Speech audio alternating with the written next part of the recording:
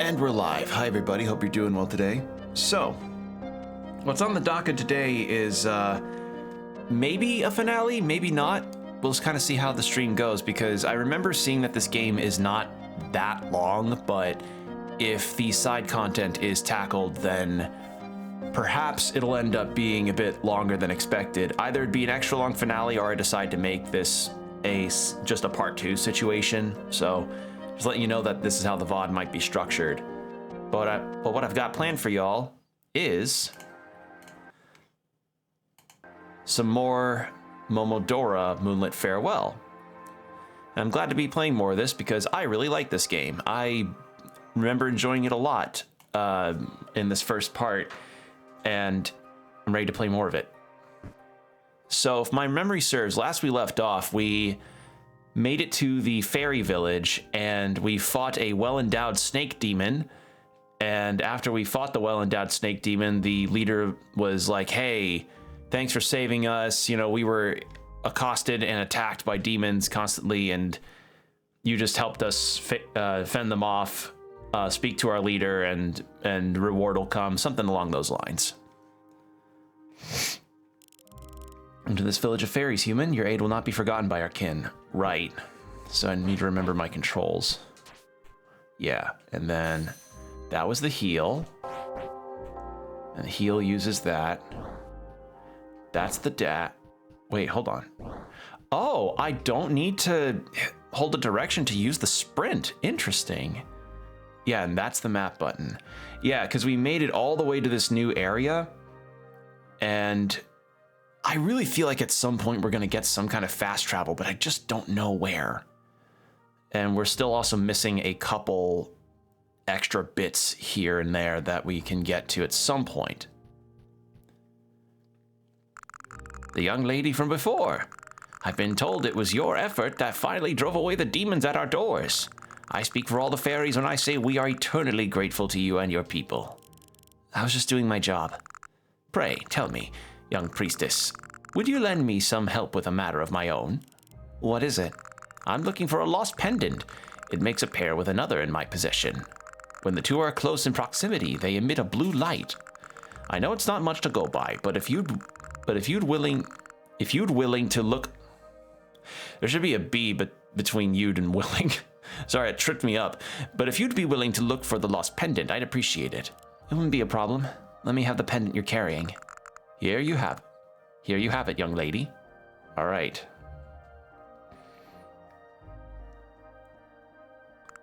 I'd suggest searching for around the fairy spring sometime. Something tells me the pendant is going to be found there. Okay. Okay, and first the Black Bell was stolen, now an attack on us. It's one tragedy after another.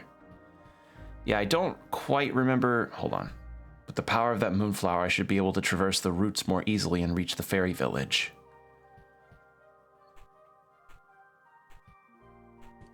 Okay.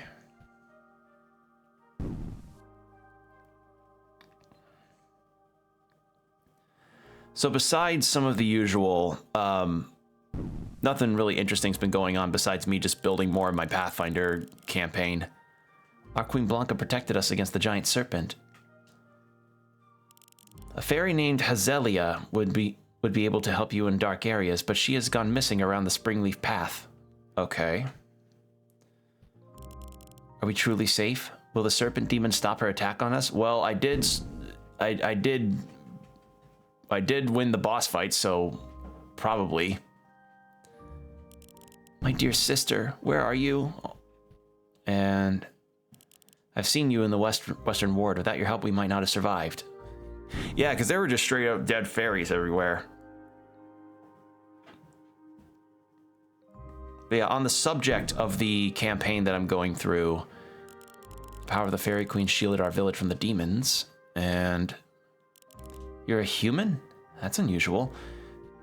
I had learned from my game master that our party, like our players, need to make at least 3 characters. Moonlight feels different. To have as potential backups in case one of our character dies, which makes complete sense to me. What is this, a fishing spot? Oh, are you perhaps interested in fishing? I guess. I'm not sure if now is the right time, though. I've heard stories about the fishermen of your village. It greatly inspired me to make my tools. You know what? You can have them. Go have a relaxing time at fishing. It's always time to go fishing. Okay, how do you fish, though? Oh.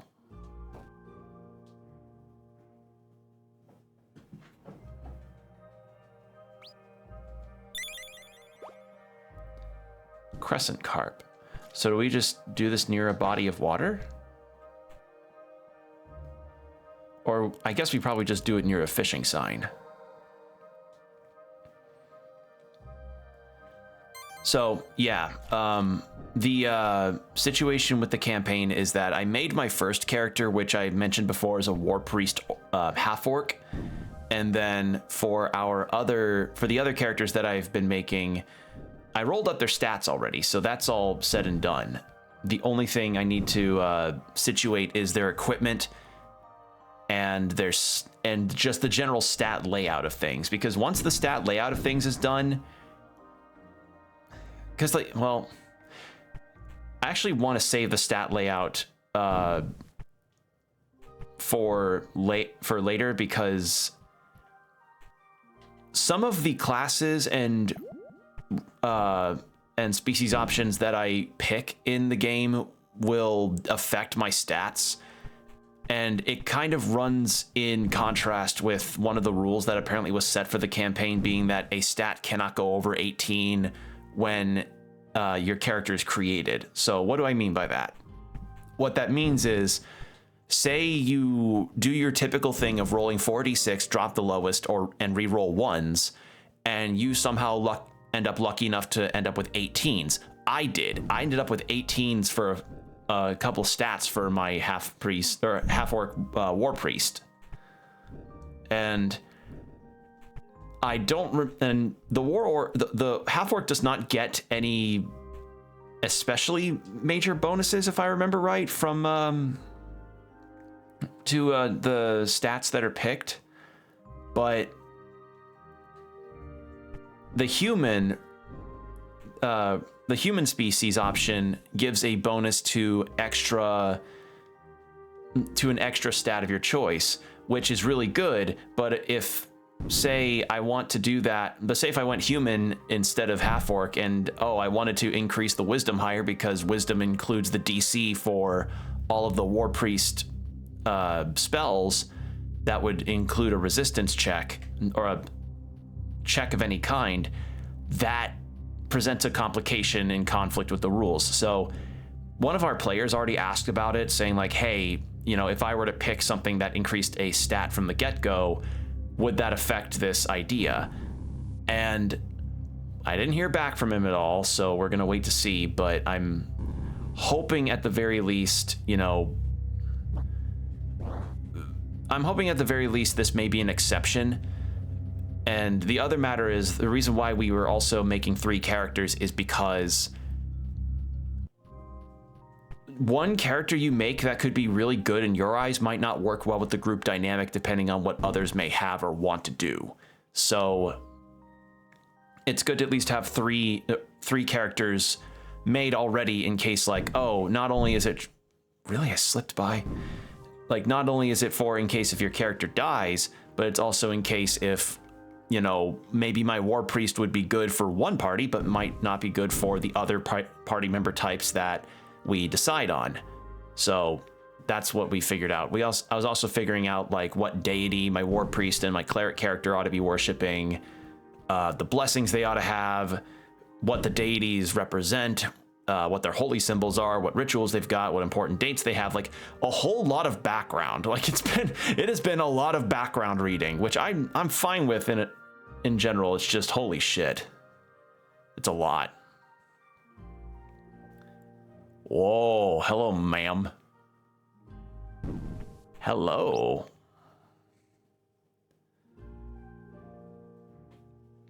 God, I love the art style in this game. Your Highness, welcome to the Village of Fairies, human. As always, we appreciate the aid of a Kohanese. For your efforts, the fairies thank you deeply. I did no more than my duty, Your Highness. I'm very sorry about your people's losses. The matriarch of Koho put me on a mission to investigate a bell toll. We know the black bell of the fairies has been stolen. It could be that its toll is causing demon apparitions. The black bell is not inherently an object of malice. It is a special artifact created in ancient times. However, we would never craft something to bring forth demons to our lands.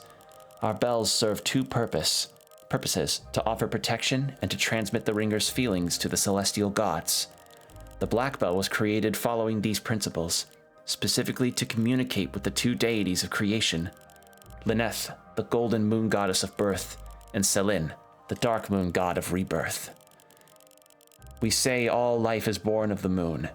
The black bell's purpose was to be part of a ceremony to sing our praises and thanks for being given life. Then, what could explain the sudden attack of demons in our villages? Despite their relationship as siblings, Lyneth and Selene have developed a deep hatred for each other. The recent toll brought forth their awakening. As it stands, they wish for nothing but the death of each other, and their might is one capable of setting our world in ruins. It is no surprise that one of them would beckon demon forces to accomplish that. Does that mean finding the Black Bell at this point would not solve anything? Should we change our strategy? The Black Bell must be recovered, if anything, to prevent a repeat of the situation. It was indirectly the cause of the chaos in our lands, but we must also focus on preventing the clash between Lyneth and Selin. Something tells me you have already crossed paths with one of them. There's a peculiar feline scent around you. Have you perhaps met a black cat? Oh, that was one of the... Oh, that was the Dark Moon Goddess. Oh. I did encounter a strange black cat. I thought it was some sort of Grimalkin witch. Though. The one you've met was most likely the moon goddess Lyneth. Oh, never mind, yeah. She controls the golden light of the moon and its shadowy darkness. It is a miracle you were able to survive an encounter with her. The moon goddess. My people worship her. Am I not supposed to do her harm? What should I do? Let's focus on the issue with the Black Bell first. Then we can take the next step. We believe the thief was a demon who has made the demon frontier their lair deep down. Go and retrieve the Black Bell from their hands, and if possible, find out the location of the moon gods.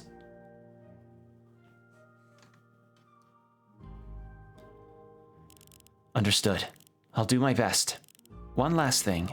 Here's a gift from us to help you in your travels. It's a spiral shell. Its blessing will allow you to scale heights with ease. Thank you, Your Highness. I hope to complete my duty successfully. We shall meet again. Alright, movement upgrade. Spiral shell. With this sacred object in your possession, you are able to perform a wall jump. Ooh, okay. We'll see how that works. But yeah, the situation with the character building is I've got some things in mind and I've got some characters built. I just need to know a few things about how much wealth we're going to have starting out so that, you know, we can be properly equipped and what would and would not be allowed for the stat building. And we were given editable PDFs for... Oh, I could just wall jump off one. Oh, that's lovely. Ooh, I like that. That's a good wall jump. Good wall jump. I like that. Can I do that on this wall? I can. Oh, that's good. That's a good wall jump. All right. In any case, yeah, the situation with the character building is just we're working out the kinks right now, and it's tough to do because we can't really all be in the same space as readily, but we do communicate on Discord about what all we're planning with this stuff, and it seems for the most part things are moving smoothly. There was one of our players wanted to do something very different about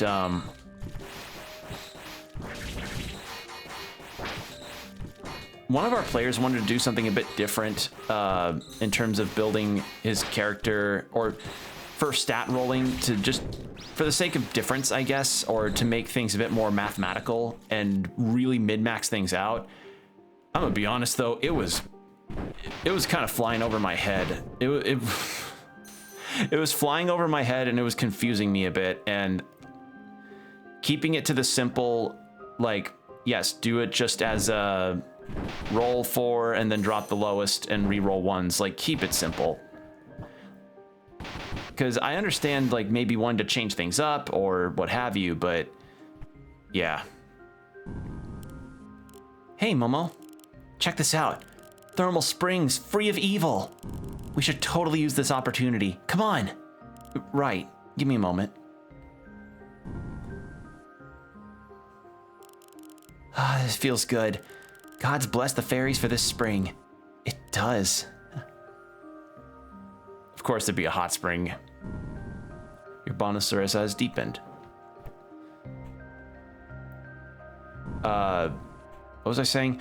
Oh, the stat building. So, my stats, as I said, for all my characters, I rolled really damn decently. I don't have 46 on hand, though, which is very strange, because a long while back I bought a bunch of plastic dice, a bunch of different dice for the sake of building these characters potentially in the future, or other characters, because I know the point array system is a popular option too for character building, but I prefer to just do the dice rolls, because at the very least, can I not slide? How do I slide?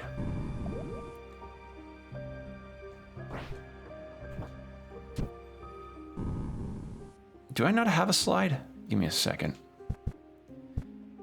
Wait, Springtide. Springtide is a special ability granted to you by the sacred anemone flower. It allows to move faster at the cost of stamina. Okay, so that's just from the flower we got that lets me sprint. And that's all there is to that. Okay. Do I have a slide? No.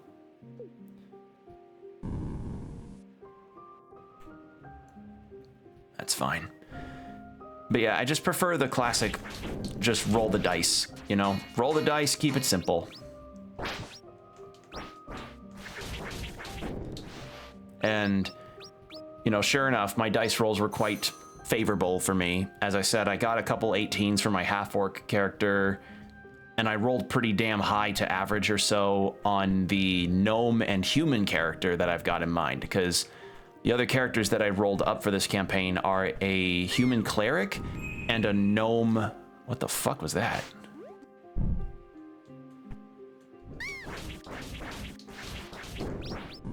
I also, the other characters I rolled up were a gnome bard and a human cleric. And it'd be my first time ever playing a bard if we decide to stick with my gnome bard idea. And it'll be my first time playing a half-orc if I stick with my half-orc idea.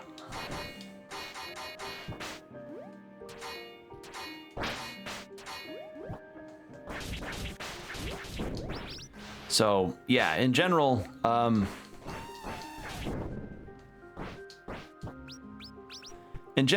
character building has been going pretty okay so far. Not perfect, because again, there's some aspects of the setting that I am trying to wrap my head around as far as how the societal things go, but the setting of this new campaign is in an area called Cheliax, and the city specifically is called Korvosa.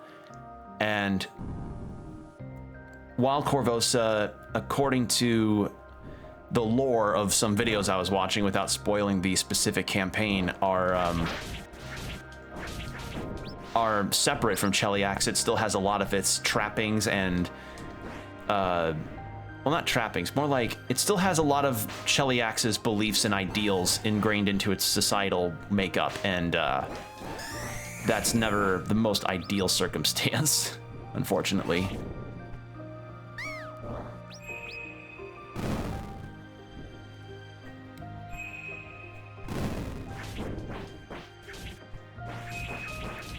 I could totally just do this.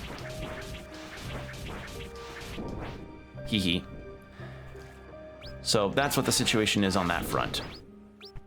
And I've been enjoying reading up on it. It's really helped inform what kind of character I want to make. The other matter is that it's also making me consider the backstory and actual roleplay potential of the character that I have in mind. Because the characters that I have in mind have to have a background trait, since the story of this campaign starts with a revenge tale.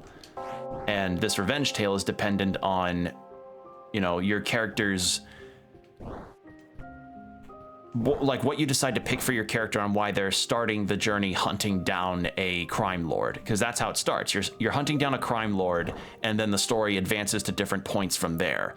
So I was trying to think, like, okay, so for my half-orc character, what makes sense for him to go after?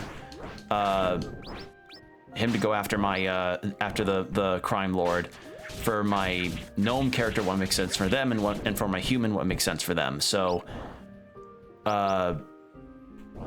it's interesting to try and figure that kind of thing out, to make the character fit to an extent with the setting,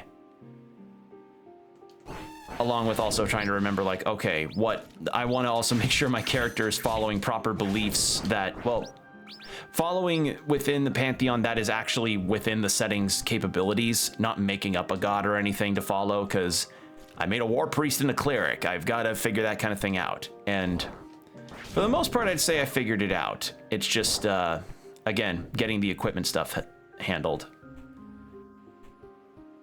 And that's really just it. That's just been what I've been up to. Not a lot going on, but it's fine, because I enjoy the process. I'm enjoying this process of making these characters because it feels fun, you know? It's just fun.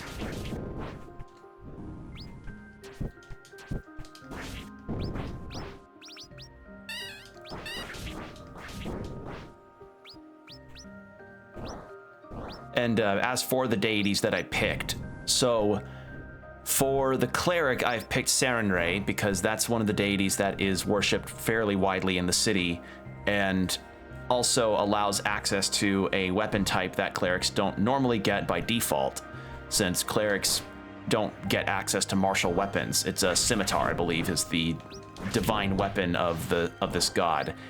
And then for my half-orc, I picked Abadar, who uses crossbows, and that will work as a sacred weapon prospect, because the ability to have a sacred weapon be a ranged option is pretty damn nice sounding. And for my gnome character, because he's a bard, he gets access to a lot of different stuff too, but because he's a gnome, he also gets access to gnome weapons. So at some point, I'm going to look up what equipment specifically for him I could do that, or for them that I could do that would be very fun. Yeah, that's what I've been up to. Rolled really well on my stats. Just need to figure out where I allocate them and how they're gonna work. And I opted to not. I kind of opted to not really. How do I put this? I opted to not entirely write or type down everything for my oh, you're an NPC. Oh, never mind, you are a fight.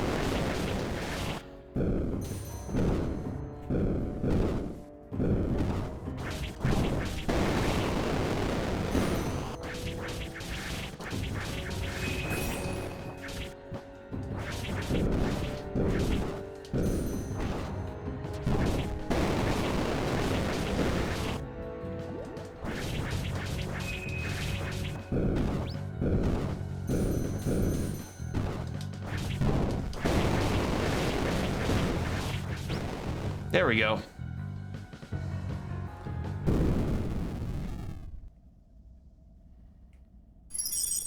Hey, you're probably the one we were warned about. Also, ad break starting in 4 minutes. Nice to meet you, human. I'm Hazelia, the Fairy of Light. I'm Momo, a priestess of Koho. Lately, more demons have been going after us fairies. I owe you my life. You're welcome. So you're a fairy. I've been looking for the Black Bell of your people. I'm sorry, but I don't know much about the Black Bell. It is very dangerous to be around here. Demons are attacking my home. I must head back to the fairy village. If you come with me, you will get to meet our queen. You will be safe. I appreciate your kindness, but I've already been there. Your queen gave me some idea of where I should head to next. Ah, is that so? In that case, do you mind if I get going? Not at all. Be safe. Thank you. You too. Anything else from you? All right, nothing. But yeah, the idea that of the war priest that I like the most is just that I like the capabilities of being able to fight really well on top of having some of the cool buffing and blessing skills that come with cleric territories. It's cool. I like it. Only thing is just trying to figure out which blessings I want and being able to write those down. And I could just print the character sheet off and start it all, because as campaigns will go on, you will get new information that will adjust your stats. And I don't want to, you know, note down permanently on ink with printing like, oh, you do this thing and then you got an 18 here. I don't know. Because everything can end up getting adjusted later. So what I plan on doing is probably printing off the 3 characters and then writing everything down when my table and I have a little powwow session 0 to figure out what we're doing, because I've got characters in mind. I just need to know what everyone else's plans are to figure it out, because what I mentioned this before, but what kind of borked our campaign last time was poor party synergy and poor choices of class. Not to say that everybody had bad options, far from it, but it's just the options together, on top of us not exactly coordinating what we wanted or got out of our characters, made it more difficult for us to really keep up with the power creep that we were experiencing from some of the later encounters in the campaign. So yeah, because we started fine and we went through the mid-game relatively okay, but one of our party members ended up being the major damage dealer and all around just the one powerful character. And my character in that campaign did okay, and so did everybody else's for what they could do. But what wasn't helping our case was that our ACs were low, and the enemy's ACs, they were hitting really hard on us, and their abilities were just outpacing us every which way possible. So it's unfortunate, but that is just how things be. So I'm glad we are getting this new campaign underway, though, potentially, because I would like to I'd like to be given another shot at this, especially since that first campaign is a lot more of a learning experience now. So never stop learning on this stuff, especially in the event if the DM ever takes the gloves off, as it were, the Rock Lee ankle weights, and just completely dogpiles us. That would, like, as baller as that would be, we got to prep for whenever that may come. So yeah. In any case, ad break's going to start in a few seconds, so take this time to get yourself some water, stretch, whatever you need to do, and we'll be right back, everybody.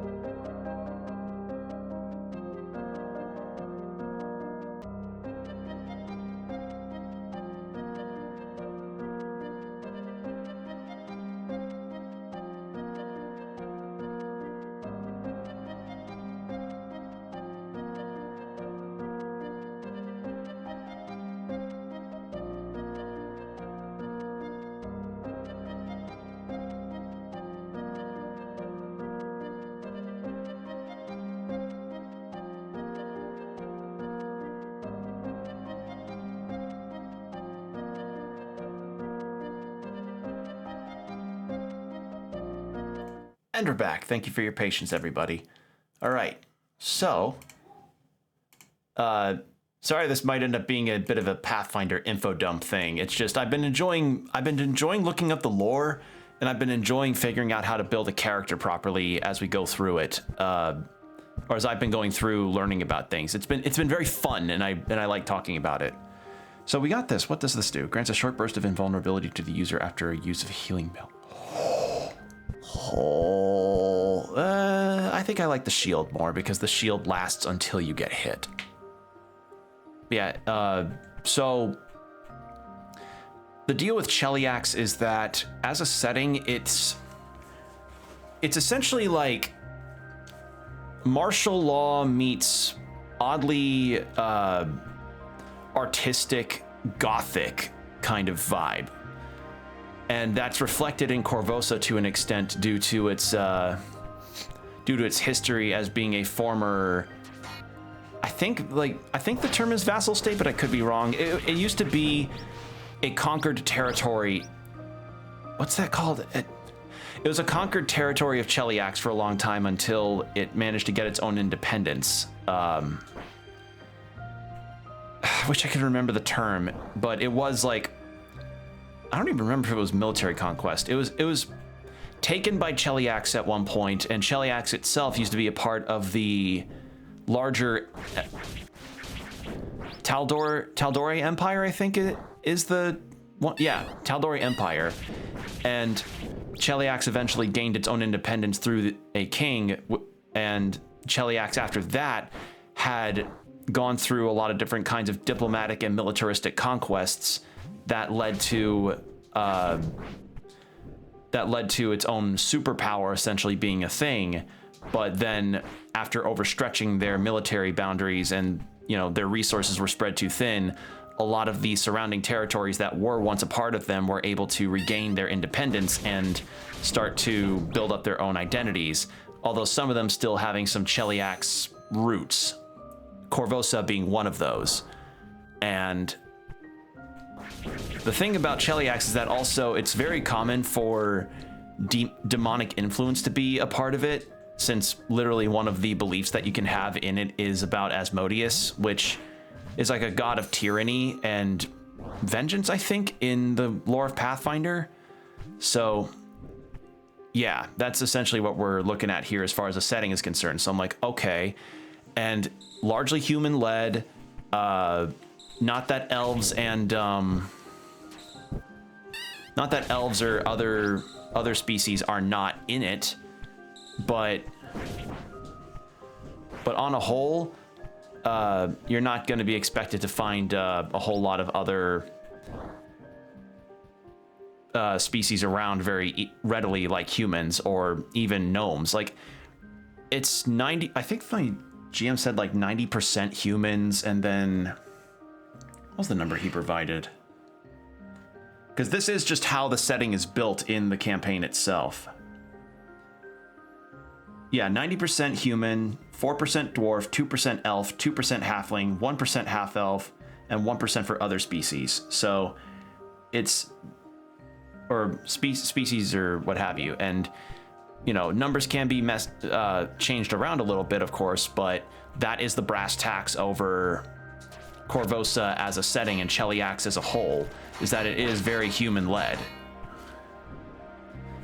And there's also kind of restrictions based on whether or not you want to pick a particular class, because there are some classes that do not get looked upon very favorably either by Korvosa and Cheliax at large, because barbarians are one of them. Barbarians and druids, I think, are the two ones that are considered more unusual because of their more naturalistic kinds of beliefs and ways of life.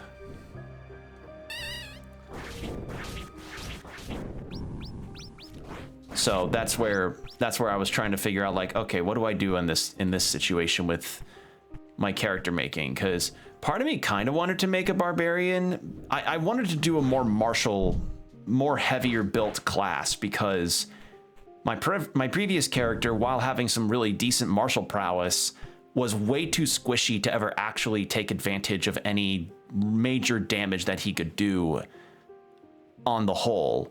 So that got me thinking like, okay, well, what are other options that I could get? And I also wanted to at least have some kind of spellcasting utility, like not to be like a super spellcaster or a super, like, I don't want to build myself into a super does everything kind of thing, but maybe be something a bit tanky, but maybe have more versatility than the paladin. Then the war priest comes along and says, hey man, I got you.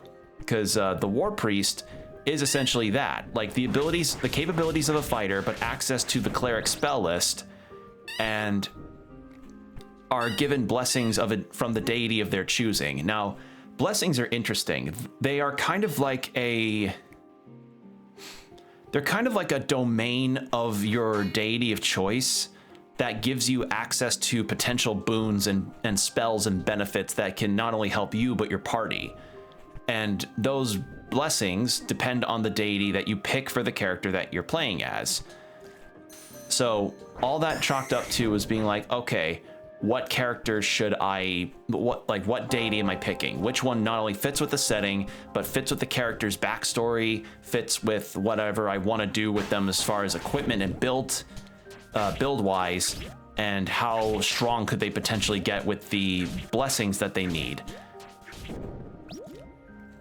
So I came up with 3 options for my half-orc character initially, which extended further to my human cleric character. That being Abadar, who I mentioned earlier, Sarenrae, who's kind of like a general god of goodness situation, and Aurora, who is a deity more self-actualized as a deity. And I was very focused potentially on the idea of having a war priest of Aurora. And I was talking with one of our players about it, and I was like, yeah, this sounds really, really rad. But then the sad thing is that you have to hold fast to, when you play a character like a paladin or a cleric that acts as an agent of a deity, they have to, in some manner, embody the what's the word I'm looking for? They have to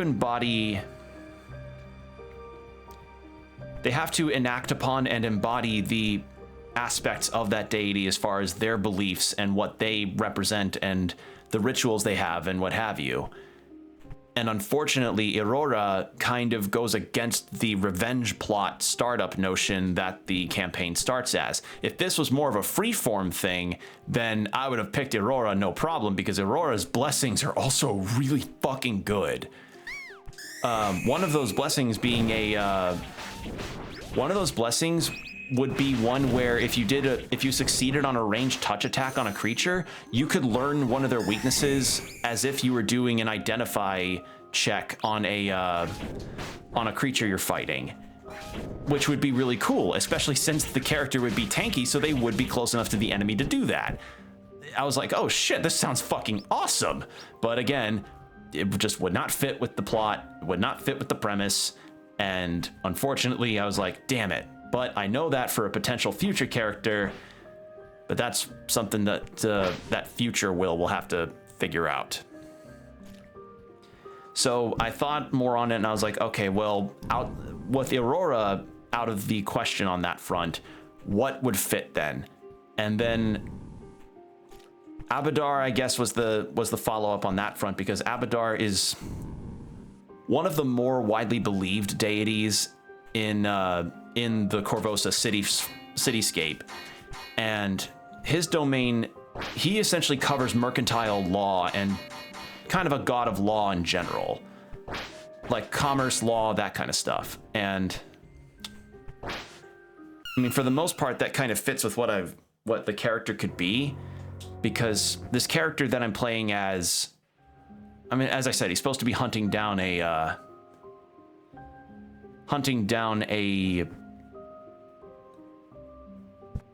crime lord, so it makes sense for that. I'm just like, what else could I think of for this, you know? Okay, given to you by the fairy counselor. It's meant to make a pair with blue light is around them. It said somewhere around the fairy springs. Where else could it be? Guess I just keep searching.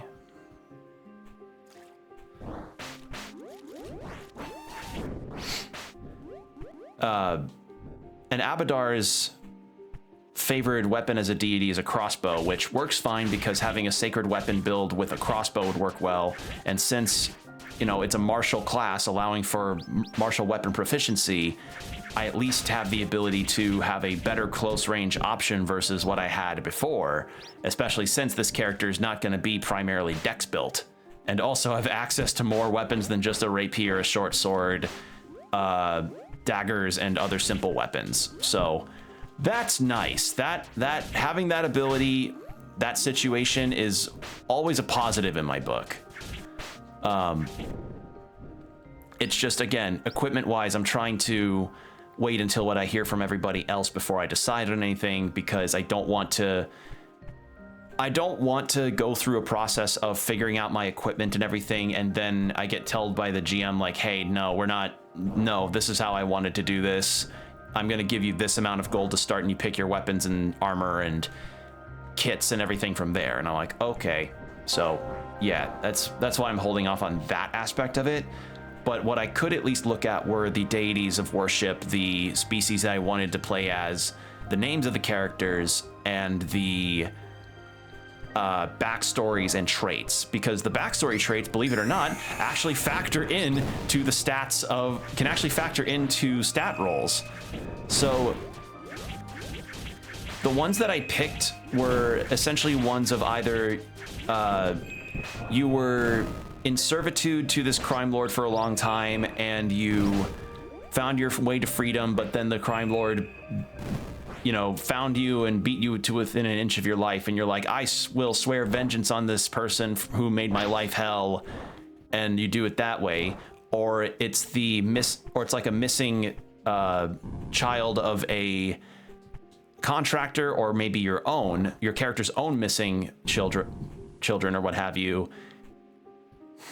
Let's see what else is there. There were quite a few, and they each genuinely provided helps to your stats, like actual stat bonuses for that stuff. So it's important to have figured that kind of thing out alongside other background traits you could pick. So yeah. So that's been fun to figure out, that this whole character stat situation. Because building characters is fun. Like if any of us know anything about tabletop, is that building characters in tabletop role-playing games is fun to do. Like, it's genuinely fun to sort of look around on the stat sheets and figure out, okay, if I built the character this way that went with their backstory, how would that affect their ability to do concentration checks or dexterity or other things of that nature. It's fun. It's fun. I like doing it.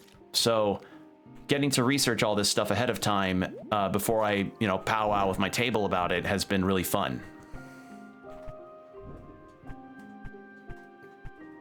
Not to say that, our previous campaign wasn't fun. That'd be very untrue. It's just this I feel more optimistic about because we are actually planning things out of far better, and I feel more confident in my new character's capabilities no matter which I pick, because I've been also making sure I pick ones that have something that can fill the role that maybe the other characters in the party might not have.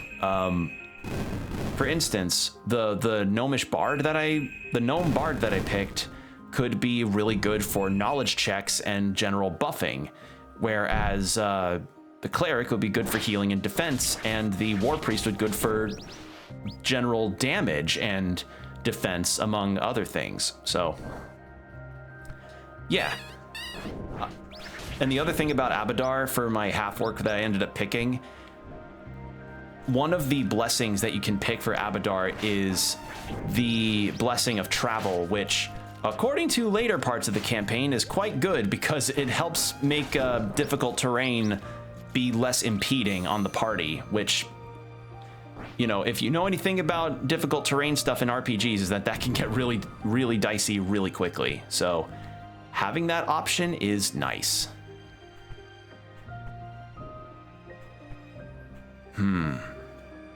Okay, so this is where I found the counselor.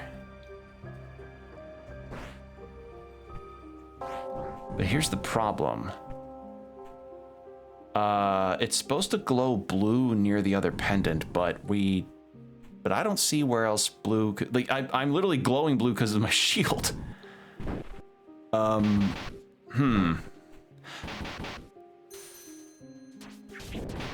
Unless, like, it's a different shade of blue.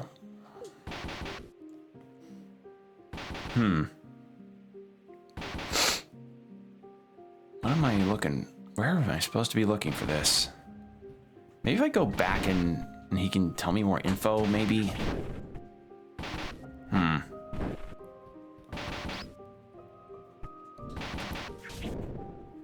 But yeah, the situation with the character builds has been very fun for me, and I like doing it. And I'm glad that tabletop gaming has gotten popular enough to be, you know, looked upon more favorably, because I remember just the popular joke back in the day of just nerds around a table playing these tabletop RPGs, and how it's like, oh, it's so not cool or anything like that. But no, that's changed, and I'm glad that's been the case for a lot of different types of games. Not even just tabletop stuff, but for gaming and anime and stuff in general. I kind of felt that shift when I was in high school, but you know, there was still just kind of like, oh, it's still niche, it's still not entirely popular. But then around, like, I want to say about 2013 or so, that the shift started to become more prominent as far as anime and its popularity. It was actually probably more 2015 to 2016. Or I think 2015 to 16 was when it really struck home, but that 2012 to 2014 era was when it was becoming more and more like, oh, hey, this could be something, you know, this could be something that people tell you or ask you about just out on your daily life and not on message boards, you know?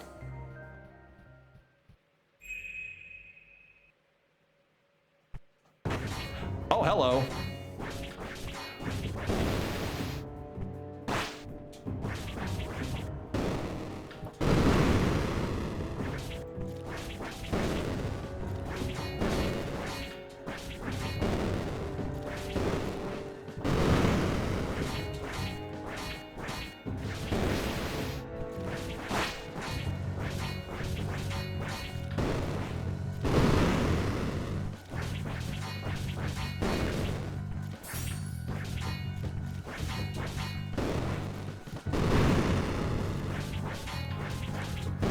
Okay, so that's where the pendant was. Good to know.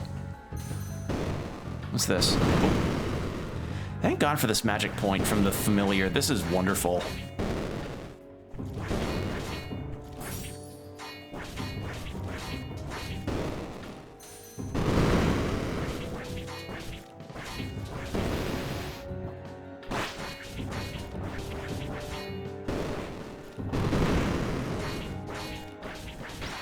There we go. Got it.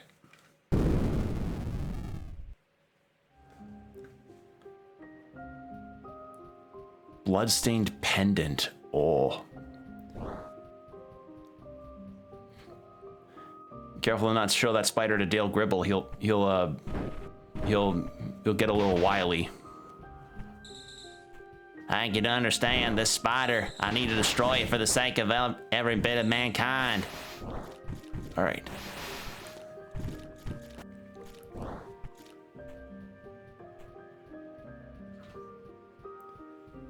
But yeah, this new campaign kind of came up because, as I had mentioned, our party was clearly not prepared for some of the campaign stuff that was coming up in the current one we were on, and he brought it up because he had gotten the books for the campaign. And I say books, it was more like an omnibus of the entirety of the campaign in one for a decent chunk of money.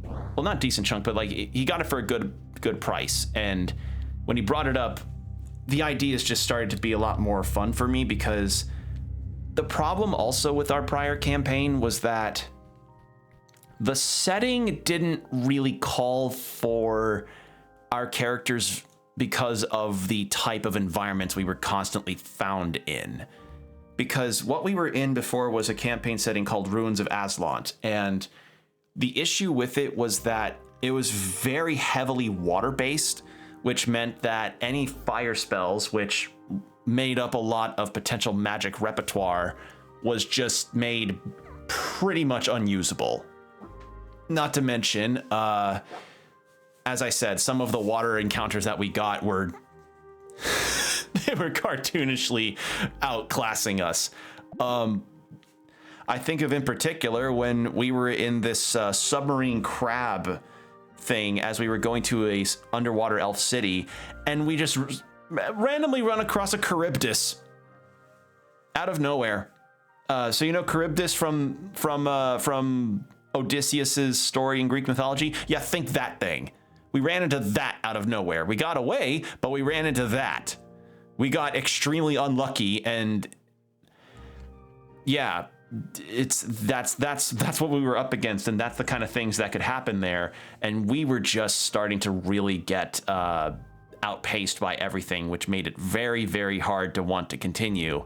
Like, not for nothing, but our group just was not a good fit for that setting. Hey man, I got the thing. I've returned, Myrtle. Young lady, did you find the pendant? Should I give him the pendant I found? Yeah, I did find a pendant. Here it is. Hola, my brother. So you're gone. Oh. I'm sorry. It's not your fault, young priestess. Thank you for bringing me the pendant. Please, take this. Thank you, and I hope you will find the strength to deal with your loss. Fairy icon. What's fairy icon?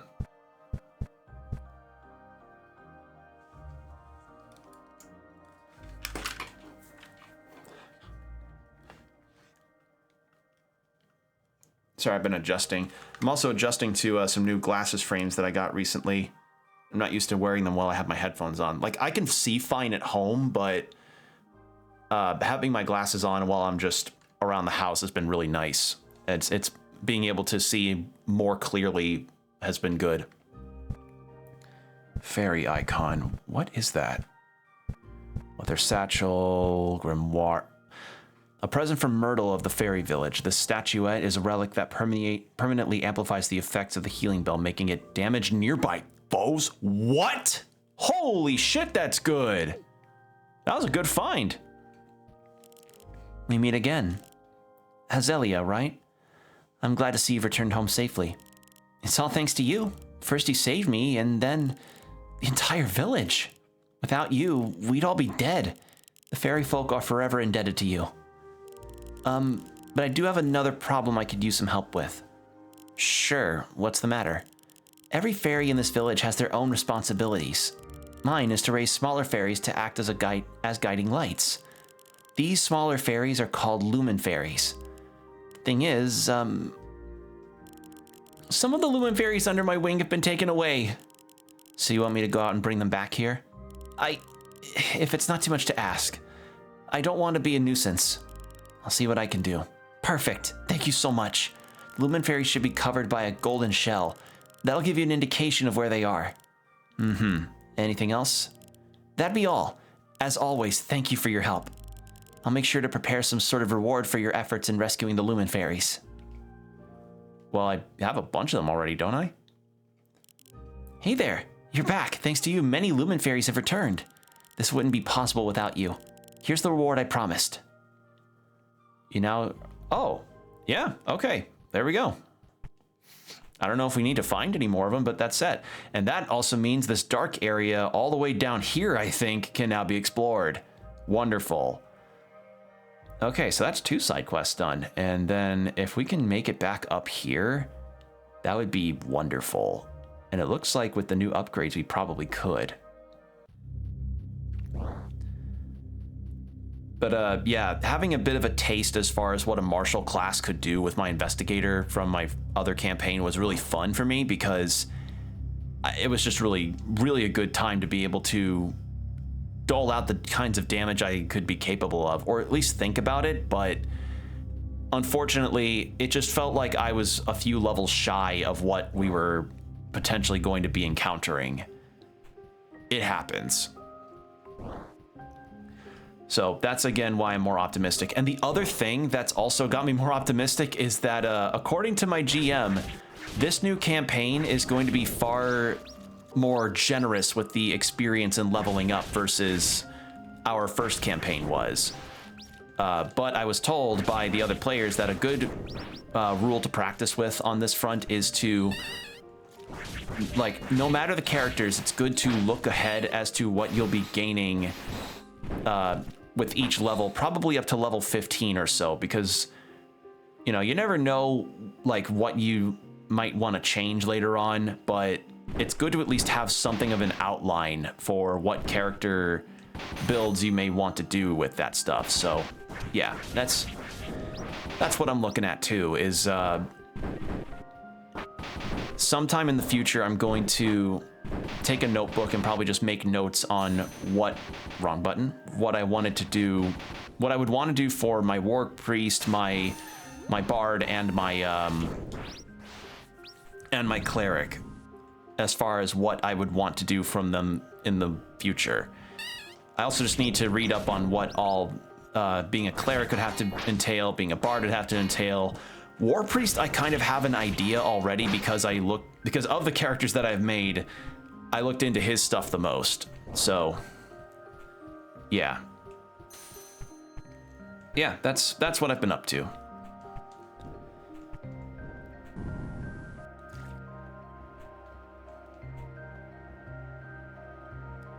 And I'm all for wanting to find other tabletop systems to play too. One in particular that my GM brought up in the event that we ever just want to do full-on, like, combat-oriented based stuff, we go to this game called Morkborg, which I think is a Swedish game, if I remember right. And from what I have read regarding the setting, it sounds so fun. It sounds so cool, and I really want to give that a go if I can help it. But for now, we're just sticking with this current Pathfinder thing. And I have to say, Pathfinder's been a really nice change from what you would typically see in a lot of D&D settings. Like, there is nothing wrong. Like, if you like D&D and playing that instead because it's, you know, just what you're used to, or you just prefer the systems in place, that's fine. You know, that's completely okay. But having a system like Pathfinder that feels more geared towards the stat building part of things, and having your statistics be more of a deciding factor on your progress, and also just playing more into what you can do with your character. Because, like, 5th edition, while good in its own ways, has been kind of on the decline as far as people's opinions on it, and also on Wizards of the Coast, period.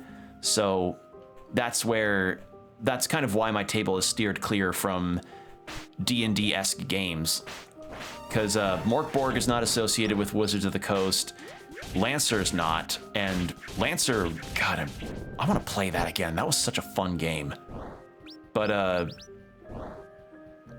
in general, I'd recommend y'all just go look out to try different tabletop systems. Look at what else could be out there. You might find something really cool.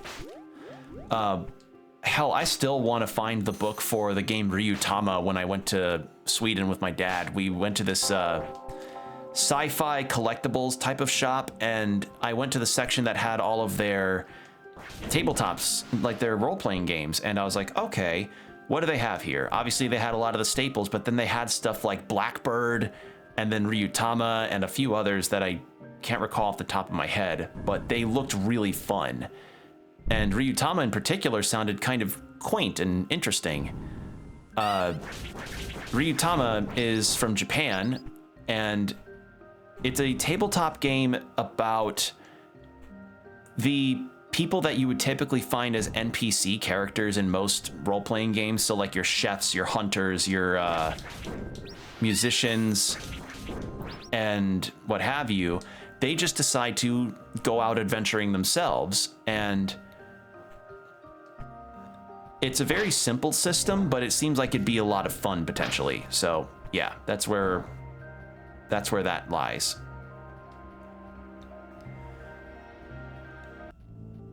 Because, and of course, not every tabletop system is going to work for every player. I remember not exactly taking to Call of Cthulhu very well. Not because that's a bad system, but I was feeling kind of lost on how dice rolls worked there. And that whole setting is about strange phenomena and eldritch evocations happening in, you know, real world Earth. And it's not to say that that can't be cool. Hell, some of my favorite horror games in the past few years have had relatively eldritch theming and strange cosmic horror, but something about the way that Call of Cthulhu felt, I don't know how to describe it. It was one of those things where it just didn't feel like it was very new tabletop person friendly. Does that make sense? Like you play a game and like I was going through the sessions and I just kind of felt like I wasn't following I wasn't really getting it very well. Like it just, because I think the last, what was it we were doing? So we were playing Call of Cthulhu and we got to this, you're essentially part of like a group that is meant to be hunting down artifacts, but you each have your own agenda as far as what the reasons why you're searching for artifacts and what your purpose is. But I just felt like all of the stuff in play was just a little too much for me. So that's when we decided to change course to Lancer, which was far more my speed. And then after Lancer, we had decided the idea of like, oh, what if we did like our own homebrew setting? And then our homebrew setting ideas turned out to line up a little similarly with the Ruins of Azelant adventure path. And then, you know, we play that for a while, and then, you know, then story goes from there. So I've tried other systems, and other systems have been fun for me. It's just not all the time are they going to work out, because much like how there's not a game for every person, there's not a one tabletop system that everybody can get behind. I'm confident there's probably people that would really not care for the game Candyland, you know, or Monopoly or what have you. It's people have their own wants for types of games that they're cool with playing, and that's just, yeah.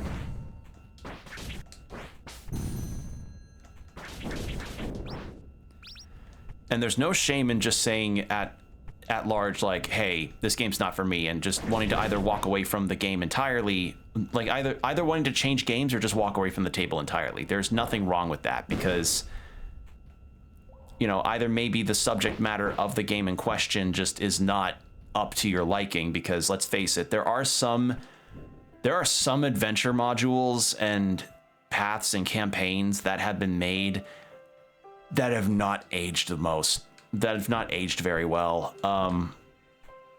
One in particular I know people talk about a lot is Curse of Strahd, and how that one in particular has the subject matter there is not done very well by people. You best look it up yourself if you want to know the details, but there's just things in it that would require some genuine content warnings. Ooh. How the hell do I get down from here?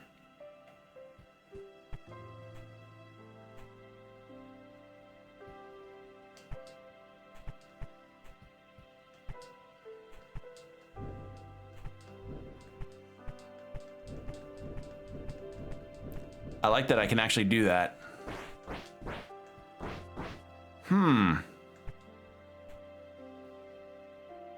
There's a path. How do I get to the... How do I go down from there? Okay, I have one idea.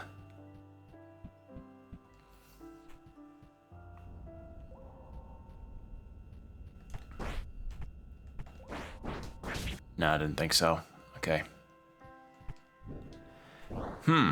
Okay. Well, I guess that maybe that's just a floor that's never going to be fallen through. Because I remember that, God, I think I was at a panel about how to be a GM, and one question I think that was brought up was the nature of bringing up campaign settings that had potentially triggering content in it, because, you know, as you will bring people together, some people will be more comfortable with some subject matter versus others, and that's completely and if something goes beyond what someone is comfortable with, that's completely fine. And, you know, it's just a matter of making sure that you change course accordingly so that everybody can be happy and the table can have a good time. So yeah, that's something to broach as far as a subject is concerned, because after hearing what is said about Curse of Strahd, I'm like, oh shit, no, like, yeah, I'd probably want to advise caution on that one too. So, yeah. And speed of arrows, ooh. That guy looked cool.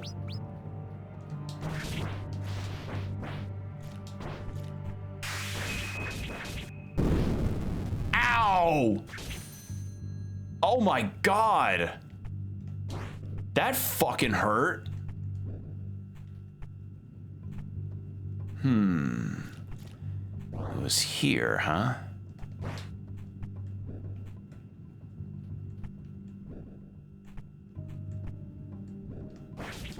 Aha!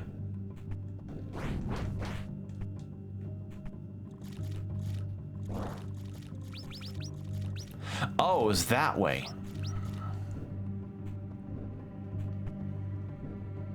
There we go.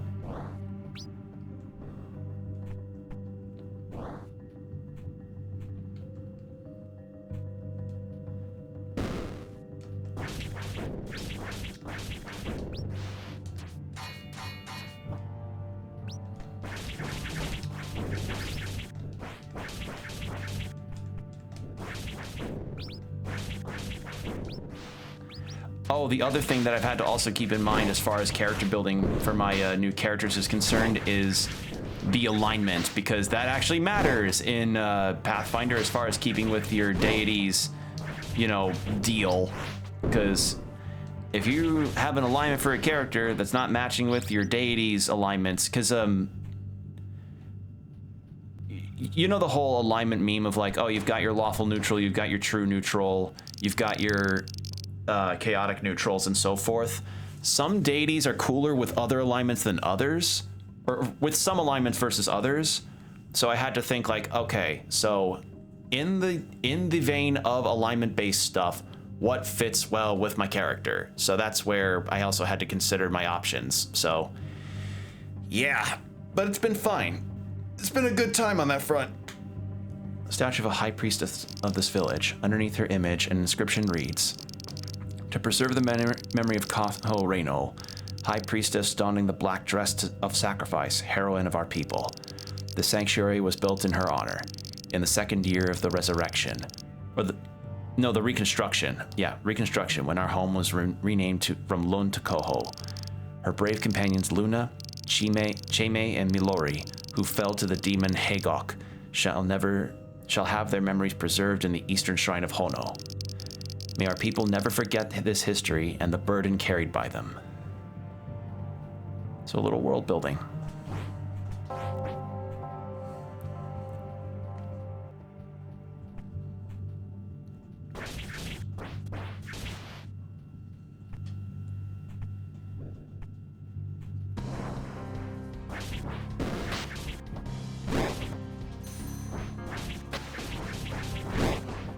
Ow.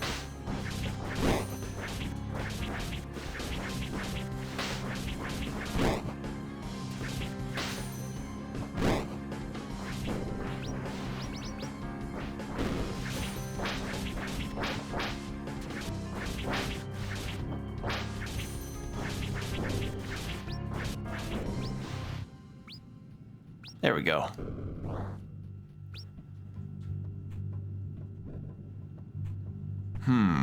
Something here?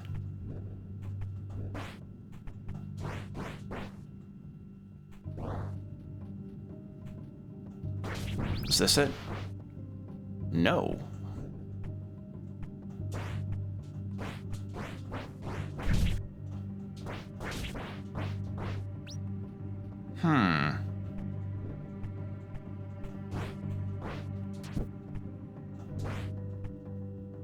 Maybe it's up.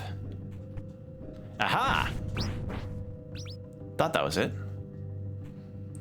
So then that probably loops back around. I do want to get that shortcut.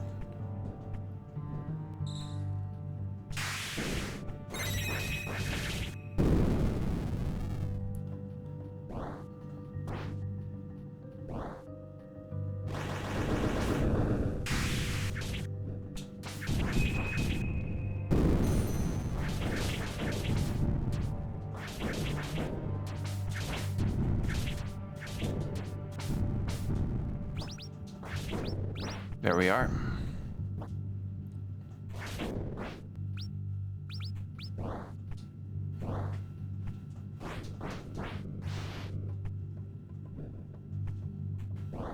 Man, getting a shield from literally any heals that I get is really busted.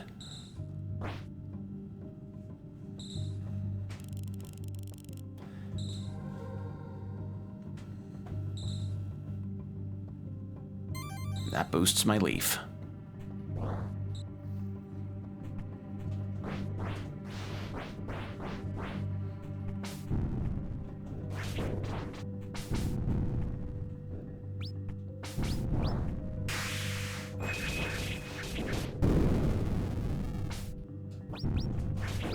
There we go.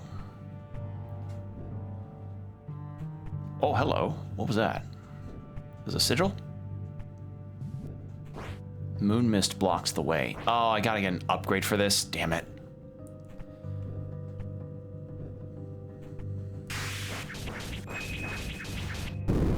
Ow!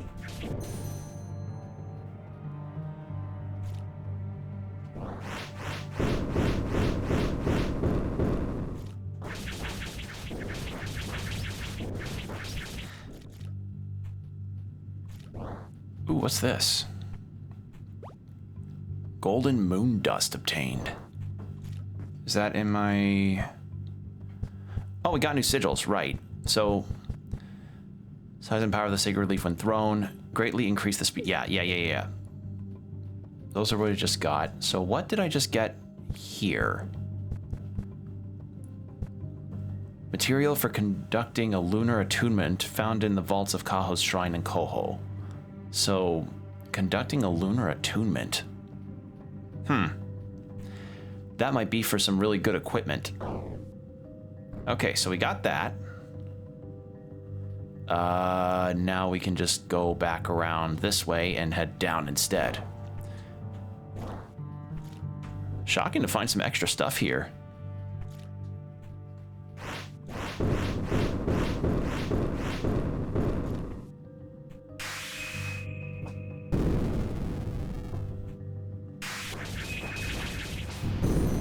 Ow.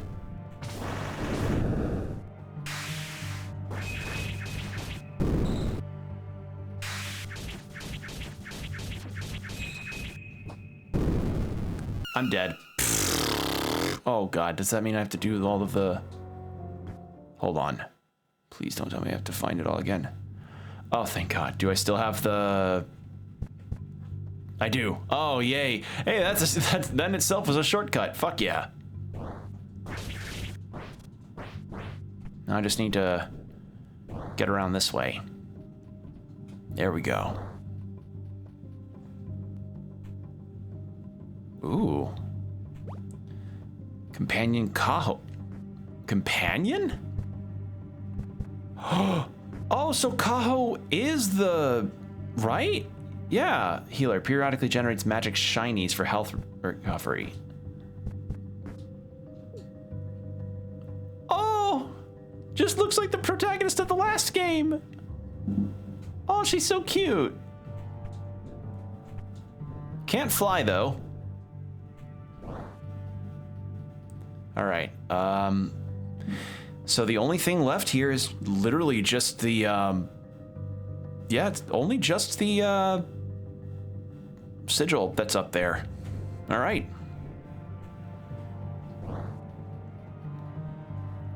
I have to say, this game has been really fun so far.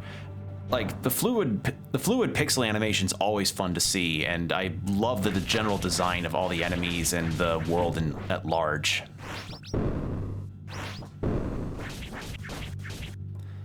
And the lighting in particular is just a nice icing on the cake.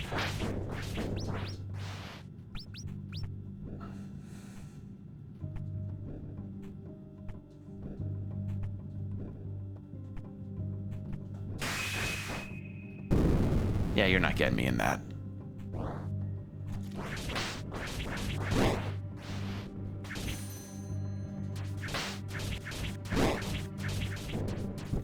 Bozo can't even go over a ledge.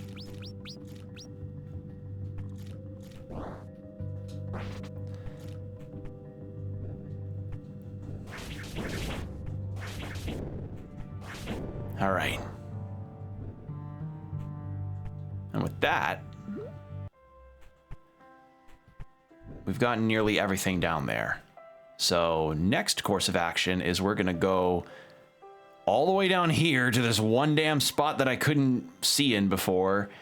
And then next is over here. Or we've got to go here and then we'll go down there. Yeah, that's the one thing that I would say is not something I really find enjoyable is, holy shit, this game's got a lot of backtracking. But considering how fast you move, it's not that big of a deal. But even if it's just like from certain shrines, I'd like the ability to move between them a bit more readily.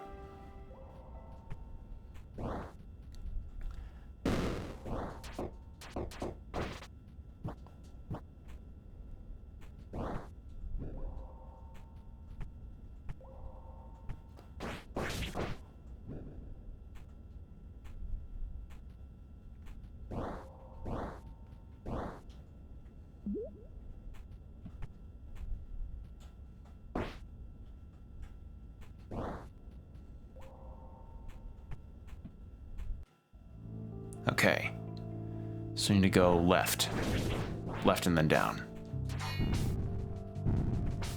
I even love the detail of the arrows bouncing off and actually being flung into the air as opposed to just disappearing. Just nice little details, you know? You love to see that.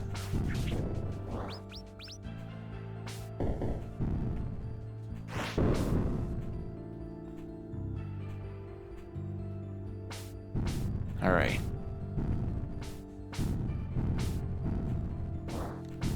So, if my memory serves correctly, the previous game, Reverie Under the Moonlight, had a requirement that needed to be fulfilled to get the best ending in the game. I don't know if this game's got something similar, but considering that there are side quests and stuff, I have a very strong feeling that maybe a side item of some kind may need to be obtained for the sake of that. And I don't mind doing that. I mean, I'm a Castlevania fan. It's kind of what I'm used to at this point, but I just hope it's not something that's very arbitrary or out of left field. Like needing to equip a pendant for the final, just before a late game battle, you know, like stuff like that. Because I think in the previous game, all that I was missing was just activating some kind of wind turbine that made me get an item that I needed, I think. Again, it's been a number of years since I had last played Reverie Under the Moonlight. I've almost thought about picking it up again, actually. But for now, I'm just sticking with this. Also, I find it funny that Kaho appears as a in a poof of leaves, because I think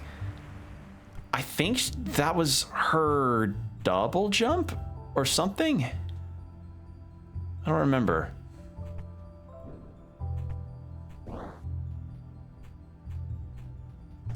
Bonk.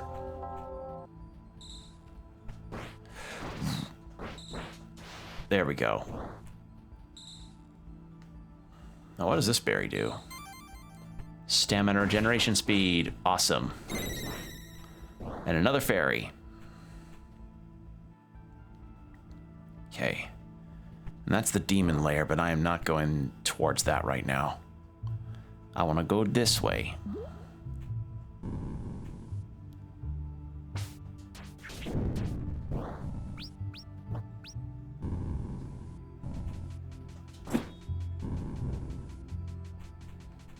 Okay, and then we go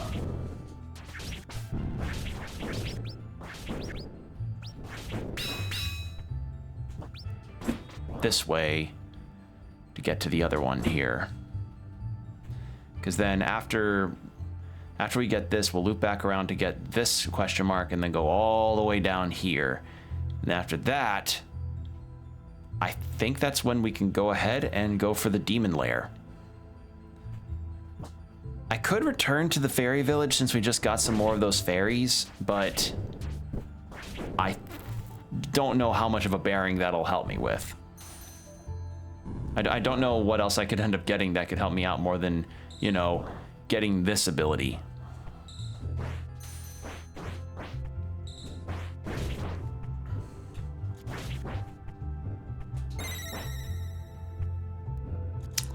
Although it could be really good. We'll see. Also, we have an ad break starting in about 3.5 minutes, just a heads up.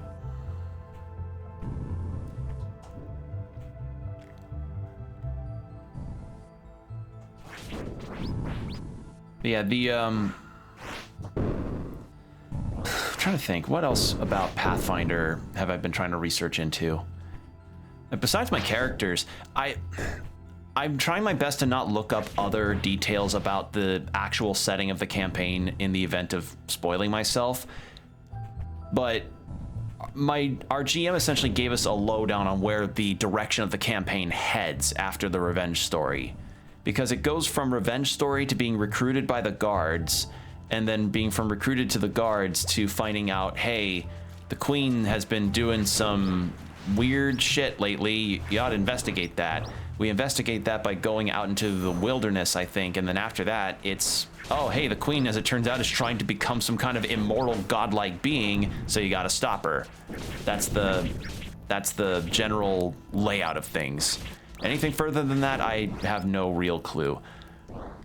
So, like, the grander details of things, I don't have I am not privy to, but I do at the very least like that our GM was nice enough to give us a general layout so that at the very least we can plan ahead for what we want our characters to be able to be capable of, so that we can not be caught with our pants down of like, oh, suddenly you're in a forest setting for characters that were built for more of a city environment. Uh-oh.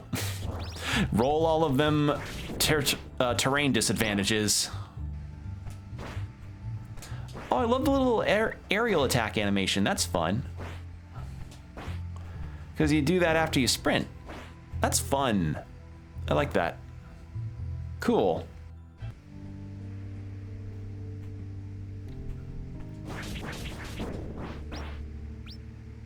Okay, I want to go right now.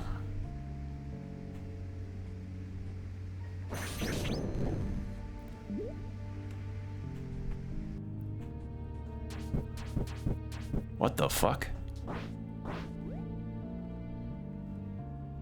Were those there before? I don't remember those being there before.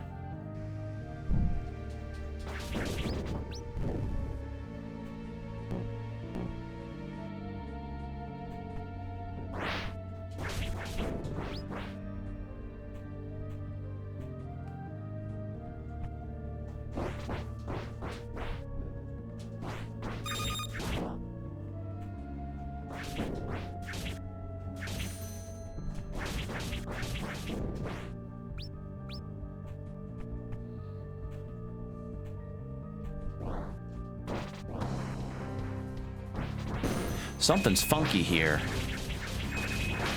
There's like I'm not recognizing what's going on here. Something's weird.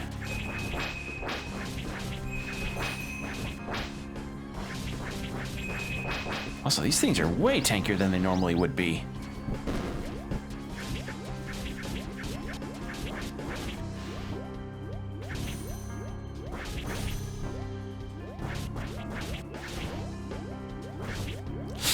God, that hurts.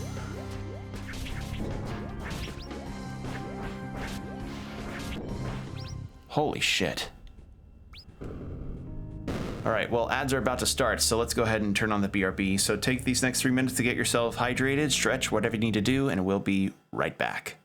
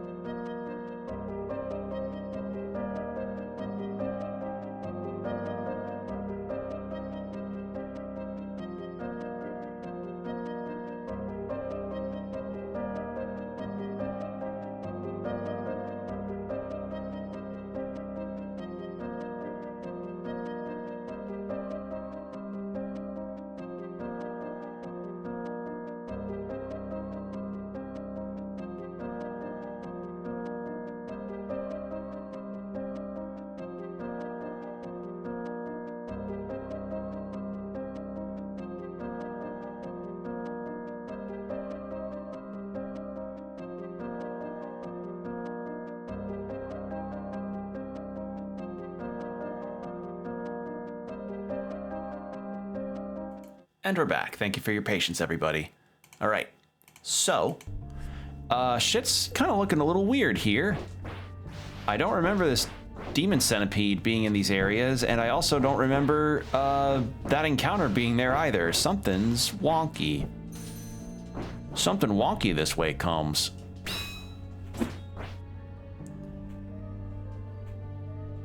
And that's now blocked by that bubble. What the where are those coming from? This was not like this. This guy wasn't here either. Something's weird. Something going on here.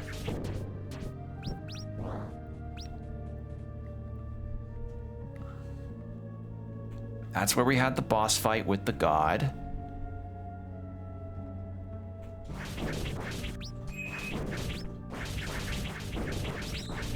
Yeah, and those turnip guys seemed very tanky versus how they were before.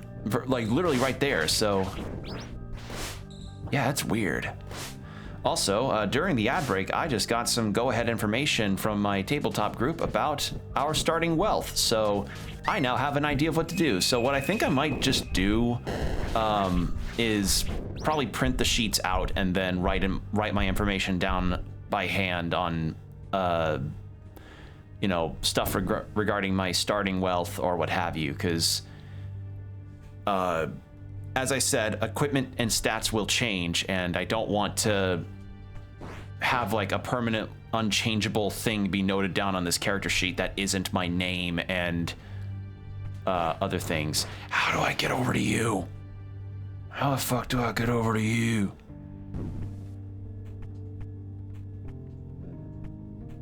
Oh, like that. Simple cube. What does that do? What do you do? You, explorer, periodically find lunar crystals. Oh. Explorer, periodically finds lunar crystals.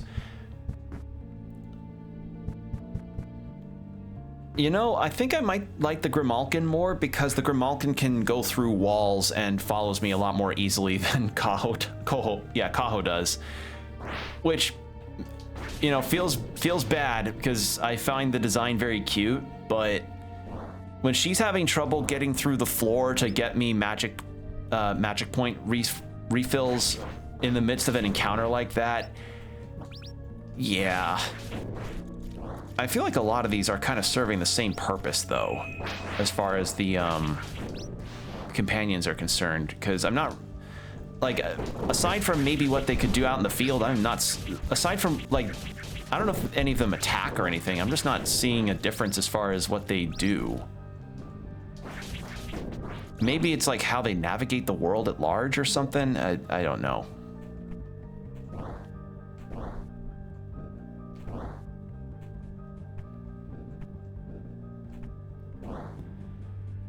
And yeah, because I have this ability, I can now go this way and do this.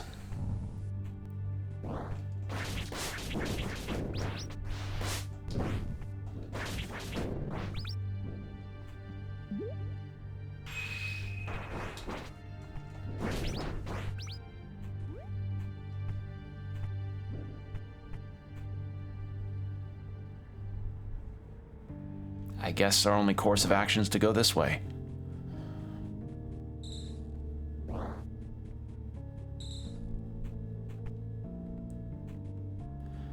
Or not. Oh, hey, I didn't see you. Filthy human, stay away! What do you want? Get lost! Please, I'm not your enemy. My name is Momo. I'm a priestess from the village of Koho on the surface. I don't care who you are or where you come from. There are more important matters at hand, like the Lund tree's worsening health. Aren't you Kohoni supposed to protect the tree from harm? Yes, that is our duty. We are doing our best to uphold it. Please believe me when I say the Lund tree means a lot to us. I don't need to believe a word you say when it's clear I'm doing a much better job at protecting the tree on my own. You mean the bubbles around here? They're you're doing? It's my aquamancy incantation, extraordinarily superior to anything you could conjure. My bubbles will stop the demons from reaching more parts of the Lund tree. I appreciate the effort, but the bubbles are getting in the way of me and the other priestesses. We, too, are trying to protect the Lund tree and resolve this situation. May I ask you to remove your spell for a brief moment so I can move around more freely? How can I trust your words? The pain my people lived through, the destruction of our land, it was caused by the hands of humans. Those humans from Karst who had enslaved the fish folk long enough. I'm sorry you and your people have been through such a horrible history. Those were dark times. I cannot speak for the nation of Karst, but we Kohonis preach peace and the union of people. And I understand you don't trust me, but hear me out. I need your cooperation here. Please trust me. You and I share the same goal. Perhaps just this once. Thank you. Be quick before I change my mind. Played a doot-doot. Waste too much time, and the tree will die. The tree has chosen you as her protectors. I will be on my way. Cool. All right, Demon Frontier. God, the lighting on the main character is so good.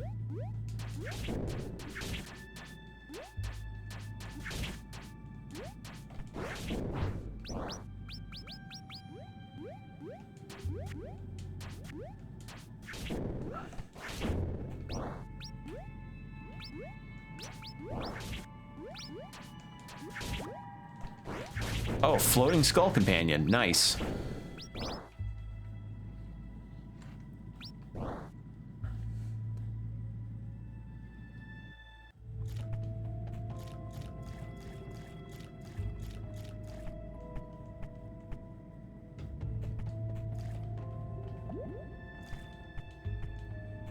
Ooh, the lighting. Oh, this is so pretty.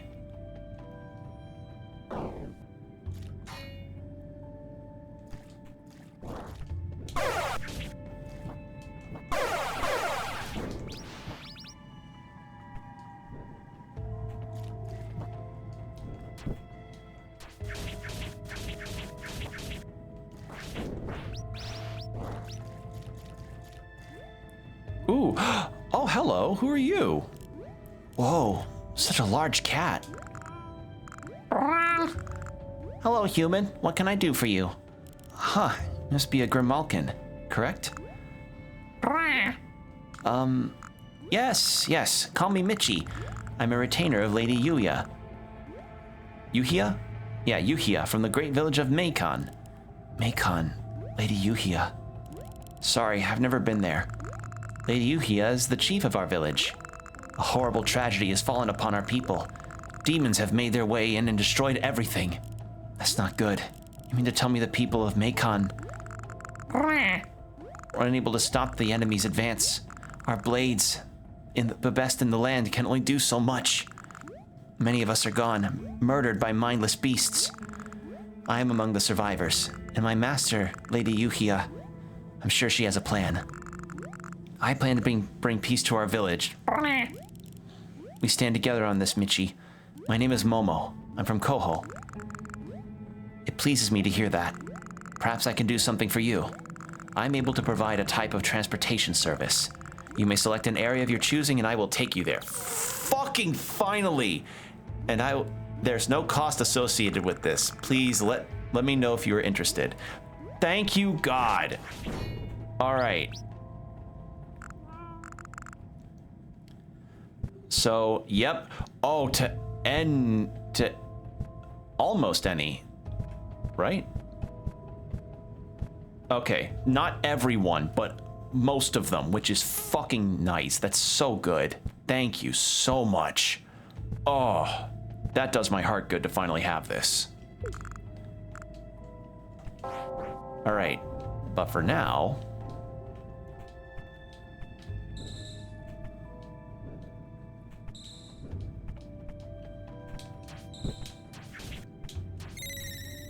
another one. Actually, maybe I should return to the fairy village to talk to Lumen Fairy person.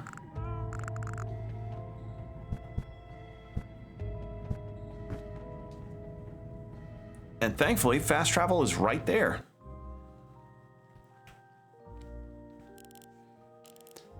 Thanks to you, many Lumen Fairies have returned. All right, what do you give me? 500 lunar crystals.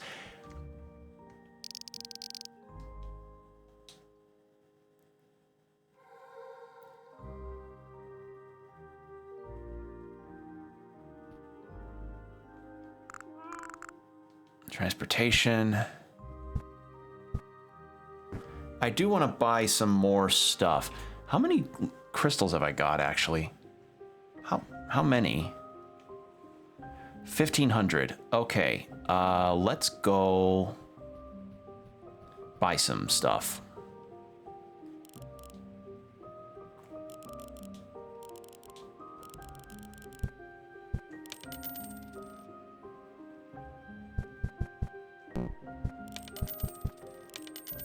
And that's all of those. So there's only 3 more, and then I've got all the ones she can give.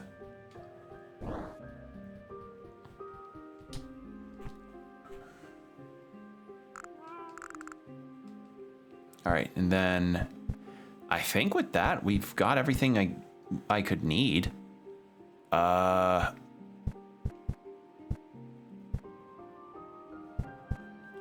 I'm glad I went through the bottom part of this first. All right.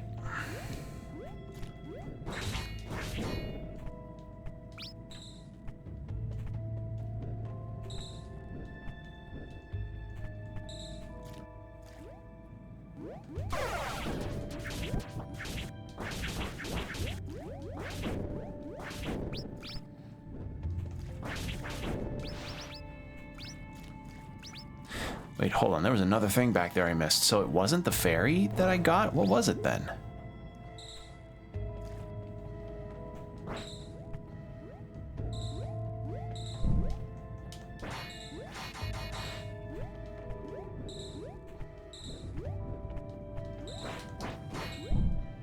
Something on the walls, maybe?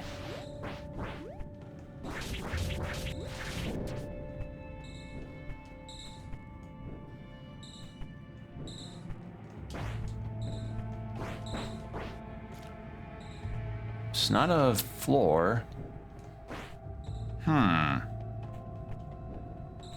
What is it?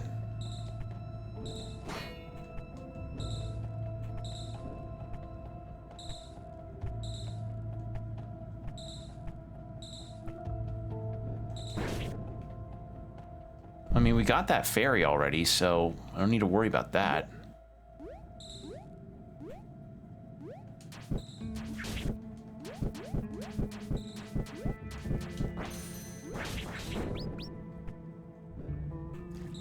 Maybe...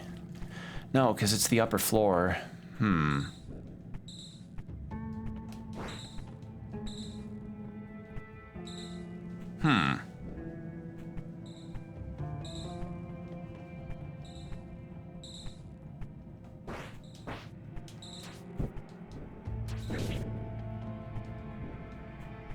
Oh, you know what it is? It's probably to the left of that lever. That's what it likely is. Us. Because that looks suspiciously like a piece of wall that could be walked through.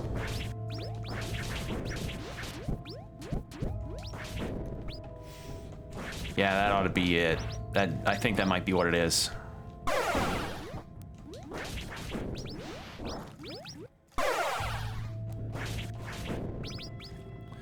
Oh, that motherfucker looks serious.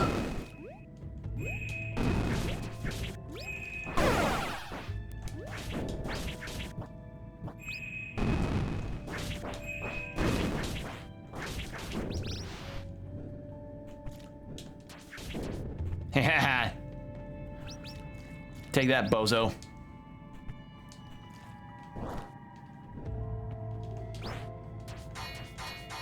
Oh, are you... Oh, you're impervious to ranged. Okay.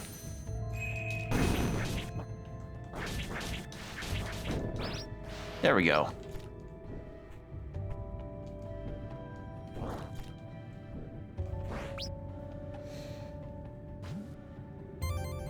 Health increase, I'll take that.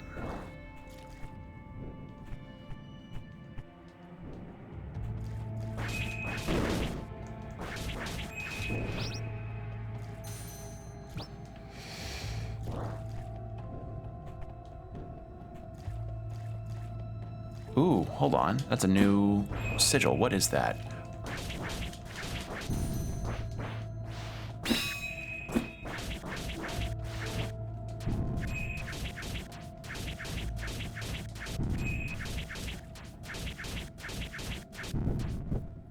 Don't I have a charge shot or a... No, I don't. I think one of those is a sigil. Effects when dealing sometimes magic blades will appear to aid you. Oh, summon swords? Virgil, summon swords? That'd be kind of sick.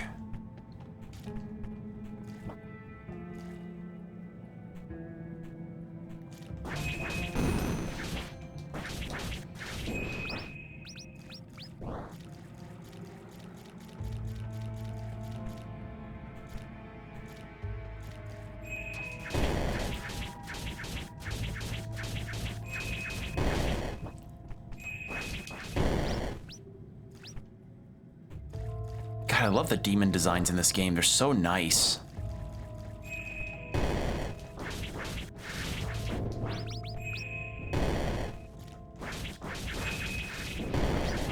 Oh, that attack can go through walls. Okay, good to know.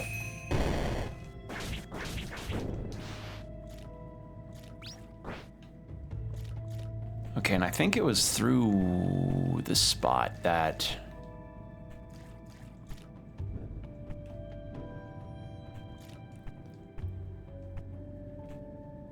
No, it's not. Okay. Oh, there's the... I'm dumb.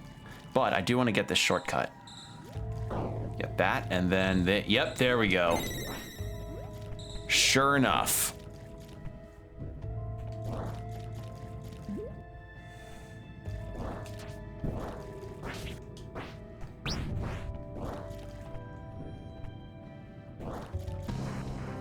Uh-oh. Ha! Invincible during upgrade cutscene. Nice. And I'm also invincible during some of the explanation. Oh, that's really funny. I feel like that's not... I imagine that's not intentional, but that is so funny that I can just do that. It's like opening a door in a Souls game or something, and then you're just invincible for the entirety of the animation.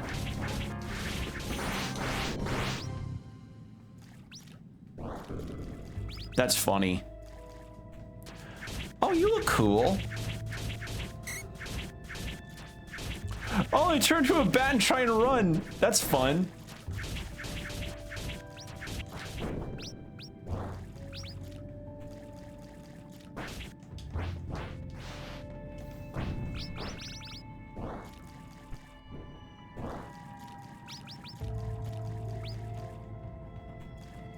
And that's a stamina recovery fruit. I'll take that. Gladly. Never mind, you don't feel any different. Cool.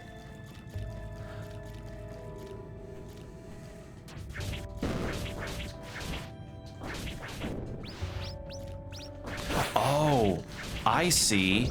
So I can destroy them before they have a chance to turn into the bat form. Interesting. Okay.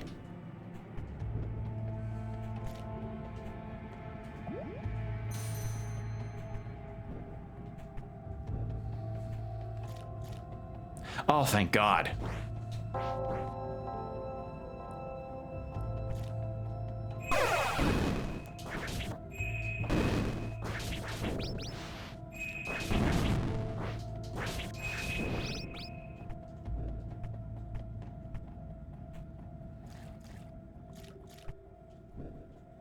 There we go. And then if I play myself carefully...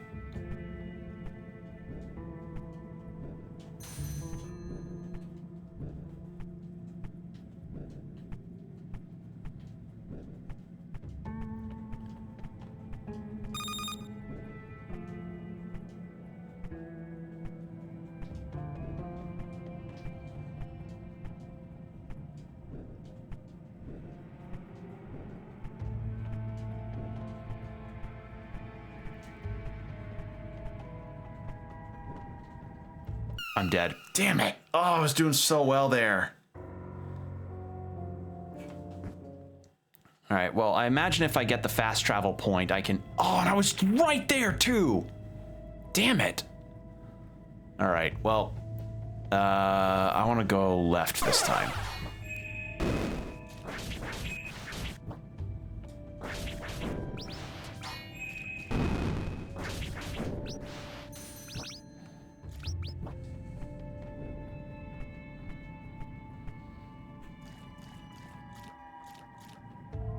Ah, can't get that yet. Okay.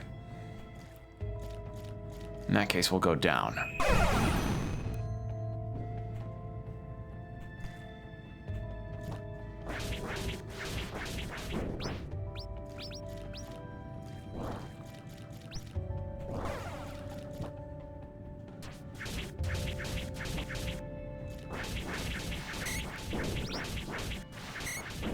There we go. Defeating enemies restores a small portion of your... Oh, that's good. But I'll hold off on equipping other things, because right now my current sigil loadout is pretty good.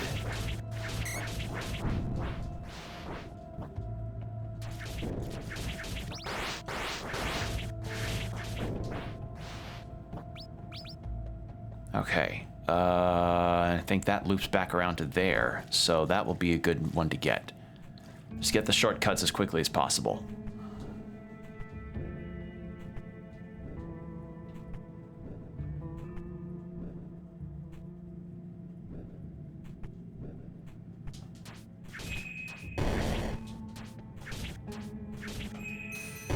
Almost forgot to heal.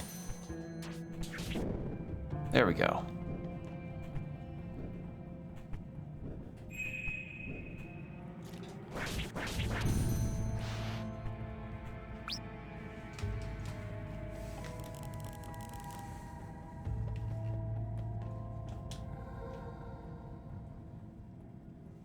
And there we are.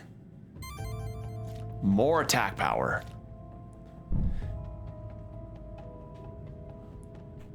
I'm just doing my best to gather as many things as I can, because as I've stated before, I'm never really that much of a completionist when it comes to some games, but when it comes to things that provide a genuine gameplay benefit, that's where I start to go like, okay, I gotta search every nook and cranny.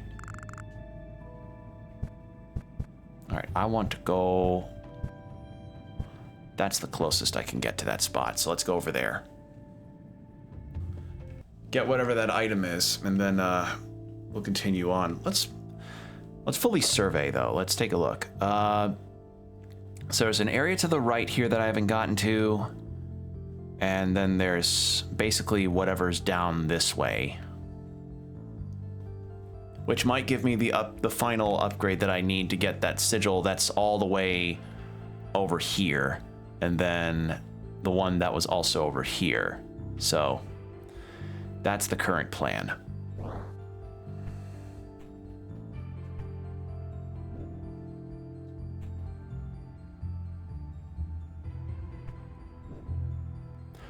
Also, I can? Ah.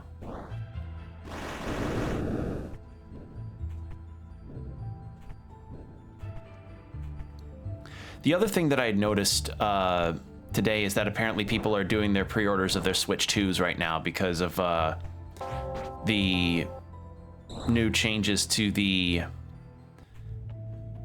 Switch 2s. Oh, that's a challenge. Oh, I see now. Well, looks like I gotta go back there anyway. And I've talked about it before, and I won't reiterate my full point here, my full rant, because, you know, I said my piece on it, but I won't be pre-ordering or getting a Switch 2 until I otherwise feel like it becomes a worthwhile investment, either by way of Nintendo lowering the price or of either the games or the console, or that maybe a game that I just would really be excited for gets announced, because like the stuff that was shown, as I said, looked cool, but not something that I'm gonna jump out of my seat to be like, I need this in my system now, you know? Especially if the Switch one still gets some level of game support. Like, I understand the Switch 2 will become a priority as time goes on for Nintendo to push for with potential new games, but if the Switch still does get some games in the future, or if games are still coming out for the Switch later this year into wherever next year, then I'm not in any kind of hurry, you know? That is my stance, because the last thing you ever want is to get a console on launch day that doesn't tend to have a lot of games on it. That's kind of the major complaint about really getting a console on launch period. So yeah, but that's the stance I've got, is just I'm gonna wait. I'm not gonna be immediately jumping on the idea of a Switch 2 because frankly what was shown was cool but didn't really spark too much interest, and I would rather wait until some things about the Switch 2 becomes more accessible, either price-wise or what have you. It's yeah.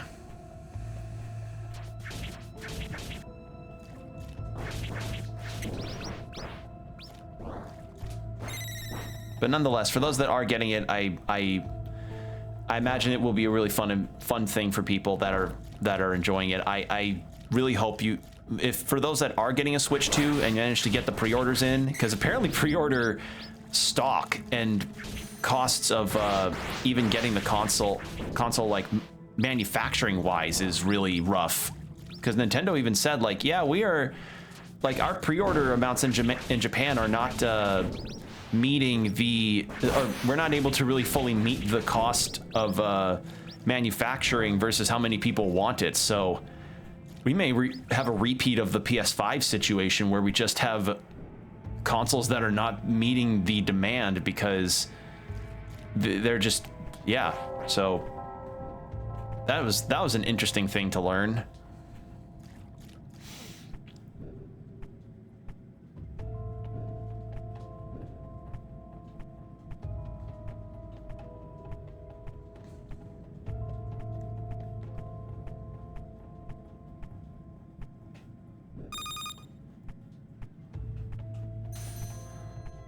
Okay, I can heal in midair. Good to know. That makes this way easier. And that means I can also get my shield.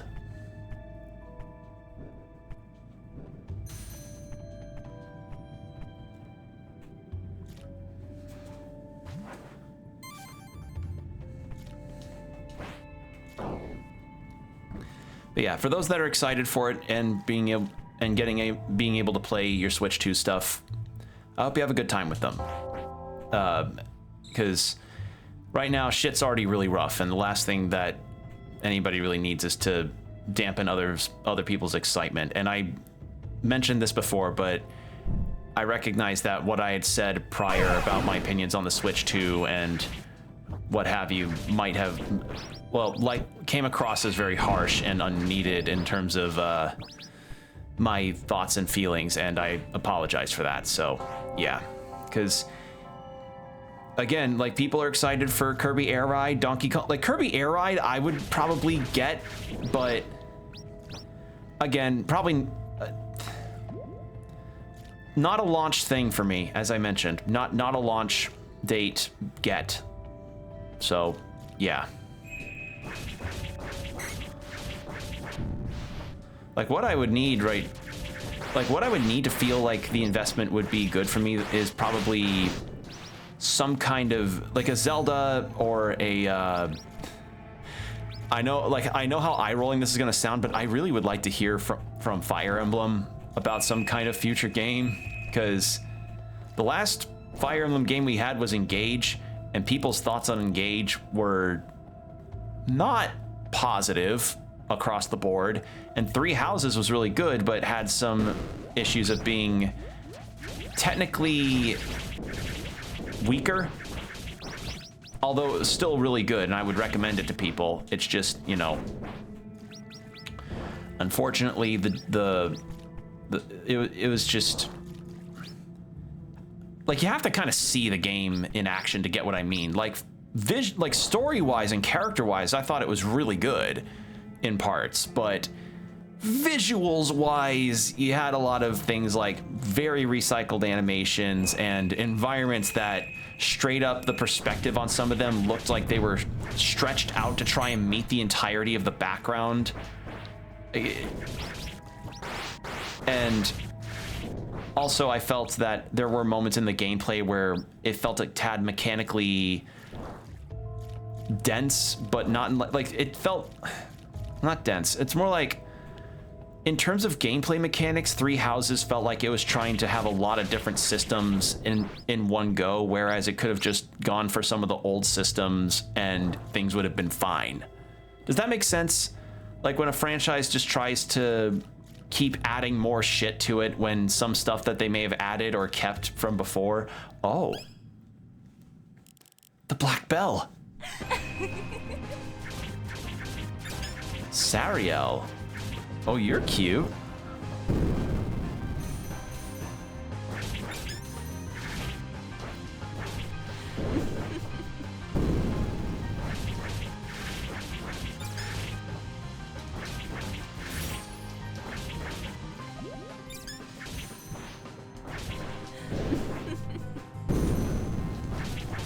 Holy shit, this music.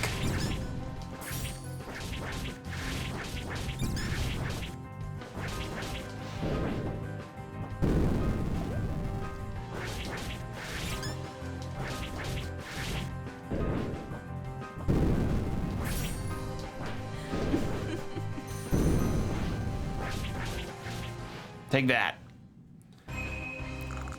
Dear sister, you can't have a guest all for yourself. Bloodthirsty sibling. Oh god.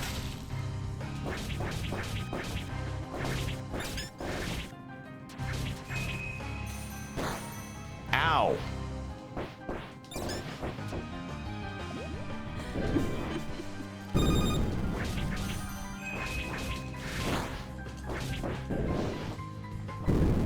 Okay, they share a health bar at least, so that's a plus.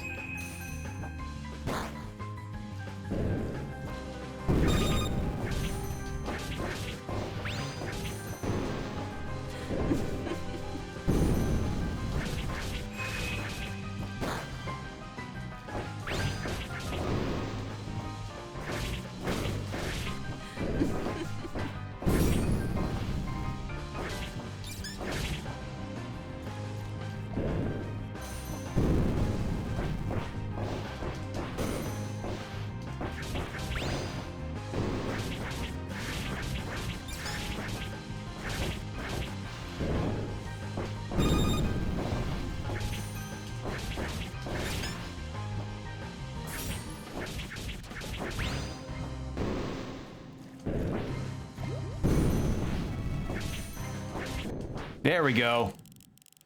Moon, god of rebirth, give us life again.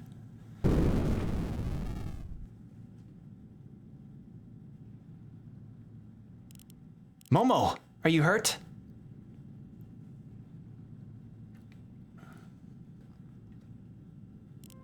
Dora, Cereza, I'm sorry you had to deal with those two alone.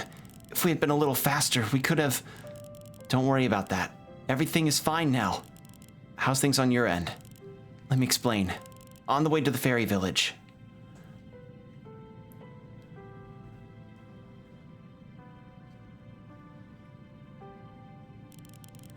And once the fairy queen told me of this location, I made a note to come here searching for the Black Bell. Well, I don't know what to tell you. Two moon deities looking to destroy each other? That's how the fairy queen described them to me. Lyneth and Celine. The lunar deities of birth and rebirth. Just now, a demon's asking to be given life again by the moon god. Maybe she had stolen the Black Bell to awaken the moon gods with the intention of being reborn as a human? Who knows? But in their infinite stupidity, they instead brought disaster upon us. That has to be the Black Bell we are looking for, right? It most likely is. And someone has to take it back to the fairies, of course. We'll find a way, I'm sure. Momo, how about this? You keep looking for the Moon siblings, so we can stop their bickering from destroying the entire world. Meanwhile, me and Cereza will figure out some magic trick to take this bell back to its intended place. Also, it might be a good idea to make a quick trip to Koho to check on everyone. Dora, promise me you will take good care of Cereza.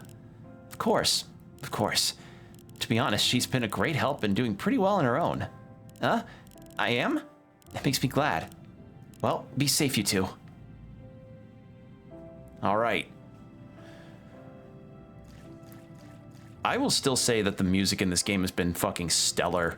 I'll keep trying harder to bring our mission to a success. Our goal now is to find those moon deities and figure out some way to deal with their fighting. Don't worry about the big black bell means. Okay. Well, there was a shortcut there, and then it...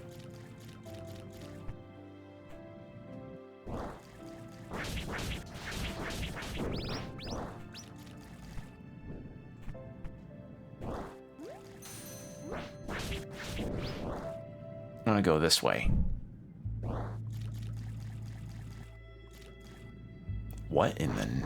What in the fuck is this thing? It hurts, whatever it is.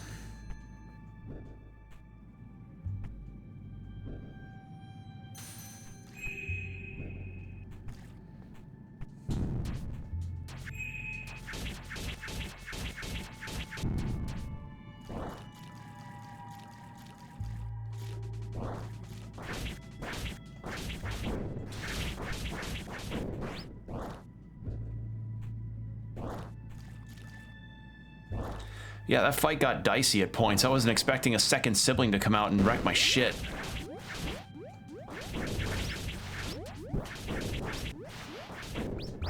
Okay.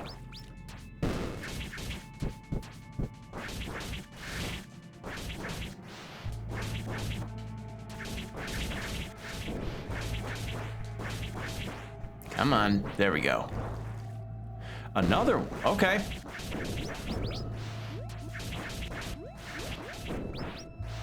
That it? Yes. Okay, good. I have to say, we're really blazing through this. I was not expecting to get this done as... I wasn't expecting to make it into this later area as quickly as I was.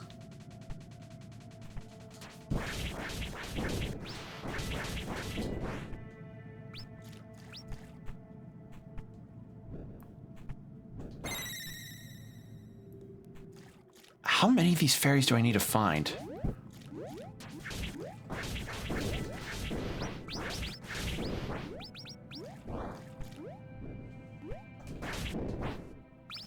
All right, get another attack upgrade.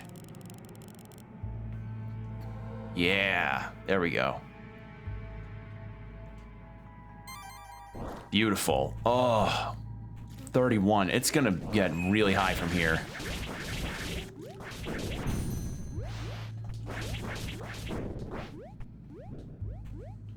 Can this, can I pass through this? No, okay.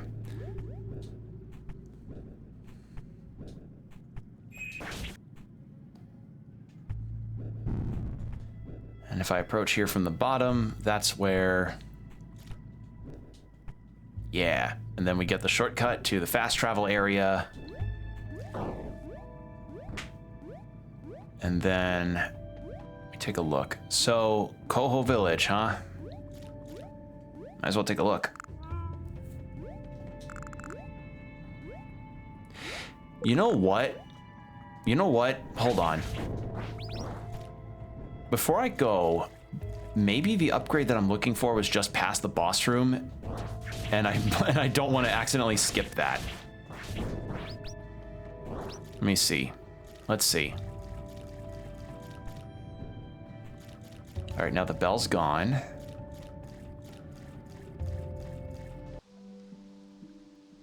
Macon Village. Oh, you're an enemy. You looked too unique. I thought you were an NPC. Oops. Vampire bat. Go down hole.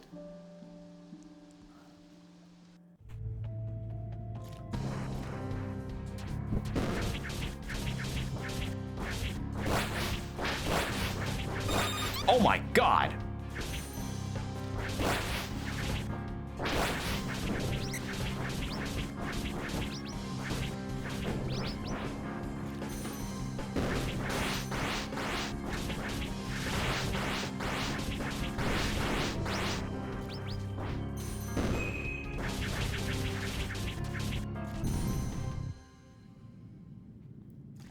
All right, well that could have gone more smoothly.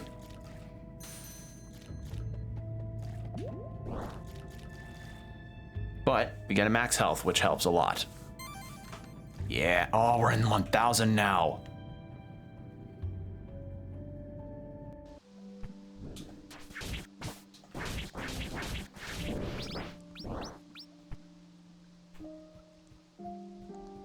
Oh.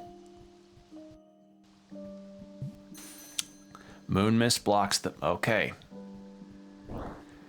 Holy shit, these backgrounds are nice. Okay. So, with that taken care of, yeah, let's go check in on the villagers at Coho and see what they've got to say. If they've got anything for me to do. Because 10.5 hours was the slated completion time that this game had, from what I had read. So I'm guessing that might include things like side questing and searching for all the upgrades and the sigils or what have you. So I might just... That may be why this might be a 3-parter, you know? Who knows, maybe it might be less than that, but I might be wrong. There's a thing there that I'm missing.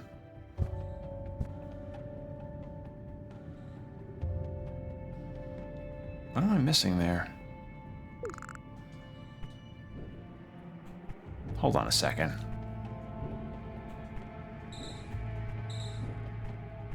Oh wait, no, that was the one, right, that was the moon mist one. I remember now. Oops. Okay.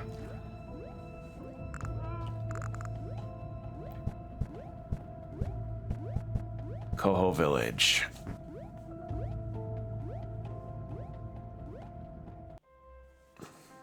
All right.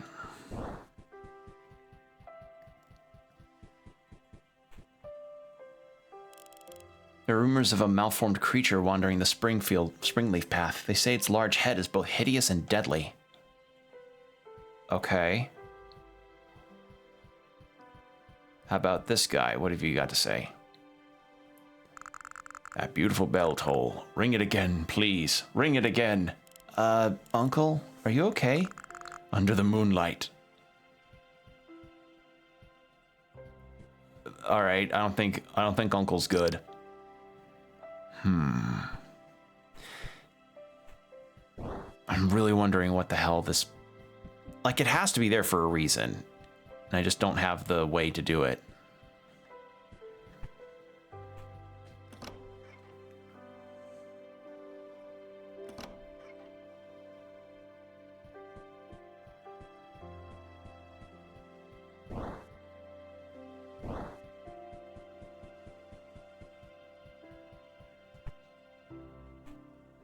How about you two? Have anything to say? Now, don't worry about that island among the clouds. I'm sure it's nothing. Okay, so island among the clouds. Hey, Momo. Hello there. It seems like demons found their way into the chambers of the old sanctuary. I'm guarding the entrance to... Okay, we've already talked to this guy. Do all we can to protect the people in the lone tree. Yeah, same stuff. Mommy got mad at me. Oh.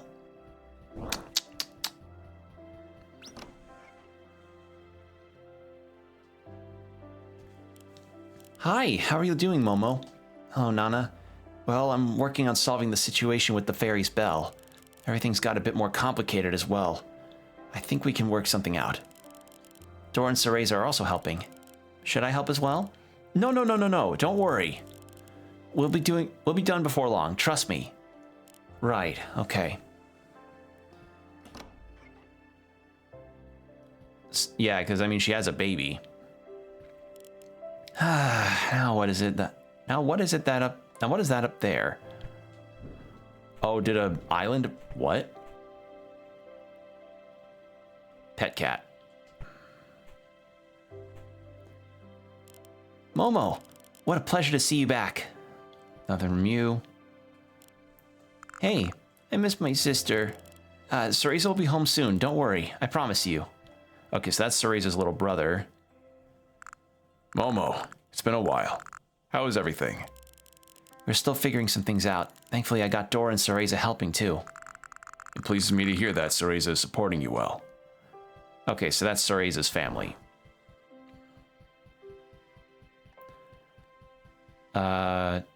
Talk to... Oh, wait, hold on. I can fish here.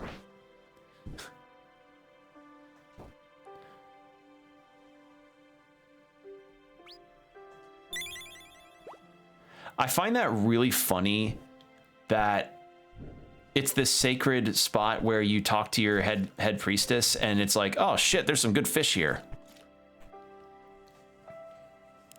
Holy Matriarch, I bring you tidings.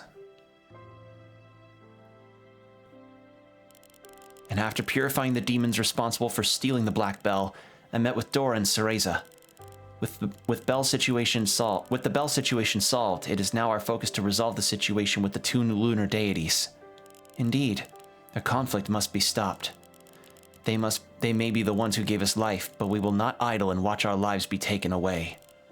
Momo Reynol, you are the most capable of our priestesses, and together with Isadora and Cereza, you will succeed in saving our world from this threat. Thank you, Holy Matriarch. Okay, yeah, I thought there'd be side questing, but I guess not. All right.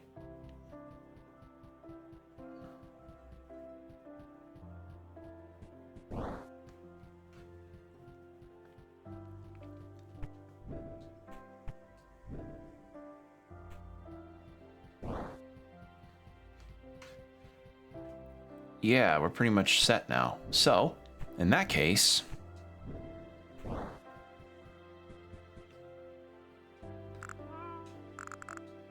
transportation back to... What was over there that I missed? Hold on, there's something new that... Did I miss something there?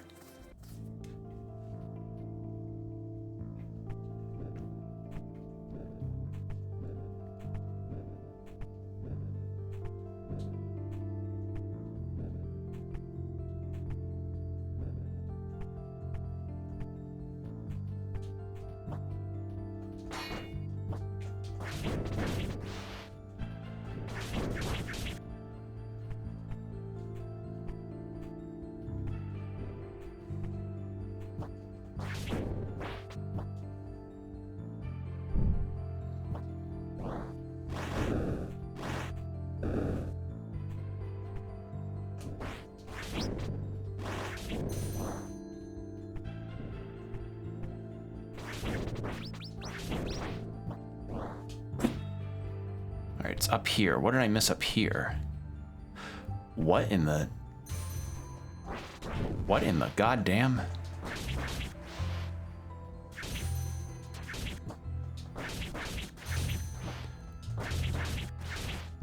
Some kind of simple drawing sprite? What the fuck?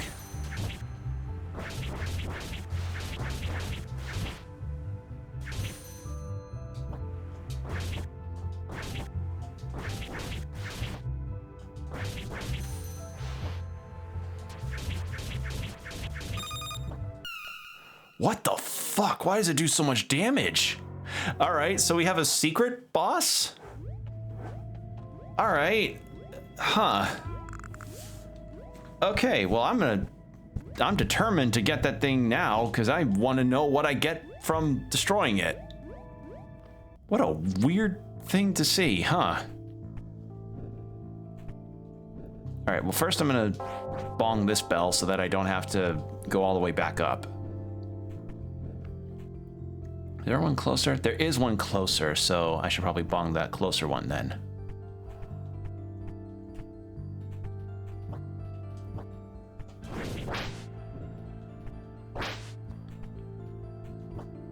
Just skip these guys.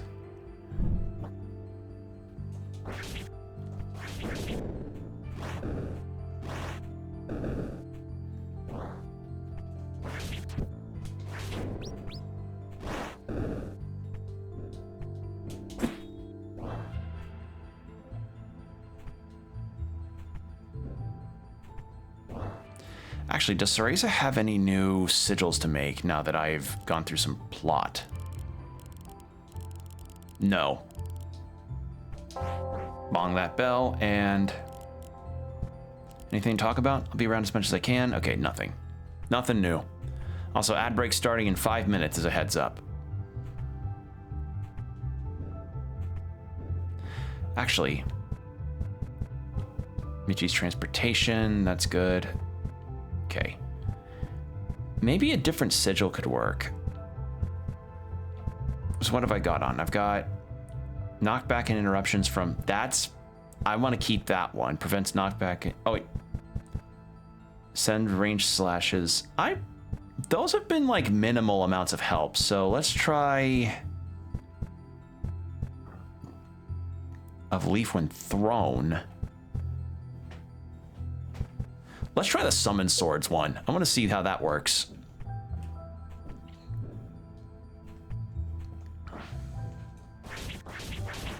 Oh, wait, I can cheese this. Hey, it works. And I got the Dora companion. Wow, I just cheesed that like some good old-fashioned fucking grated Swiss. Holy fuck.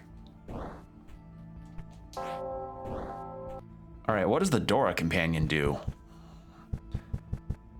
Dora companion periodically casts an attack spell towards engaged enemies. Okay. This one probably does the same thing. Yep.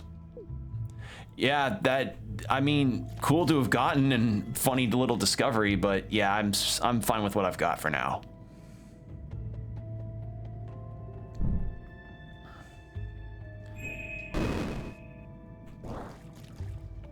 Yeah, that's what it was. Okay, so in that case, yeah, we just need to go back to where we were before. Then head down.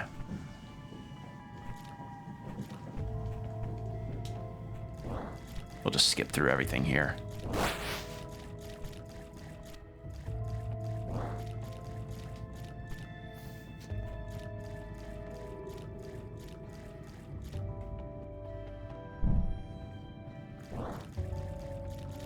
Okay, and then back down here.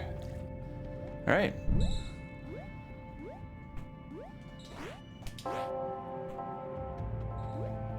Yeah, we're good now. So, we go this way.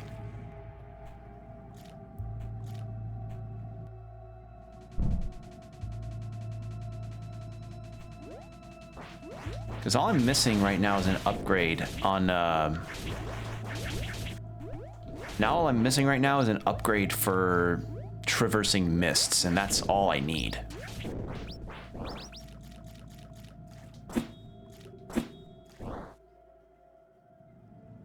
What the fuck is this thing?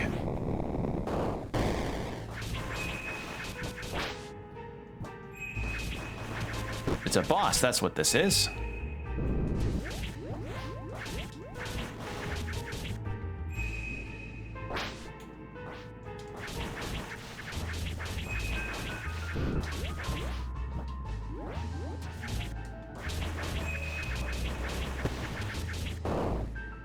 Where'd it go?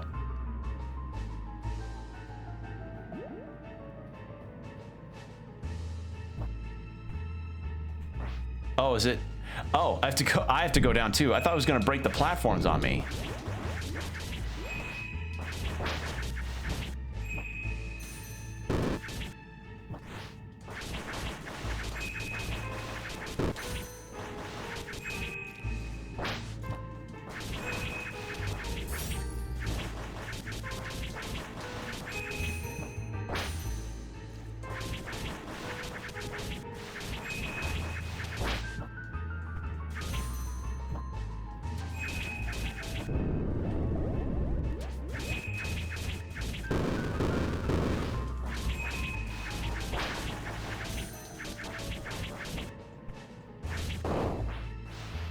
All right, and then back up there.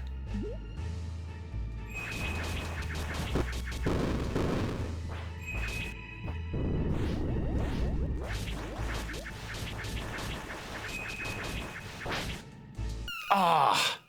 I got killed. Well, we'll try that fight again after the ad break. So use these next 3 minutes to get yourself water, stretch, whatever you need to do, and we'll be right back, everybody.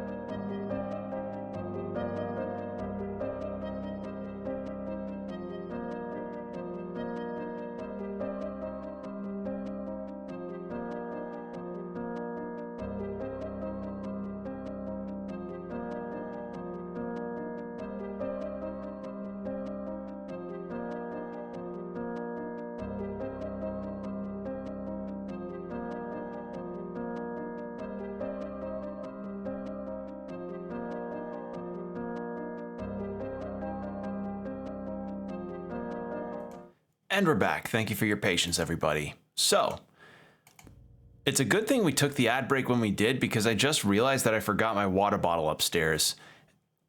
And that's been a really bad habit of whenever I need to fill it up and I just forget to bring it back down. But I got my water bottle, so I'll be freshly hydrated, so let's fight this fight again. Because we can do it, it's just, I wasn't paying close attention to my health, and I was paying attention to when the ads were about to start. So now that we are good on that front for the next hour, don't need to worry about it. Okay.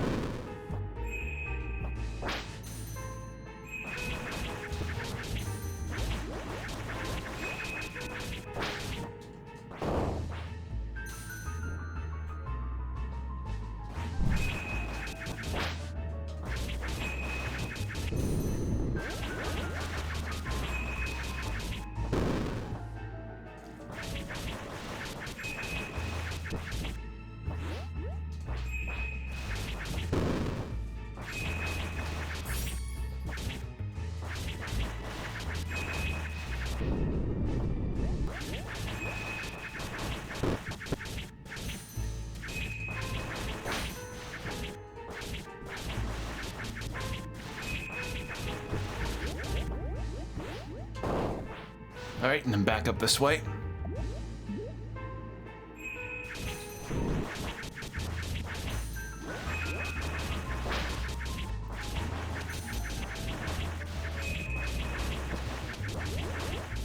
Oh my god. Yeah, I think the summon swords is the way to go here. That was devastating. All right, so that's done.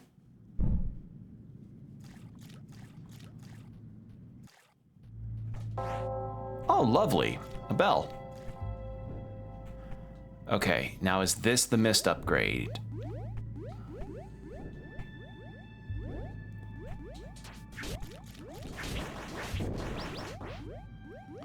Oh, they provide light too. Interesting.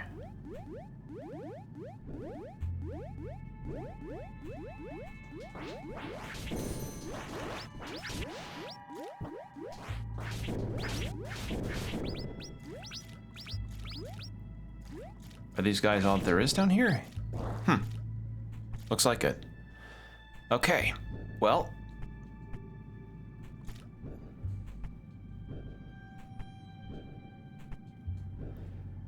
I have to say, this is a very nicely paced Metroidvania so far. Everything's just, it's been so brisk. The general path of upgrading and everything, it's really nice.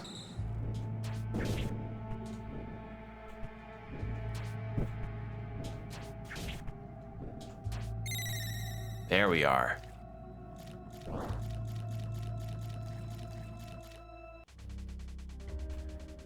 Ashen Hint? What? Okay, so this might be it. New area? Really? Okay, so... yeah, we have to come back here a lot later then. You know what just dawned on me? We have not encountered that archaeologist NPC or her companion. Like, at all. Also, I find it funny that we just have like a hyper-realistic fish attacking us. Not quite the same as Kiryu fighting a shark in Yakuza 6, but feels aptly silly.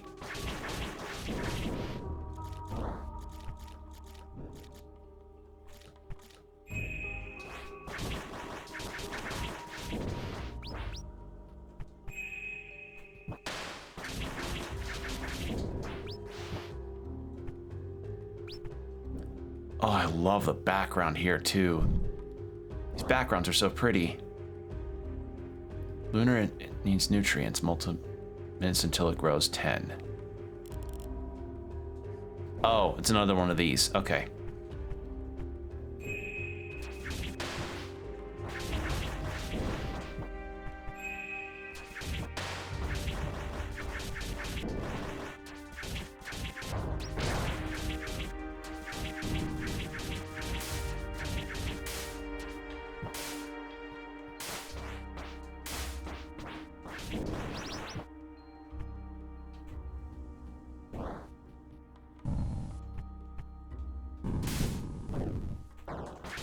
Oh, tired? What does that do? I kind of wish she would get like some kind of map legend that, or some kind of status ailment style legend that told you what ailments did what. Because some of them are pretty self-explanatory, like bleed gradually drains your health, but I have no idea what tired does. I don't know if that's supposed to... Glad to see you, Gods must be watching over me or something. You should trust a bit more in yourself, Cereza. Make an offering. I've got the money for it.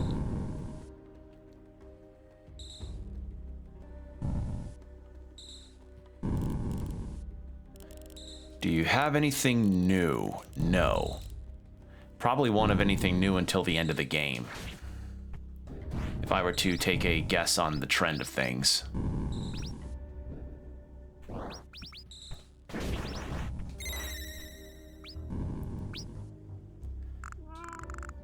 Can do a fast travel real quick.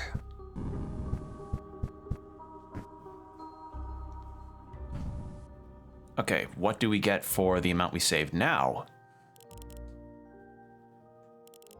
Okay, so it's a threshold thing. I have to find enough to reach a threshold, and then I'm given more, like, mini medals. In that case, back to here then. So I have a side route and a down route to take. Let's take the down route.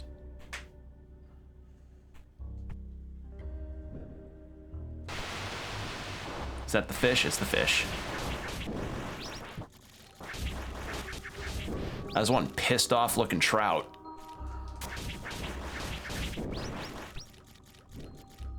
This, I think that's a trout. It looks like one. What the fuck?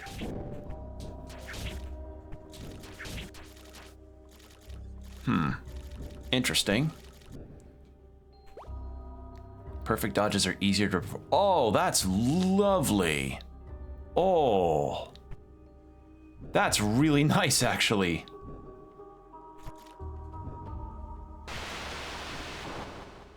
More pissed off trout. What in the name of fuck? A little human. What a pleasant surprise. Who are you? One of the guardians of these roots. Once known as the great sorceress of Ishlith. Ishlith? The ancient kingdom? Yes, the very same. Alas, of our former glory, little remains, and soon everything else will fade into nothingness. By his foolish hands. What are you talking about? Selin, a moon deity driven by the ugliest desires, to consume his sister and her children. His is the hand which beckons demons of the underworld to the moonlit hand of rebirth. Selin is the one able to bring back the regretful spirits who have not found peace in the afterlife. Naturally, you wish to confront this fate, although you are only human. Is that not enough? The blood of the moon goddess gave shape to you, to all of us. Your body, the sacred leaf you wield, everything in your power is inherently a small fragment of her. The moon deities command life and rebirth, and another power known as moon mist. The moon mist can take any shape. You may find it as a weapon or as a barrier. But to stand a chance against the moon, you must deeply attune to its power. Through a lunar attunement ritual, one may briefly transcend their humanity. Perhaps it is the only way. You call yourself a sorceress. Could it be that you're able to conduct this ritual? Yes, but of course. For the ritual, I'll need some materials. Golden moonlit dust and silver moonlit dust. These materials were presents from the moon to the people of Ishlith. They were enshrined and protected as relics. Seek both and bring them to me. And I assume you have me do this in favor in return for this power? Yes, yes. I'll have you hunt and purify the other guardian who slithers in this forlorn land. A mighty deity, and one of my kin. However, even deities may succumb to a chaotic nature. Thus, they must be put down. I understand that well. I'll look for this serpent and put it out of its misery. How amusing. I shall expect your return eagerly then, human. Okay. Well, we already have one half of it because of what I was exploring before. I don't know where the other is, though.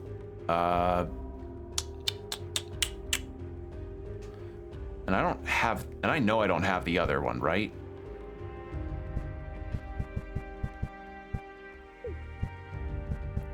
Yeah, I have golden moon dust because I got a little antsy on exploring. So maybe this time we head to the right instead of the left of where that save point was?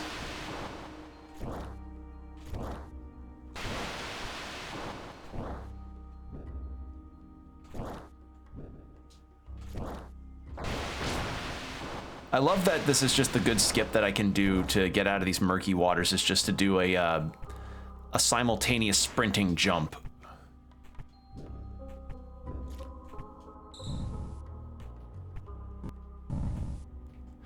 Ah, can't do that anyway. Okay.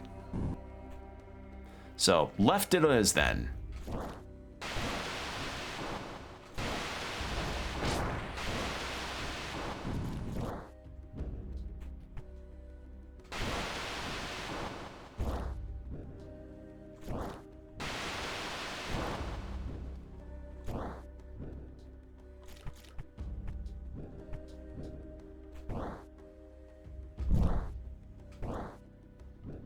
All right. There's some stuff further to the right, and then there's a down direction to take. Oh, hello.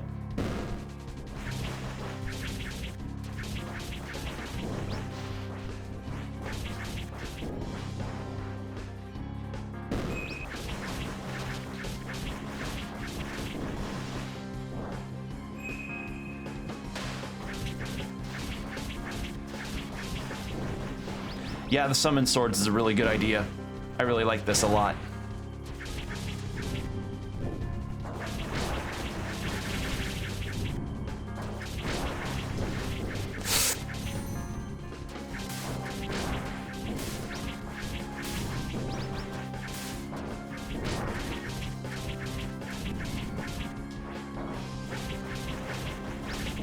There we go.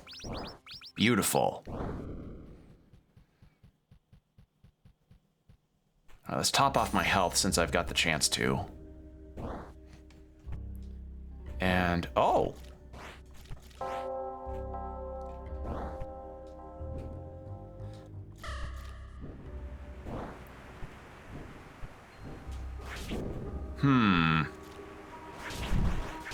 Again, I'm still concerned with the lack of the archaeologist NPC and her helper, because for those that don't know, earlier in the game we encountered this archaeologist that really wanted to do some research on the general area that we're in and what the discoveries there could be.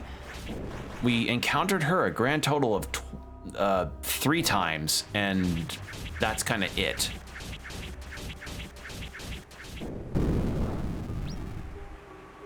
So I'm wondering where she could be.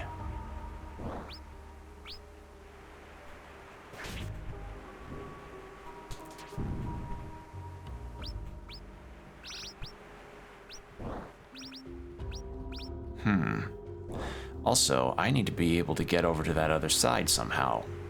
Or... I don't need to collect them, I just need to get... Oh, that's not... That wasn't the secret either.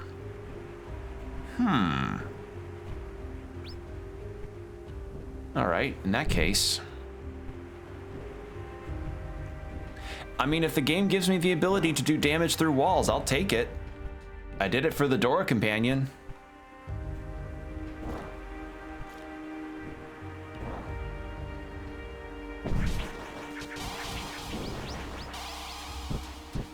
Oh, that's what it is. What the fuck are these things?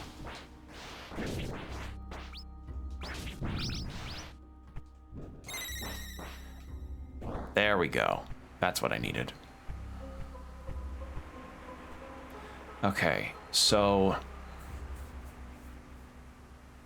taking all this in... I've got 3 downward routes to take. But since I'm this far, I may as well go down this one.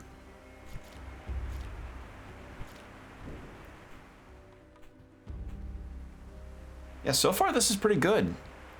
I'm enjoying myself with the exploration here, since for the most part, so long as you know how to traverse and know ahead of time what the obstacles are, you can skip most encounters. It just means, you know, there may be occasions where you may trip up or occasionally get caught up in crossfire and enemies.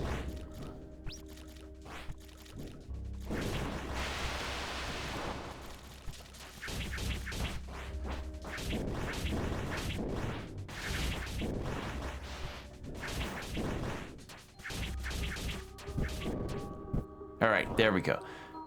Now, how do I get to you? Oh, that way. There we go. I don't know if that's how you're supposed to do it, but hey, it worked. I did it.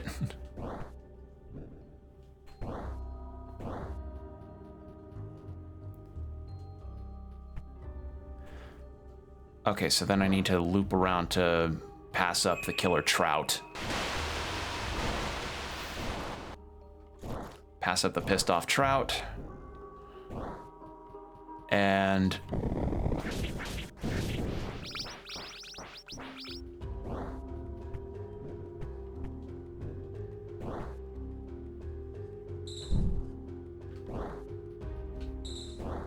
get this thing. Oh.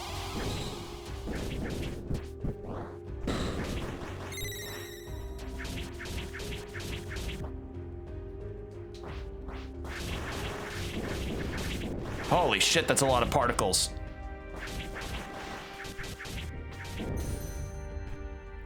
Thank God for the ability to do damage while healing. That's really good. Oh my God.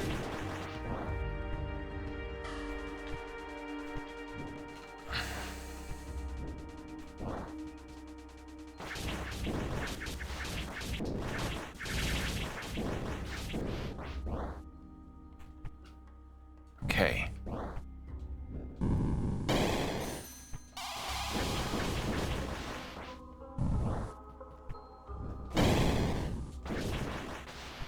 No, you don't. Okay. So I have a number of 23 of these fairies found. 2 stamina, 6 magic, and 14 health. Holy shit. I wonder if the game will give me a completion rating by the end of it all. Watch, it's gonna be an encounter. No, really? No enemy encounter? Wow. I thought for certain it'd be like, oh, you got the berry, and then suddenly you gotta fight a bunch of guys.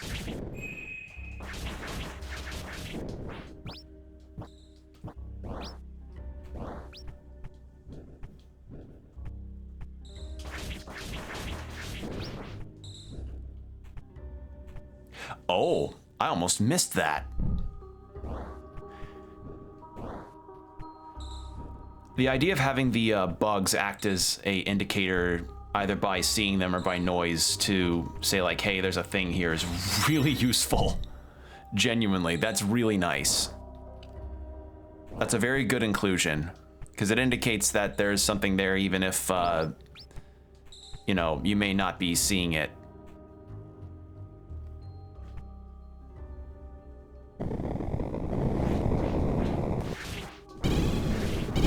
What the f...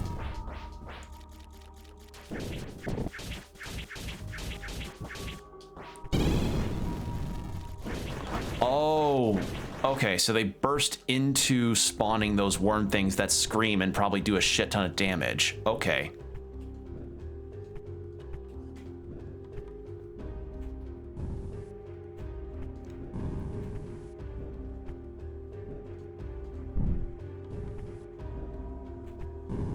I should probably heal myself.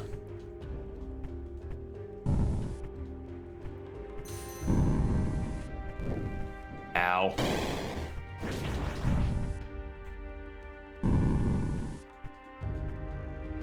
All right, shortcut. This takes me back to my previous save point, which is good. I want that.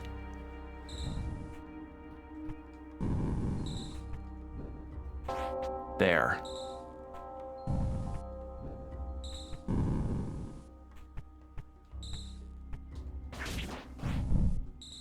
I hear a...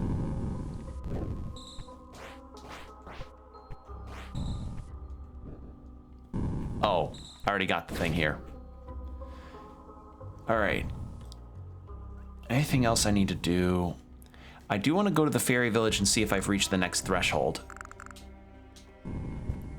Because as I said, I don't know how many of these fairies I need to find, but if it's threshold based, that means there's probably a lot of them.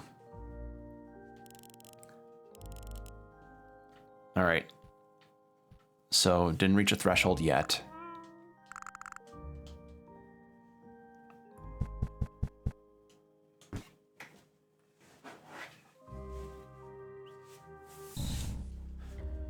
And then with that, guess we just keep looking around.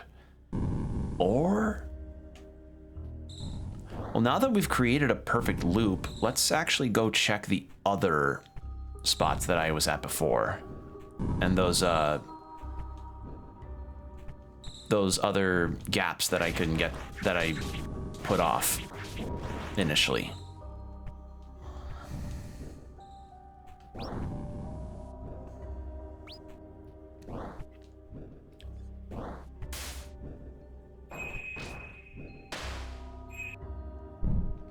Hey, there we go. Another health berry.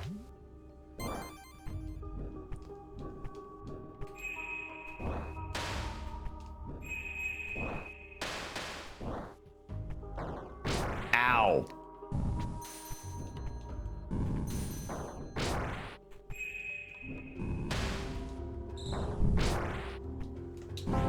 There we go. So now got that, and then we can go this way. Avoid the pissed off trout.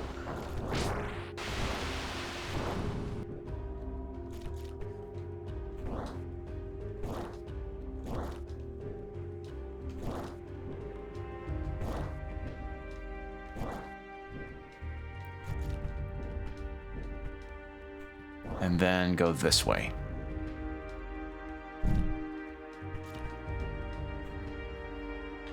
Okay. What do we get from here? We get a sigil. Mudwalker. Effect prevents slowing down. Oh. That's good, but honestly not that necessary if I'm being utterly honest. Like, my sprint jumps have been doing me pretty fine on navigating that, so I think I'm good. Seems a tad situational. Appreciated, but situational.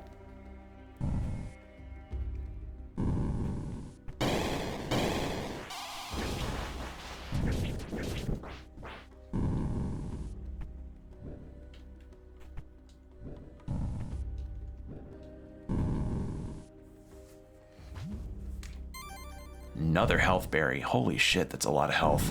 Ow.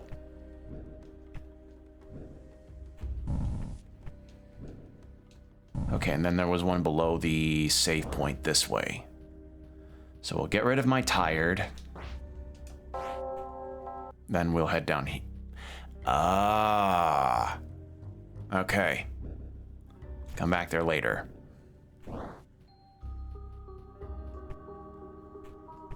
See, I think the final upgrade we're getting before endgame is definitely that mist walking upgrade that will let me get to that spot, the upgrade over here, and to the village over here.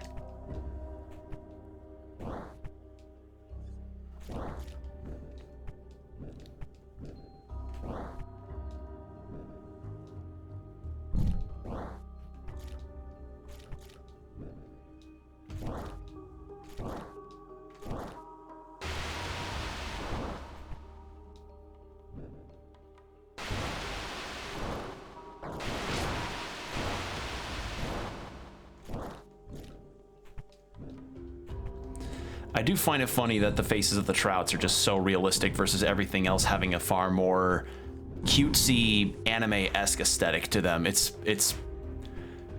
quite funny. It's like that one manga, I don't know the name of it, but it's like this manga about a dinosaur that has a super large head, and every other animal around this dinosaur is drawn to a near almost textbook kind of level of realism. What was that one called, actually? Give me a second.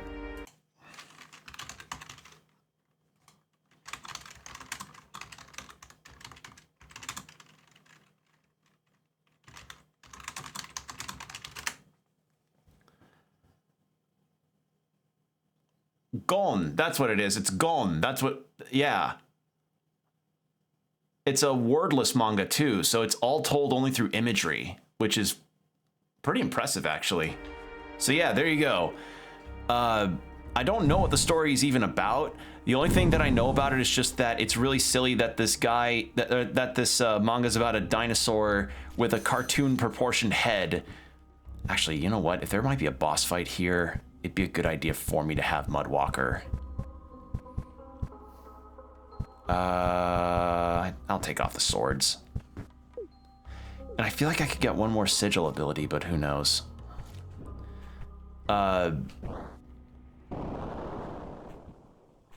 Boss fight? Yeah. Oh my god. Oh, this thing is sick. And lo and behold, sure enough.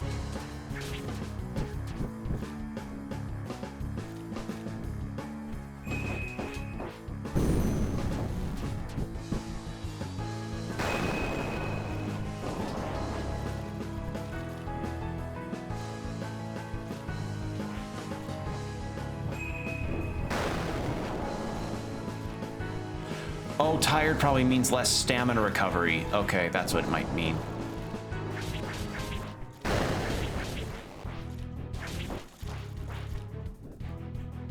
God, this music's good.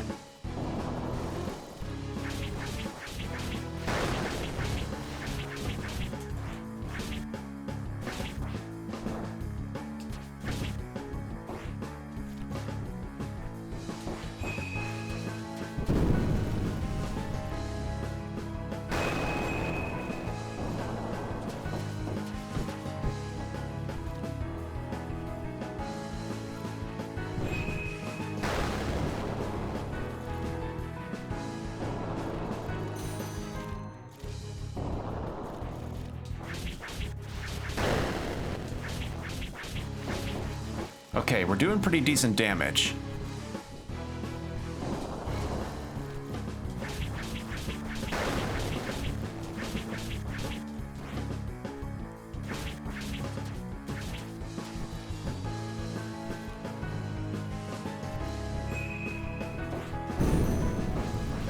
Okay.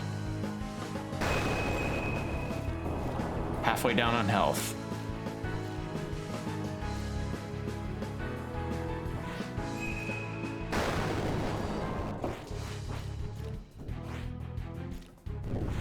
Ah, shit.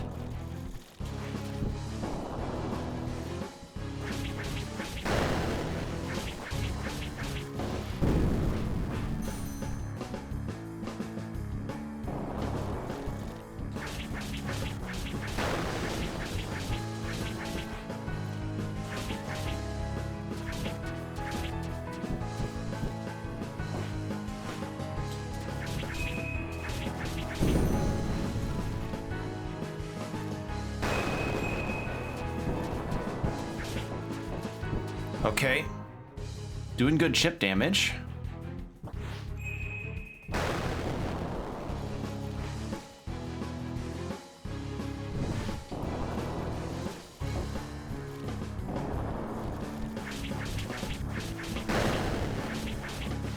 There we go. And that's a dead snake. Cool fight. Great music still. Holy fuck, that's good. Is that it? That's it. And what do we get down here?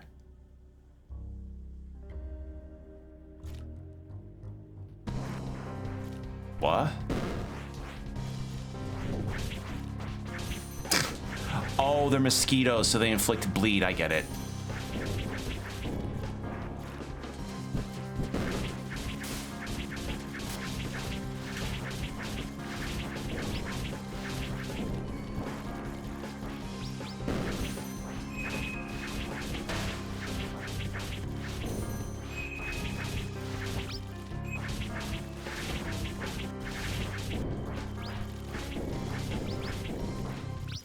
That it?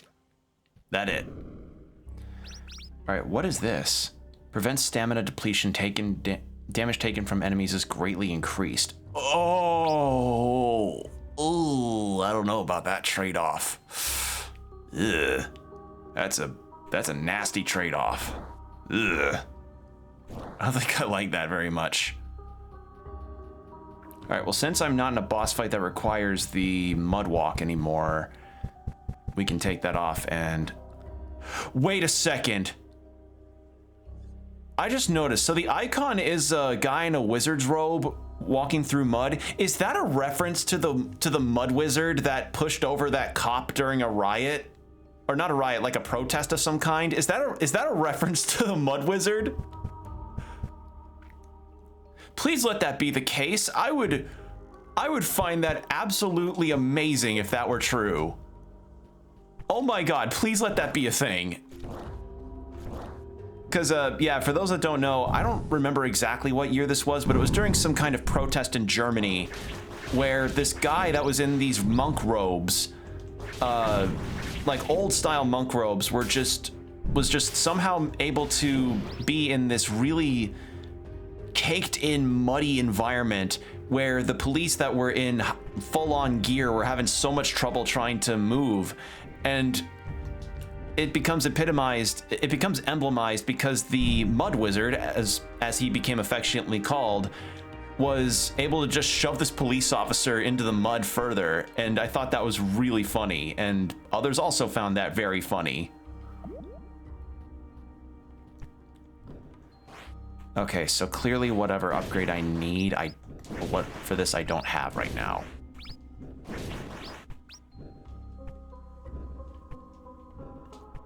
Or I do. Never mind. Scratch that. I do have it.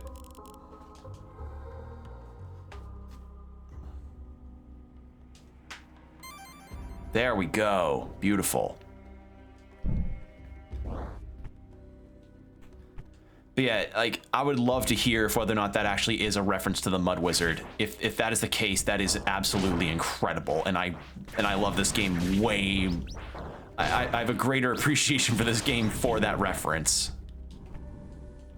Like, I've talked about this, I think I've talked about this before, about how sometimes referential humor in games can be a very fine line to walk. How it won't always work in terms of the general surviving capabilities of your media if you're relying mostly on if you're relying a lot on memes and or pop culture references. To make a proper good referential joke,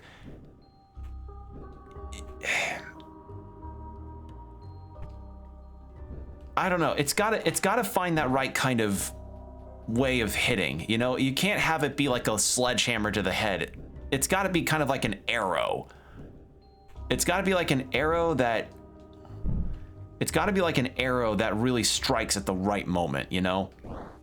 Or maybe more like some kind of like weird second glance thing like I just had with the Mud Wizard reference, if that is a reference to the Mud Wizard.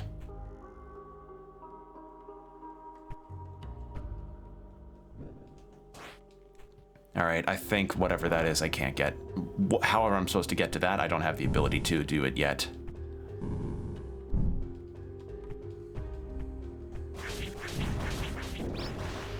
So in that case, we just go back to the left and then down. Yeah, that's all we can do.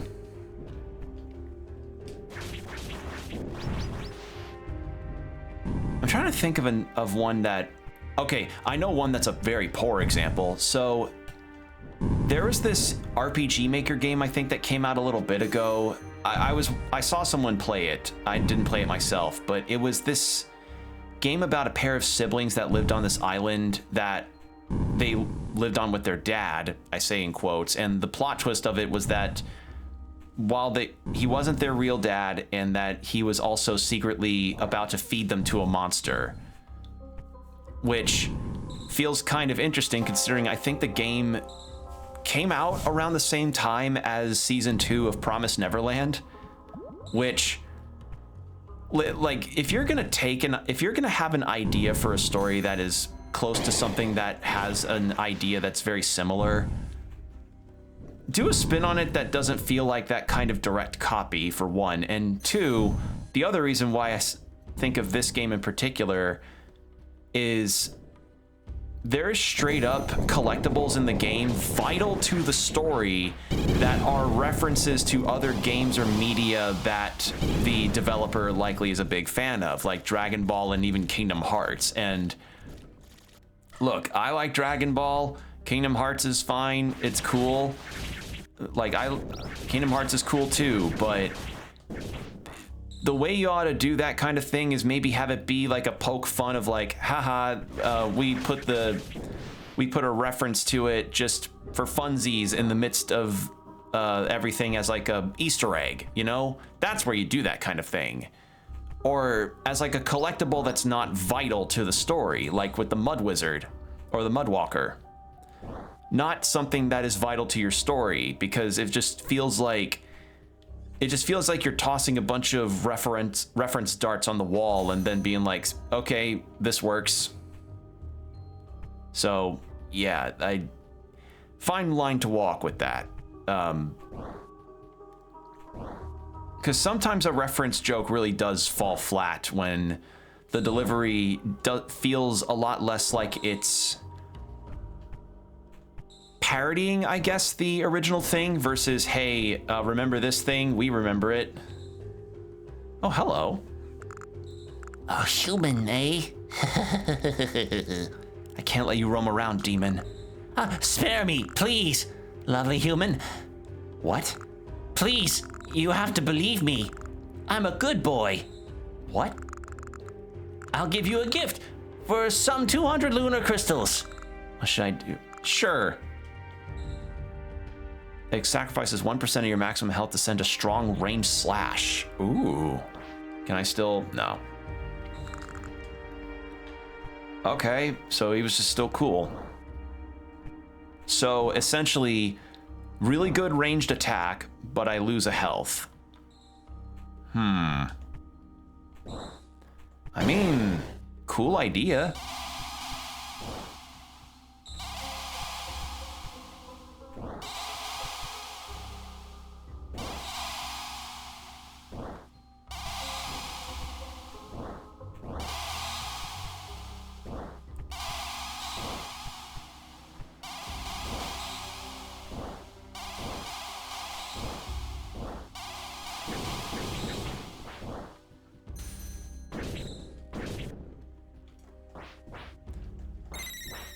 That's another fairy found.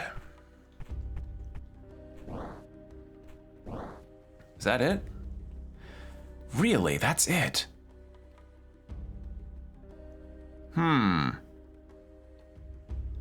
So where is this other thing I'm supposed to get?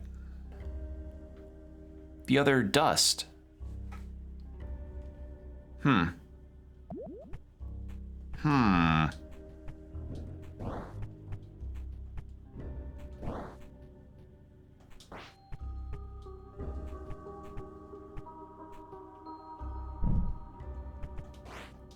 Anything that way? No.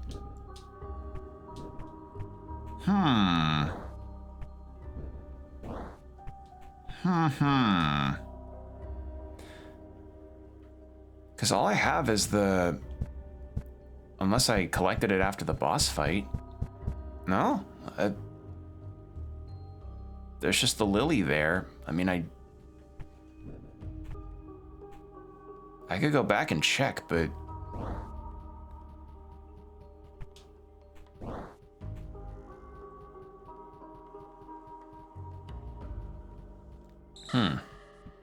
Very bizarre.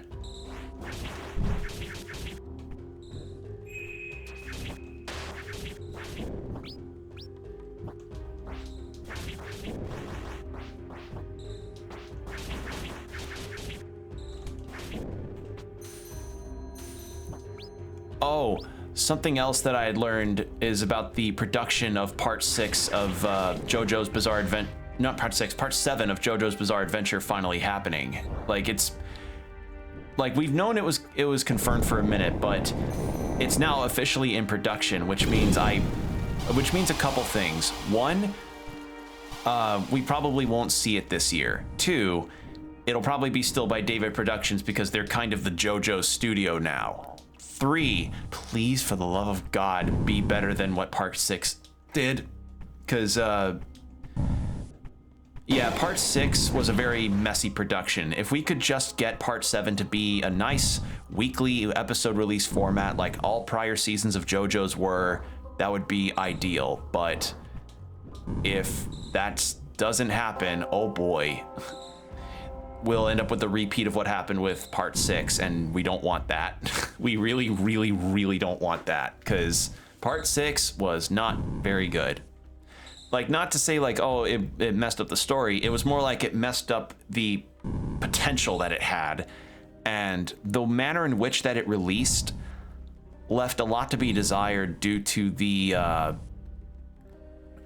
Invincible-like way that it did its release schedule. So, you know how Invincible Season 2 had released its episodes in a big batch at one part for a season, for Season 2, and then it released the second half later, I think the following year?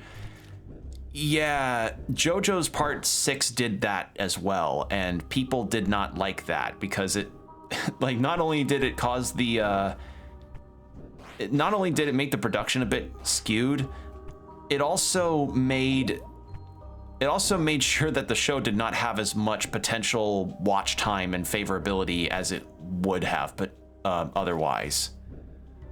Because part of the reason why those shows tend to get a lot of success is due to the weekly format of episode releases, allowing for them to be continuously spread via word of mouth.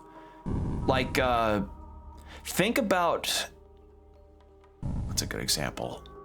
Think about how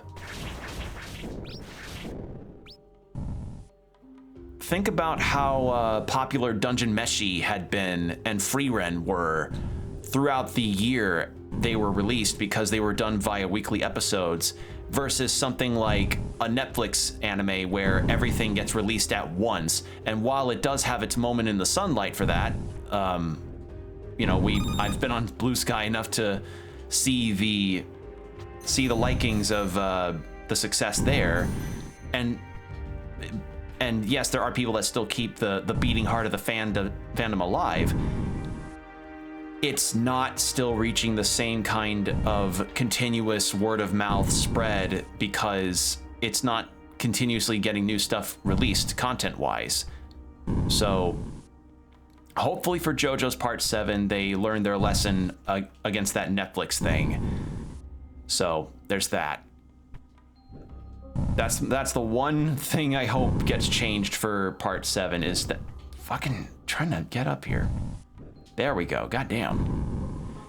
That's the one thing I hope that Part 7 learns from Part 6 is like the production team just thinking, okay, to keep our series in the minds of people, we need to not do that again. Because it also hurt Invincible too. I don't know if Invincible Season 3 did a full release of the season in one go or weekly releases, but Season 2 doing what it did not do the series any favors visibility wise.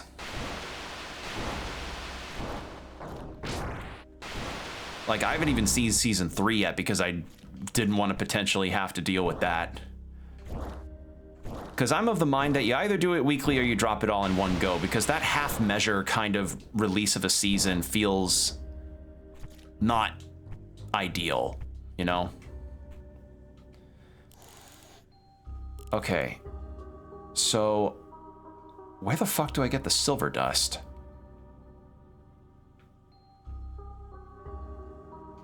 Maybe, oh wait, maybe I need to go back to the head matriarch. Maybe that's it.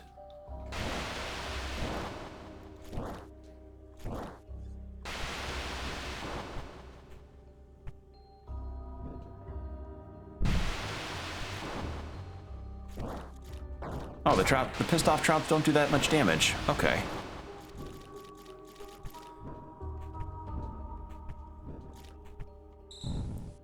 Because, like, you think about the relevance of some series that have stayed for decades, even like One Piece, and it's evident that while there are breaks that have to happen for some seasons, it's evident that, hey, weekly releases will keep people talking because they get to look forward to a new episode of the thing they like coming out, you know?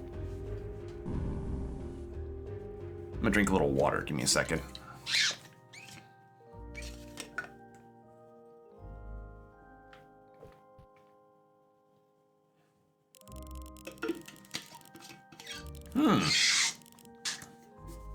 Still nothing, huh? All right, well, in that case, how about we go to the queen and see if we can ask her about the moon dust? If not, then we'll go back to the matriarch.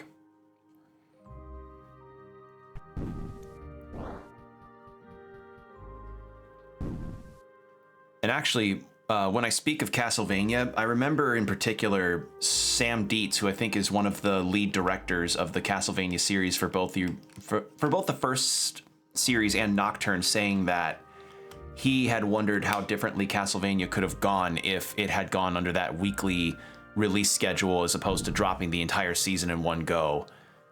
So, actually, that's a question I'd like to pose to all of you.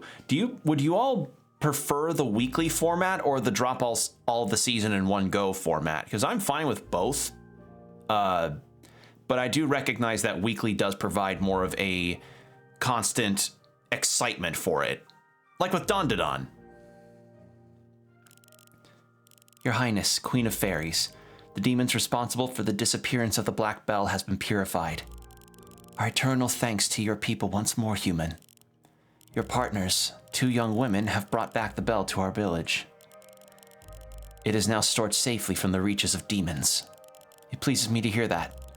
Now I should return. May peace remain here. May you be fruitful in your endeavors. Okay, so nothing from you.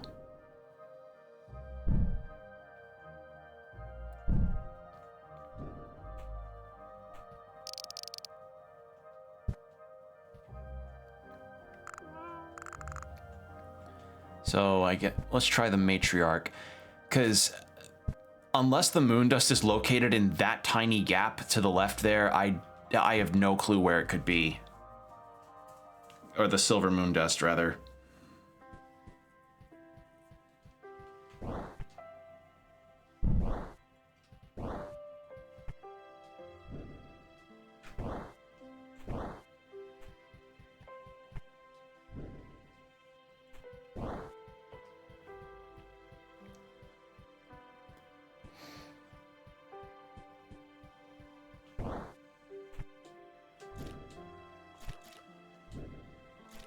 Okay. They may be the ones who give us life, but we know. Okay, same deal.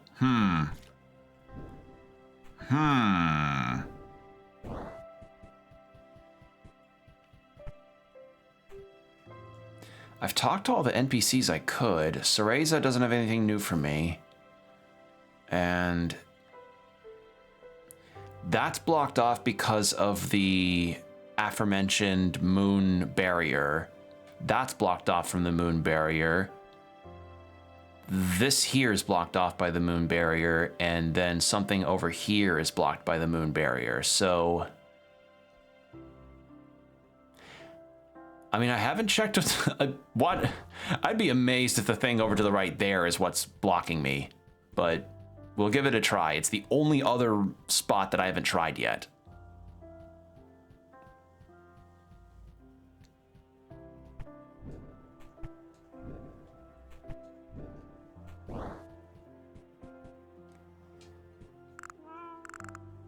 All right, transportation to here.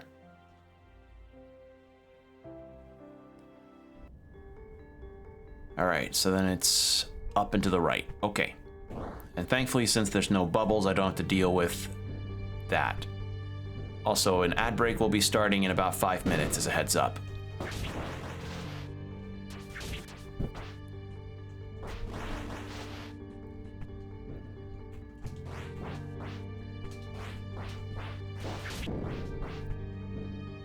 Yeah, I don't want to deal with the curse.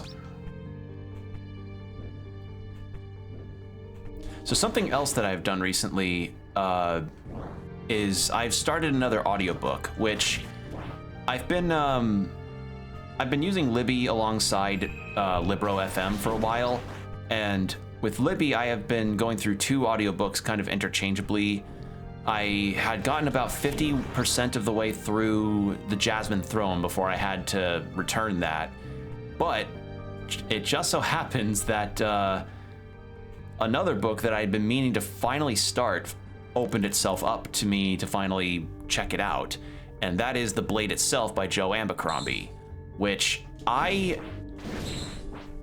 dad likes his stuff, so I don't, but I personally have not read any of the stuff myself, so having that audiobook is really good to finally get it going. I will say, first impressions of it is this. The prose in it are very different from most other audiobooks I've listened to or other physical books that I've read.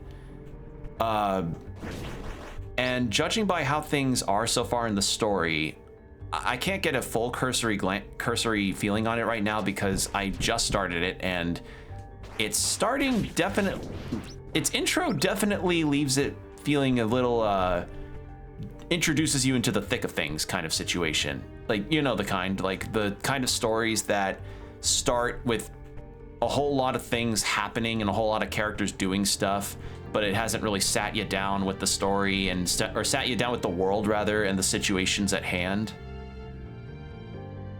Like, not that that's a bad thing. That kind of storytelling can work so long as you're able to introduce a lot of these concepts, characters, and world details at a later point. But I just found that very interesting that it just starts from the word go. And as I said, the prose are very different. And also, I really like the narrator they have for this book in particular. He really does full-on acting for each of the characters, and the rasp of his voice does a really good job too. Honestly, I like audiobook narrators are so cool. Moonlight's Repose. What is this? Oh, hello.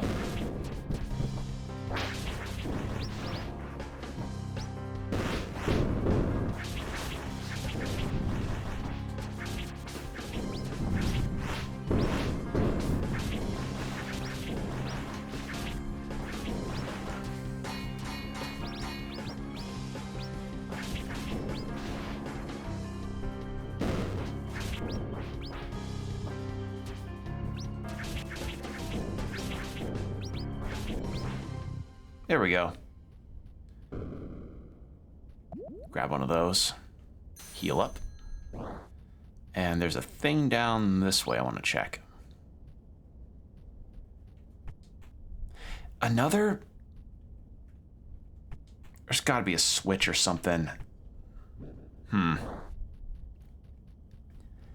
yeah, besides... so currently now my audiobook listening streaks have gone for Jasmine Throne, Blade Itself, and Way of Kings. That's my current situation with that. In this slab lay the history of our world as told by the white sage of Ishlith. That long ago 2 moons lived in the ocean of stars, one in the image of perfect beauty and one in the image of alluring darkness. The 2 sibling moons coexisted peacefully for a long time. Ah, lore drop.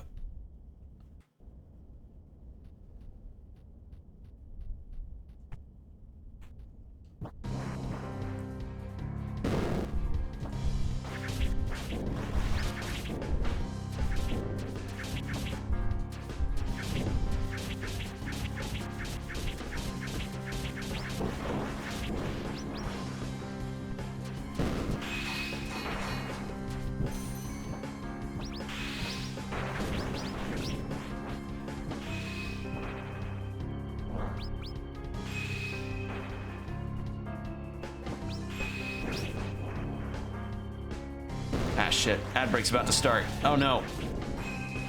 Give me a second, everybody.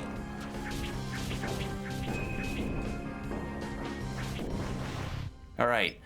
We'll continue the lore dump of everything, but the ad break's about to start. So, 3 minutes, get yourself water, stretch, whatever you need to do, and we'll be right back.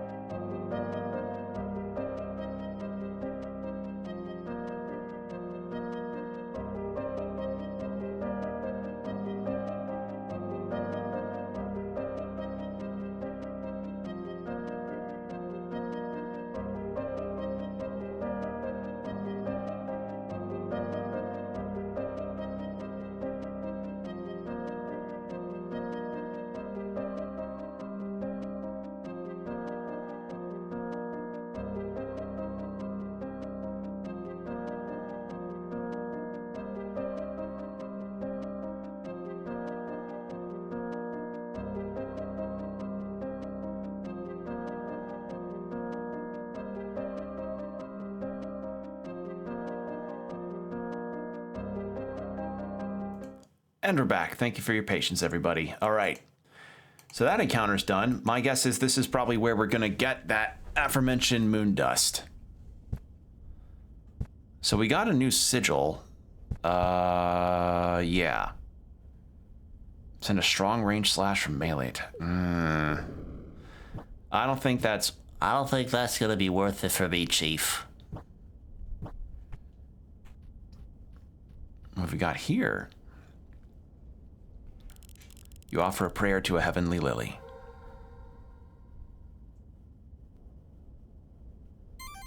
And there we go. The smaller moon, Selin, eventually grew envious of the larger one's light. He desired the grace he lacked. Commanding darkness, the small moon fought with the large moon. Does he not know simple math? Small number, not good, not better than big number. All right.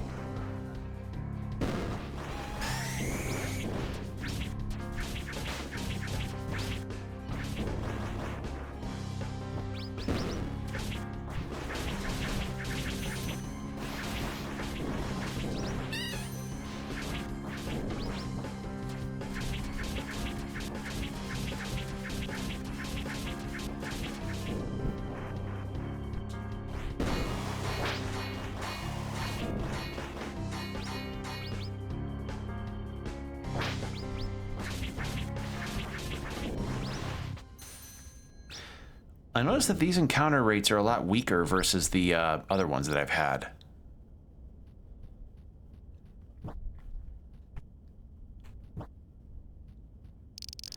Their battle raged on for days, their blood spilling down on our Earth. The conflict only ceased when the small moon took an eye out of the larger moon. After stealing the eye, the small moon grew to shine as well. Ouch. So it's kind of a Dante Virgil situation, huh?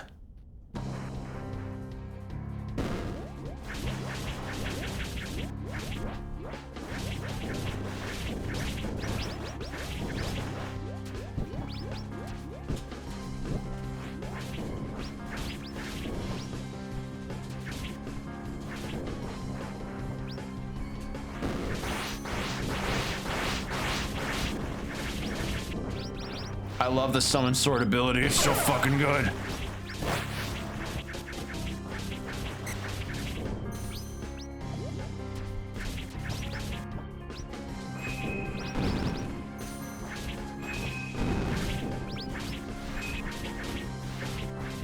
There we go.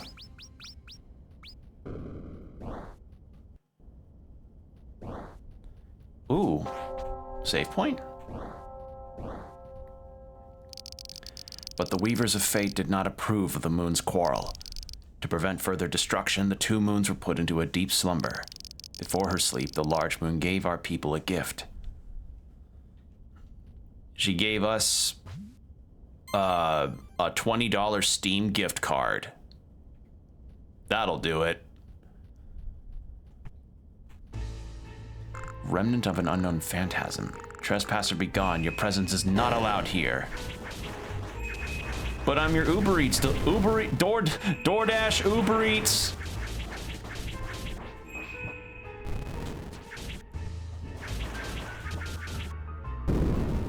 Ow.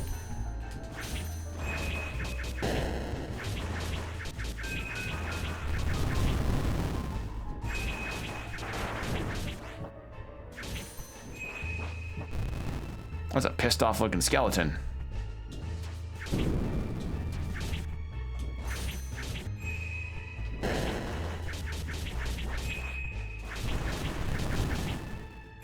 Holy shit, those bones do a shit ton.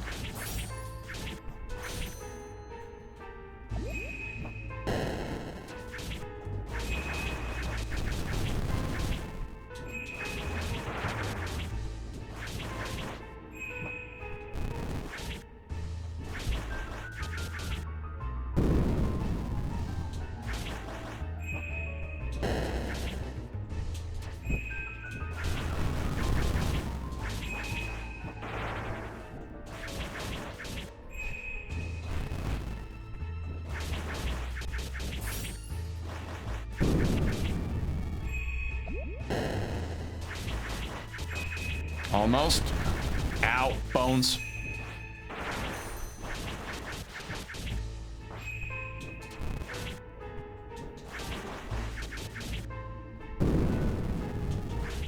There we go. At last, I can go get some goddamn eggs. What's this? When dealing melee damage to enemies, sometimes a powerful magic blade will appear to aid you. Oh, so kind of like what I've got already?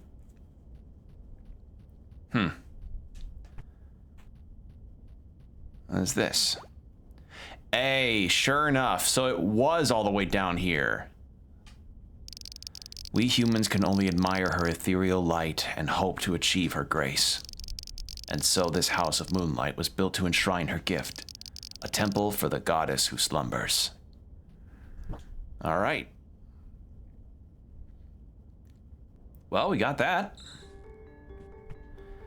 And we have a fast travel point that takes us specifically to that spot, which is awesome.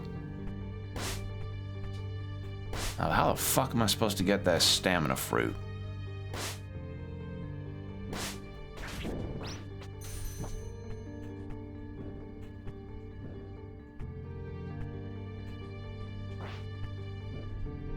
Oh, I'm dumb.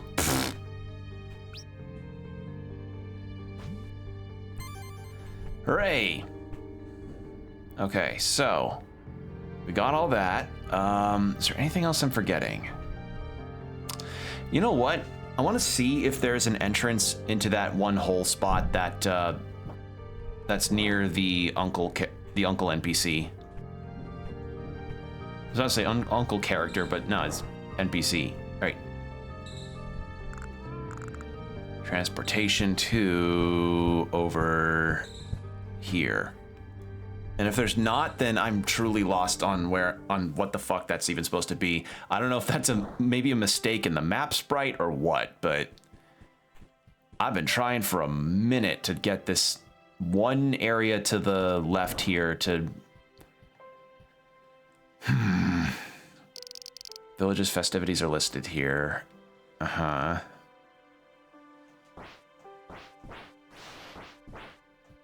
There's nothing.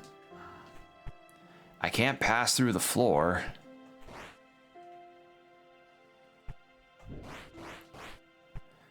And I already got through here. Oh! Please return later. Wait, really?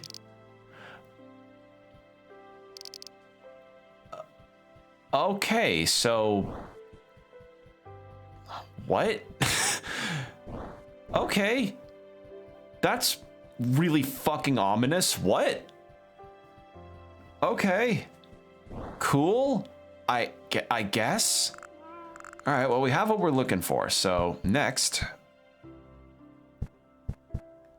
we go back down this way. Yeah, and then we get to the snake, then we get the ritual done, movement upgrade, then we get a lot of things that we've been meaning to get.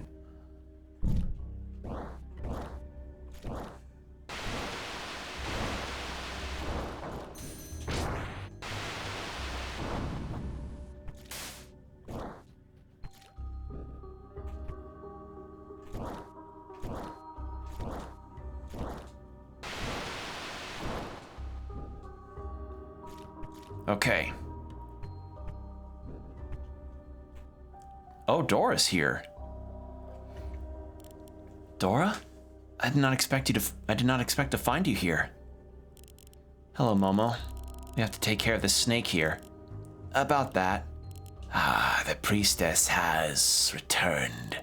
Perhaps the priestess could explain the situation to her red-haired friend. Dora, this is the great white serpent. She's on our side. You can't be serious. I was looking forward to turning this creature into a meal. And I'd appreciate fewer interactions with this rude, puny human. The serpent is going to conduct a ritual to give me a chance against Selene. He's the moon deity who's been summoning demons. What? Great white serpent, I've done all that you've asked me to do.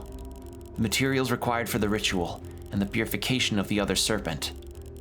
I shall follow with my promise then, to grant you the power to stand against the moon. Hey, are you sure about this? This lizard is highly suspicious if you ask me.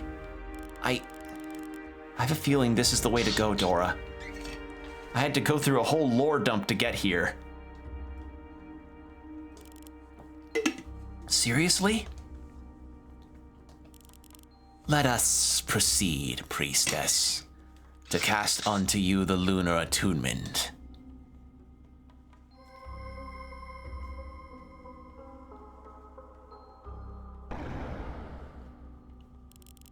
It is done. But I don't feel any different. You may now transcend the limits of humanity. In time, you will come to realize your newfound strength. Unlike the red-haired one. I'll show you I don't need any serpent magic to win. Our accord is complete. Thank you. With this help, I hope to succeed in my coming challenges. Lunar Attunement. The Great White Serpent has granted you the Lunar Attunement. This ability allows you to traverse regions tainted by moon mist. Furthermore, your combat abilities are enhanced. Press down attack to activate the attunement. Oh? Can we really trust this weird serpent? We have to. There are no alternatives I can think of. I believe it is the brother, Celine, who is the most dangerous between the two. Is it Celine? It's probably just Celine, not Celine. The threat we must deal with. But the one you actually fought was Luna, right? Or Lenith, whatever name she goes by. True, she was pretty aggressive towards me. I had no time to explain. I'll give her the benefit of the doubt, for now. I guess it's back to the search for the siblings then. Enjoy your new suspicious powers. I will. All right. Anything else? One pieces. All right. So next we go there.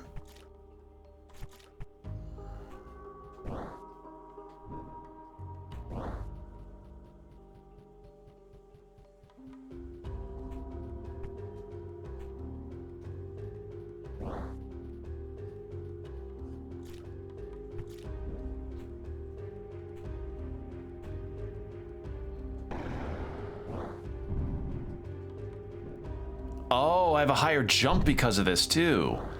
Oh. Oh my God! How long does that last? Okay, not long. Wow! Okay, that's good shit. That's good stuff.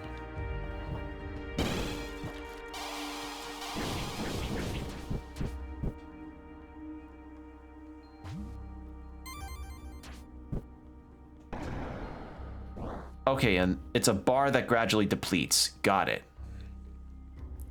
Wow, okay.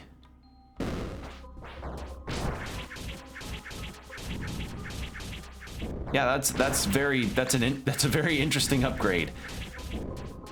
I imagine if the bar gets full though, it would be a very bad time.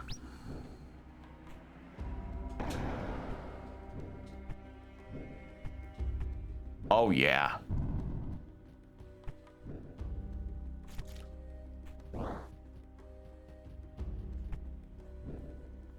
Look at that jump too. Oh my God. Yeah, that is a significant upgrade. Just go up to Dora and be like, "Oh my God, I can do so much now." Oh, she's gone.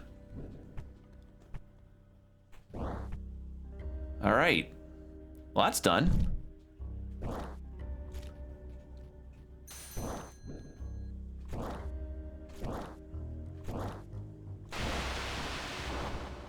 And now that I have this, I can actually go to different spots now. I can go through here, I can go through here, I can get this.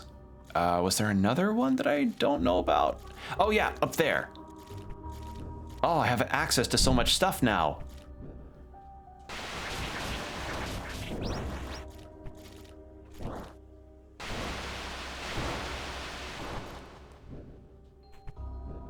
Okay.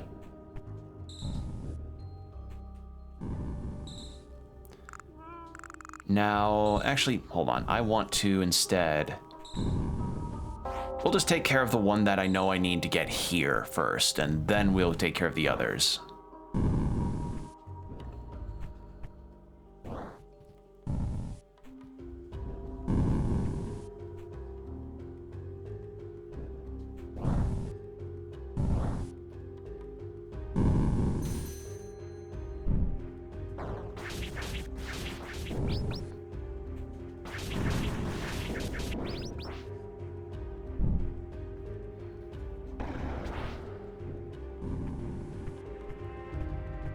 Yeah, this makes much more sense. I guess I sequence broke my way up here then, huh?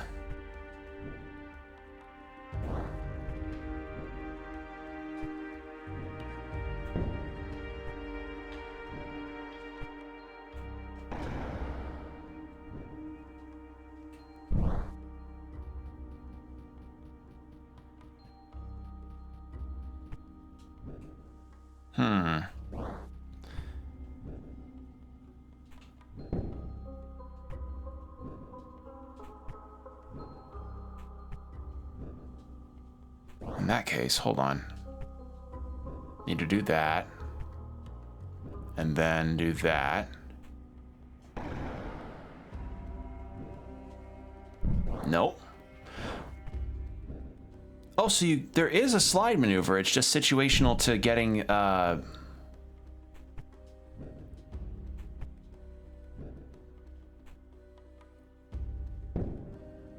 It's just a bit situational on landing from a high distance. That's what it is.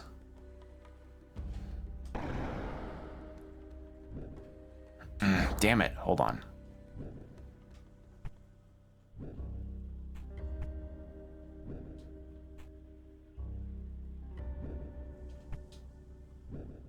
There we go. And there we go. Beautiful.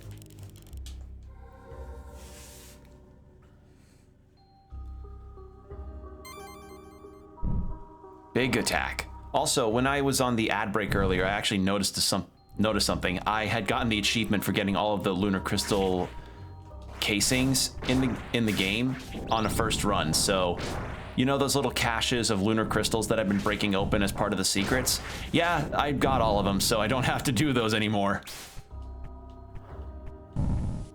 Or at the very least, I know I'm not going to encounter any more of those if I'm going to be secret hunting.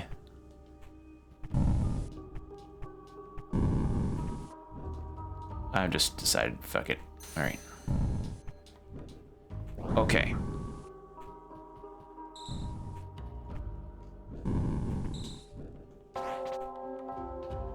Do that, and then transport me to the village first so that I can get that one done, and then we can get the one that's over there, and then we can go to the village that's near the demon frontier.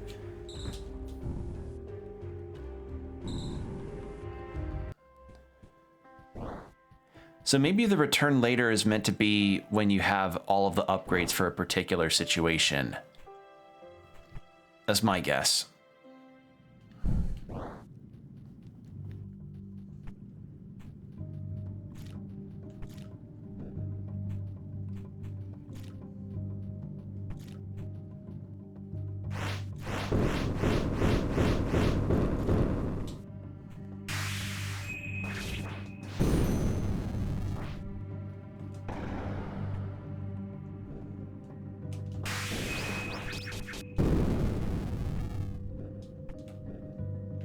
Oh, come on.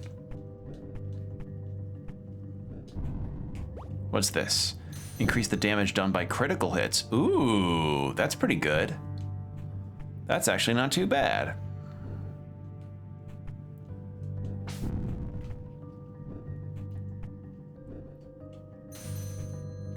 All right.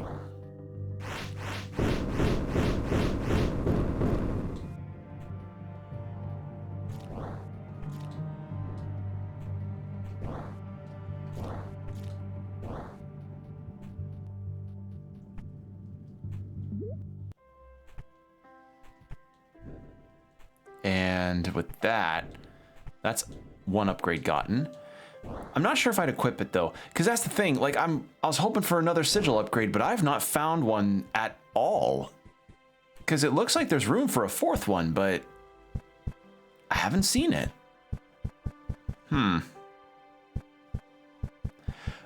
I'm curious about what this one would be like. And I think, hold on. Will it still say return later if I approach this now?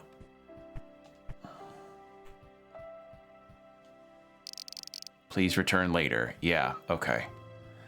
So I probably need like one more thing before I can actually reach down there.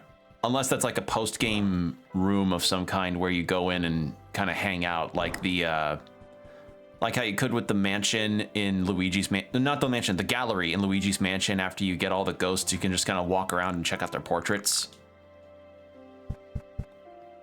All right, I want to go there. And, you know, part of me kind of wishes that was more of a thing, where you got to, where a nice little post-game room where you got to check out all the bosses and enemies that you'd fought throughout the game. I think the only other recent example that I learned about is with Lies of P, how that game has a full-on model viewer where you can go in and check out different monsters, bosses, NPCs, even down to the weapons. Oh, I need that game's DLC so badly. And I tell her about it. I'll be around as much as I can. Nothing. Okay. But yeah, the I like that prospect of having, you know, a special little area, or at the very least a special menu where you can check out your bosses and enemies that you fought throughout the game. It's a nice detail to have. What's this? Allows the healing bell to restore your health beyond its maximum. Oh, that's full on an Octopath 2 power up. Ooh. But for now, we're gonna go this way.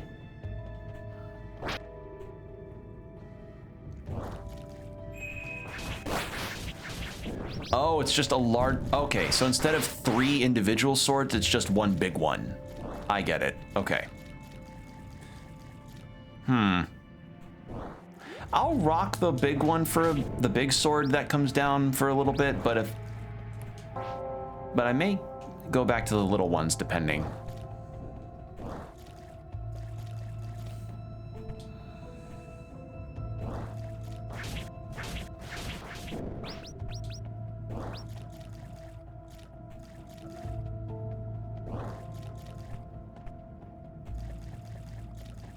Okay. I don't see, before I continue, I really don't see any other passageways or spots that I've not gone through besides that one. So, let's go.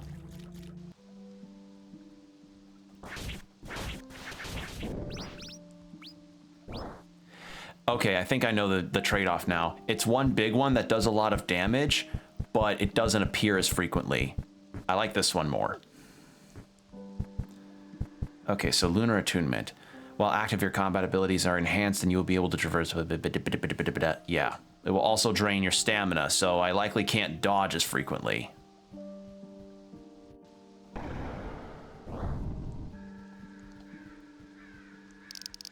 Should I make an offering? Yeah, let's do that. So who is this?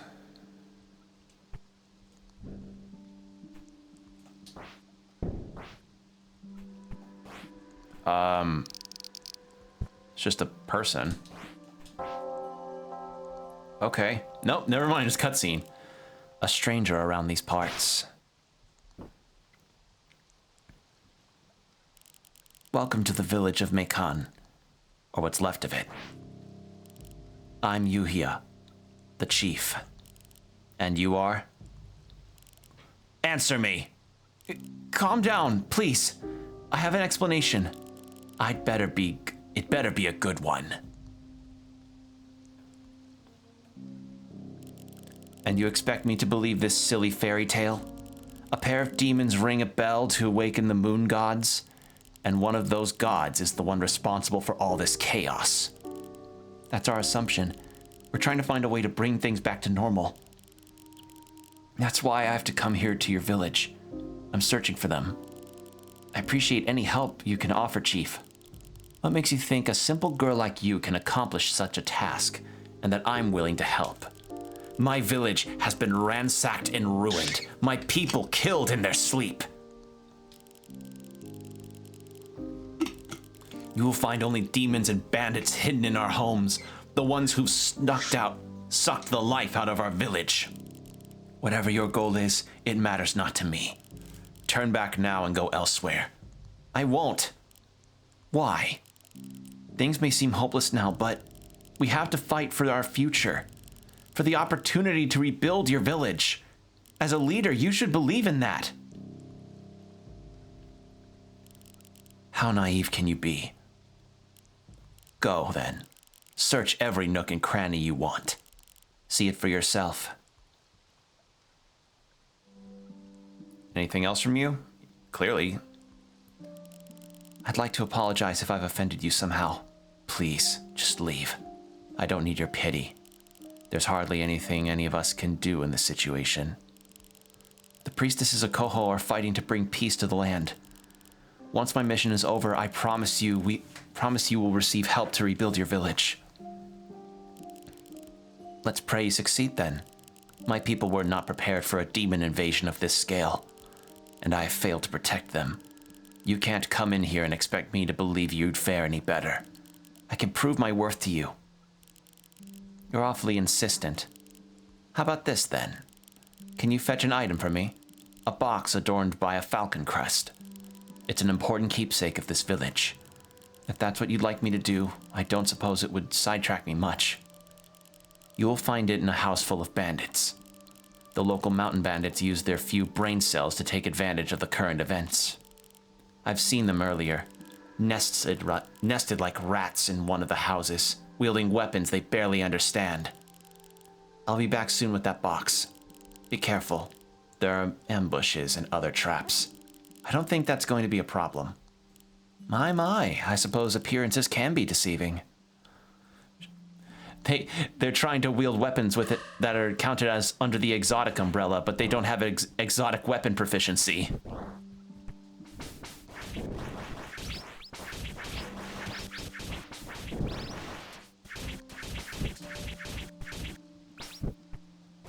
Wow, that guy is literally just aiming at the same spot in the fucking ground. Oh my god, they really are stupid.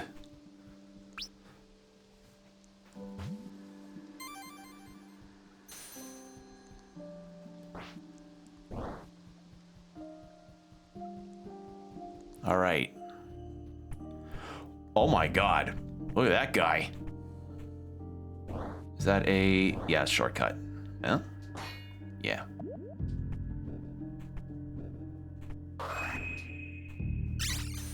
Oh my god!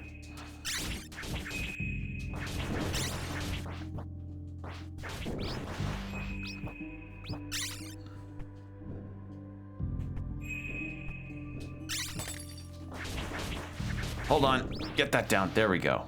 Holy shit, my health. Yeah, I may be getting a lot of health, but goddamn are the enemies pumping out numbers that hurt it.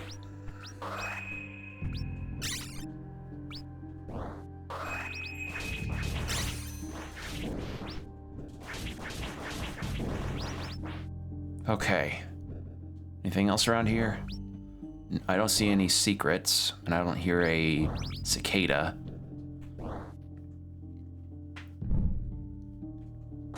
Okay, that's a shortcut. Ow!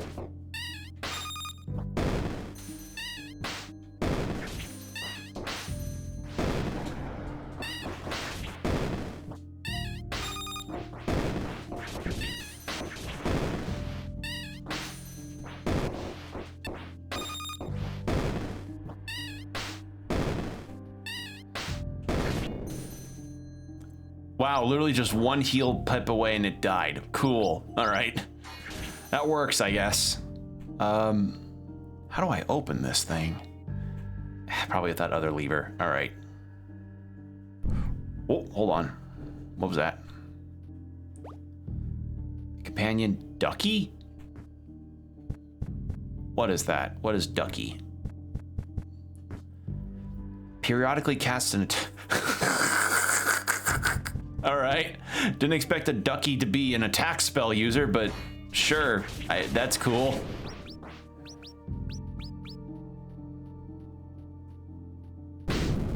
Oh god, another one. Ow.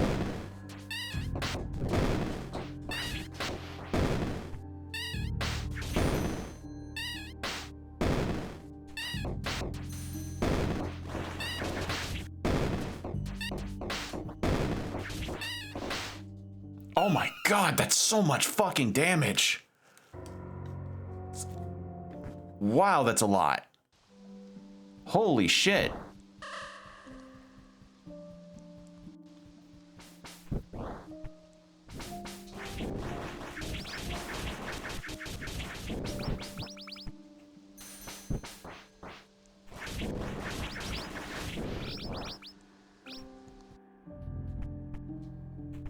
All right, well, thankfully it's not too bad of a trek to get back here. It's just, holy shit, that damage is crazy.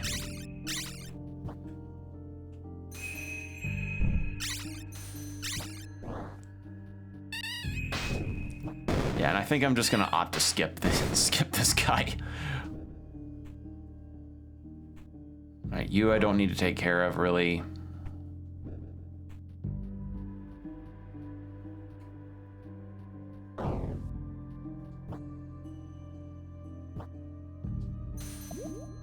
There we go.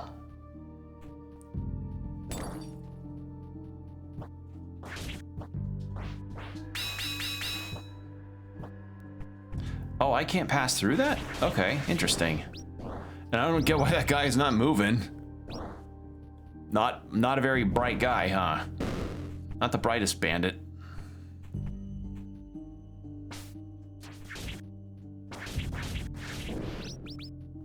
Wait, secret.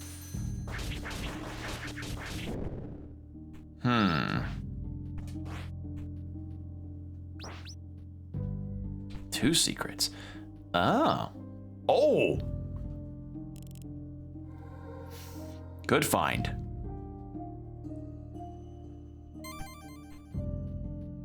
There we are. And then there's one here. Oh. Yeah, that'd be it.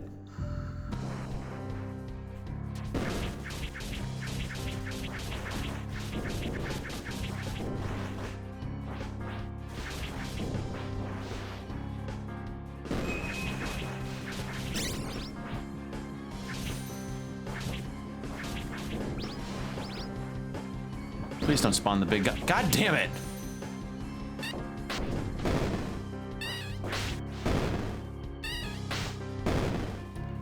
God damn, that's so much damage. Maybe the small one on its back is meant to be the enemy, or the enemy to attack.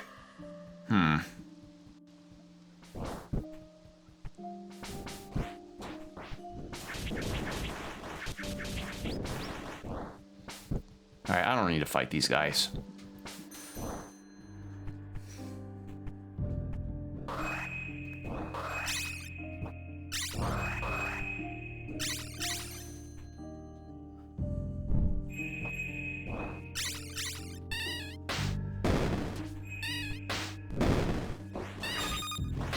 Yep, sure enough, the little one on the back is the weakness. Stop double jumping.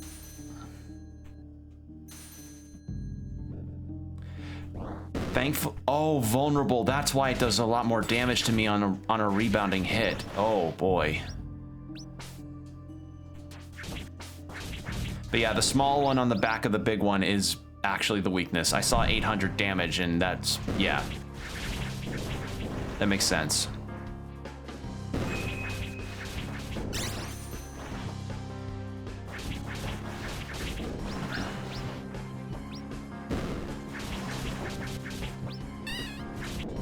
There we go. Oh my god, that's way faster. Holy shit.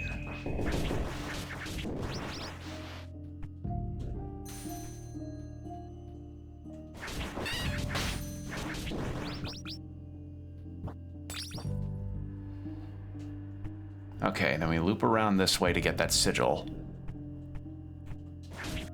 Or do we?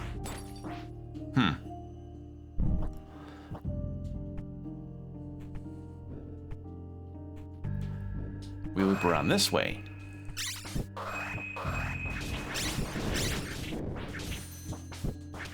There we go.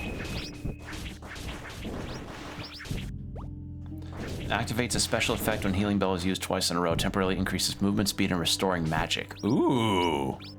That's pretty nice, actually.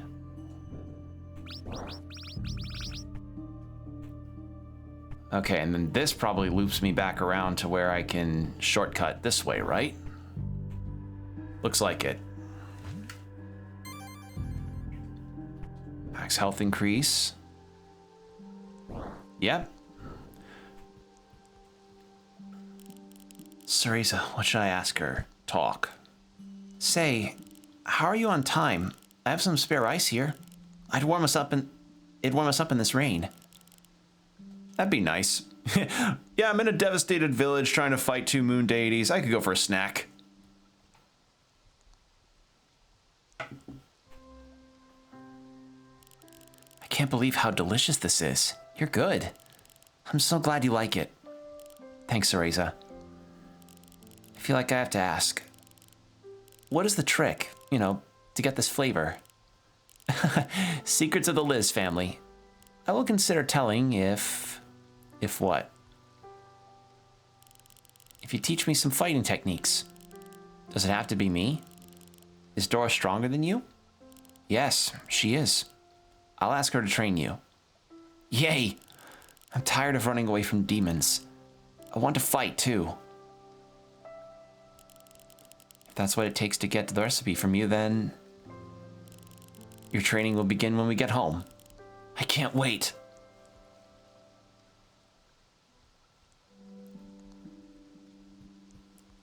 New sigils available. All right. What can I get from her? Just one, huh? Automatically regenerates health over time. Oh. Now, if only I could get the goddamn other. I know there has to be one more. Like, it feels like there should be. All right, that's done. And need to go back down and check those other spots in the underground area. Because I have a sneaking feeling a boss fight might be down that path.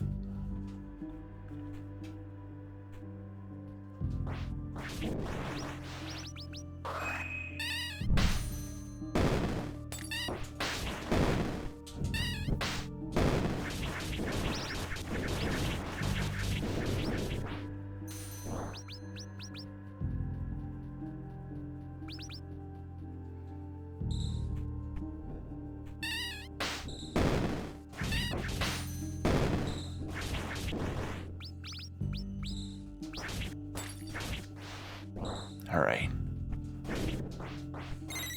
Another fairy. How many more of these are there? Okay. Really, genuinely curious how many more of these are there. What's this? Quintessence automatically regenerates magic over time. Ah, that's a good one.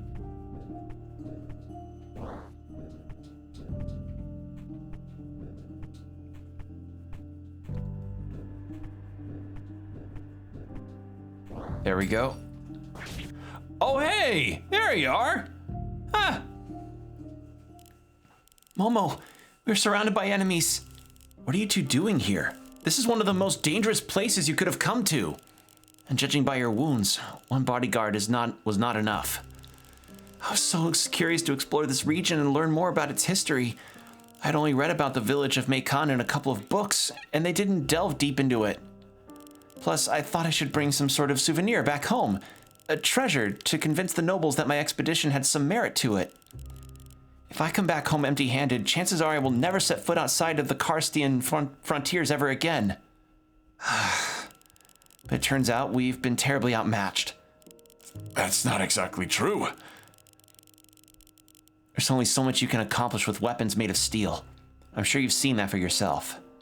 Here, let me heal you too. Feeling better? I'm good. I feel incredible. Thank you so much, Momo. I have my own mission to complete, but that doesn't mean I'm leaving you two to die.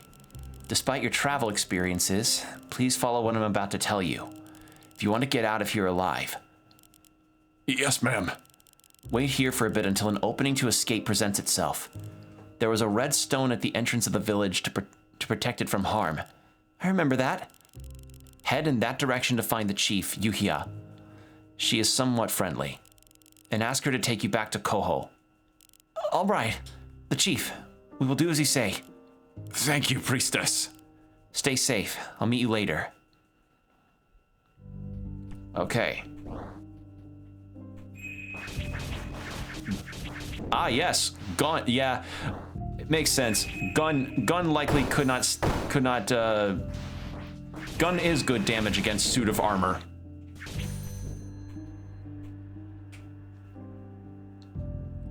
Pray again.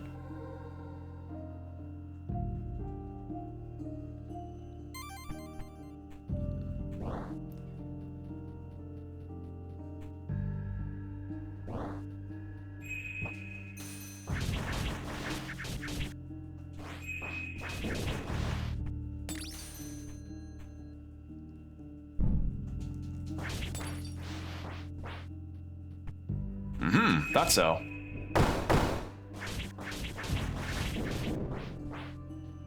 And this is likely, yep, the wooden box. Okay.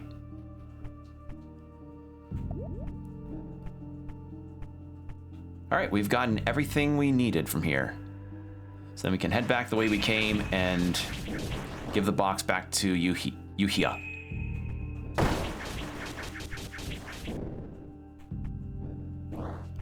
There we go. So far, so good. Yeah, we've really gone pretty far as progress is concerned. Like, multiple new areas, multiple boss fights. We found a whole lore dump spot.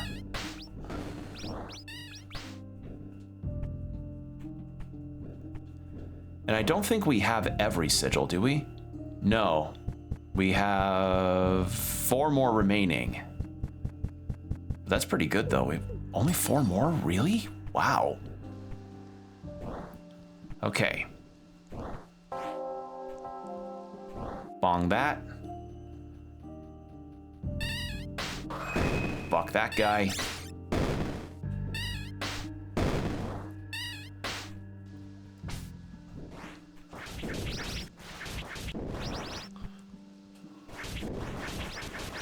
Wow, why do the archer guys have so many lunar shards to drop? Holy shit. Okay.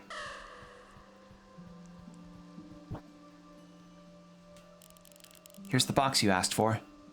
Ah, impressive. Just like in the tales, a priestess from Koho was as mighty as a warrior.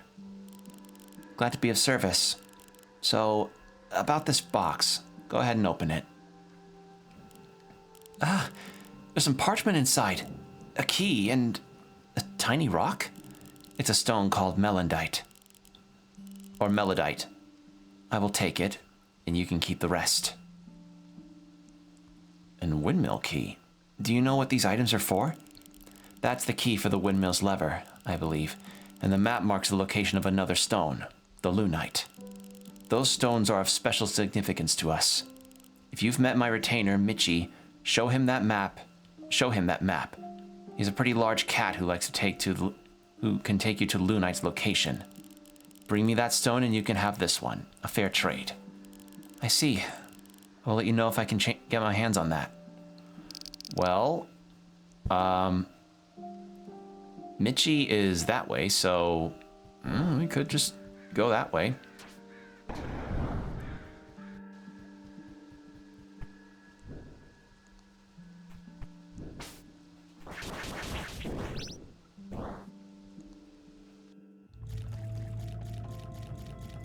We'll just go this way and talk to Michi, and then after that, we can keep going.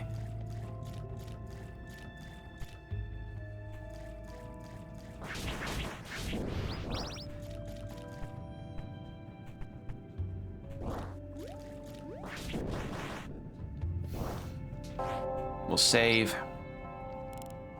Michi, can you take a look at this map? It was given to me by Lady Yuhia. You've met my master? Let's see. I can take you there. Shall we depart? Sure.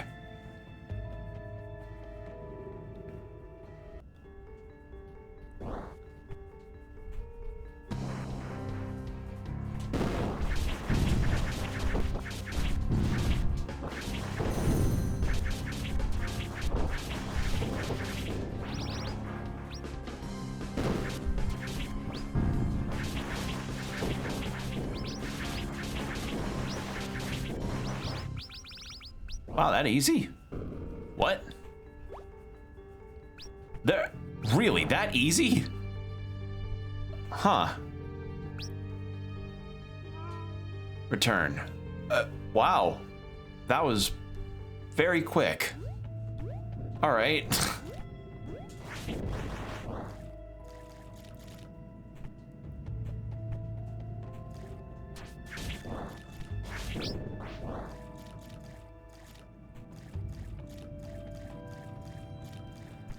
Okay, so we got the Lunite, so what the fuck does the other stone do in that case?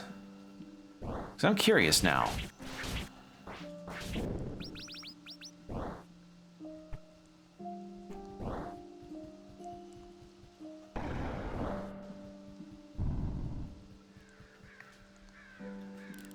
Have you brought me the stone? Ah, yes, that's the real Lunite. As I've told you before, the Lunite is a special treasure. It has no magical properties, but it has far greater meaning to my people. You are a woman of your word. What do they call you? Momo. Here, Momo, as I promised you. Melodite. The melodite is a stone of resonance, which can amplify the effect of bells. It will aid you in battle. Thanks, Chief Yuhia. No, thank you for bringing this back in my hands. Okay, so what specifically does that mean?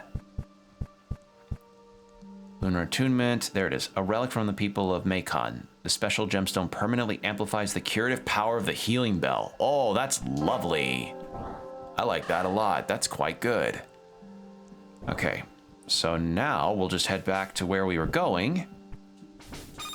Oh my god, that's a lot of damage. Holy shit! That is a near full heal. Yeah, that's a fucking boost. Wow. Good thing I did that.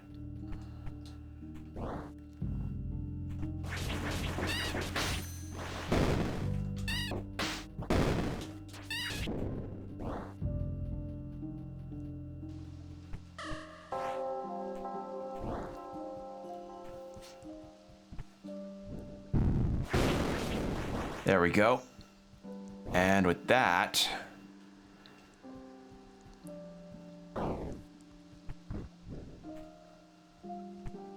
actually, wait, I have the key.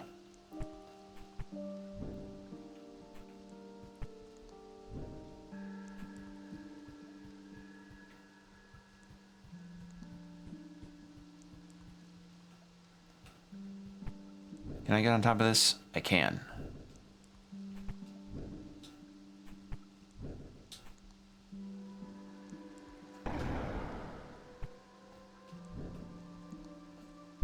Yeah, that was an oopsie on my part. I didn't think. I thought there'd be more platforms on this, but I guess not.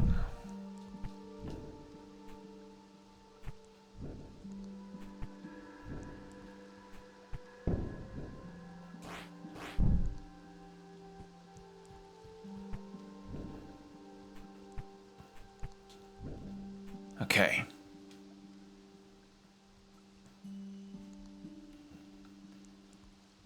So I'm guessing that's what I needed the key for, so I'd have to go back down there anyway.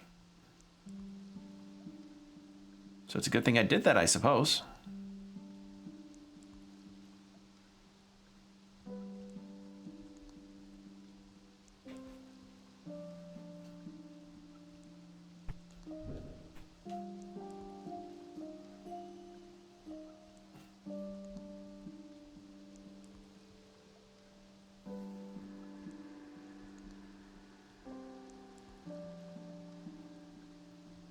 All right.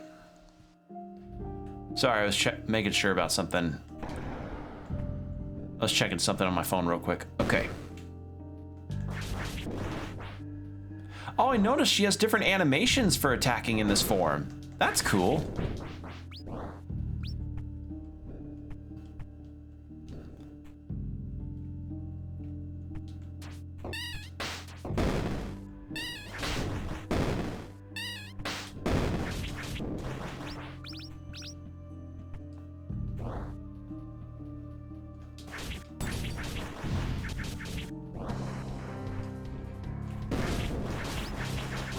There we go.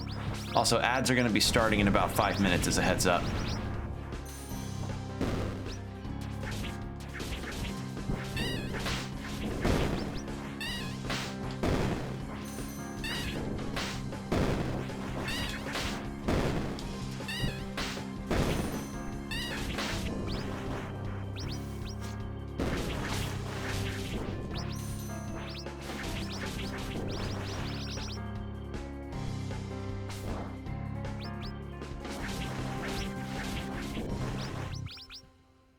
There we go. God, we are swimming in money after all this. Wait, hold on. There's a thing.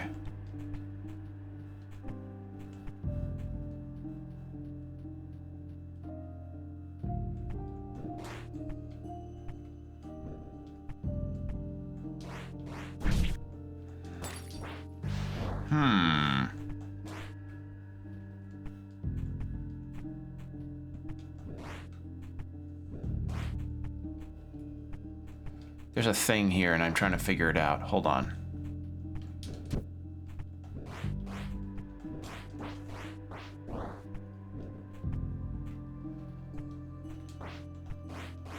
Aha! Here you are. Little dip in the ceiling. All right. Oh, it's all on fire.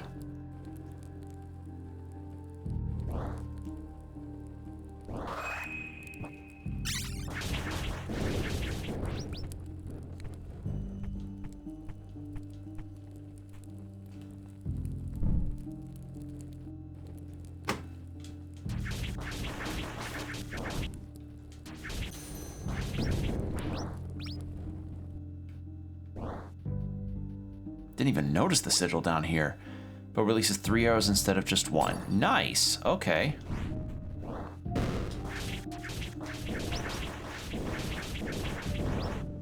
All right. Shortcut unlocked there. And then there's got to be something up this way to get.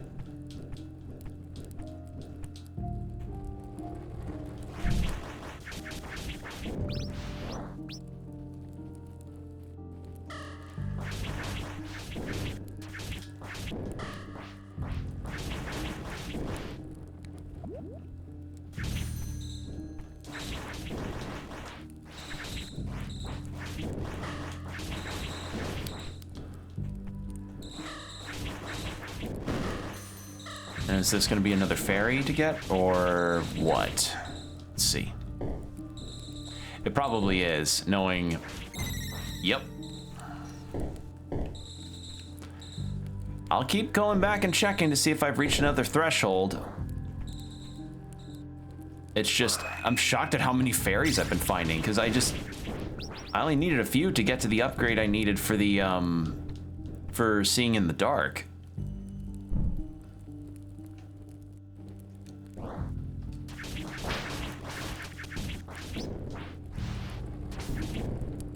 Holy shit, that damage number.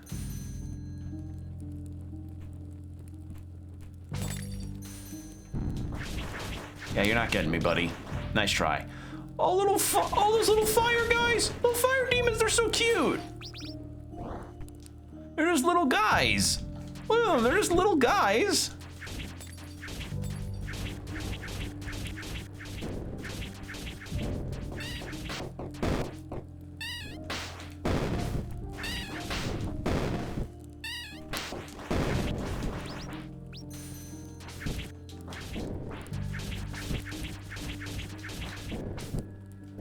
All right.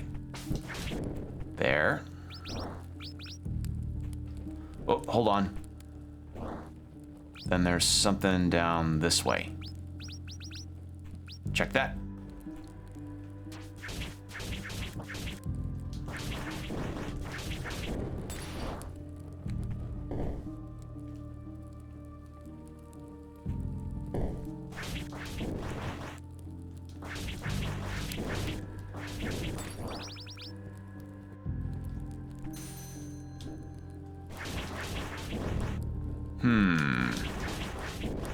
I'm worried about stumbling into the boss by accident, but I don't think that's going to be too...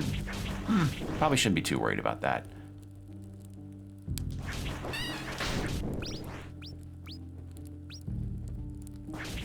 What is this? Tattered grimoire obtained. You can now attune more Oh, thank God! Oh! I knew it! I knew I'd be getting a fourth one. Okay, what do I want to equip? Oh! Damage dealt to enemies by a small amount. Do I want... No, not that one. Increased potency of healing bell according to how many times you've fallen in battle. I've not died that much in this game so far. Value of lunar crystals picked up as don't really need that. Increased damage dealt to enemies when your health is low. Ad break started. I almost forgot. Sorry. Water, hydrate, stretch, BRB.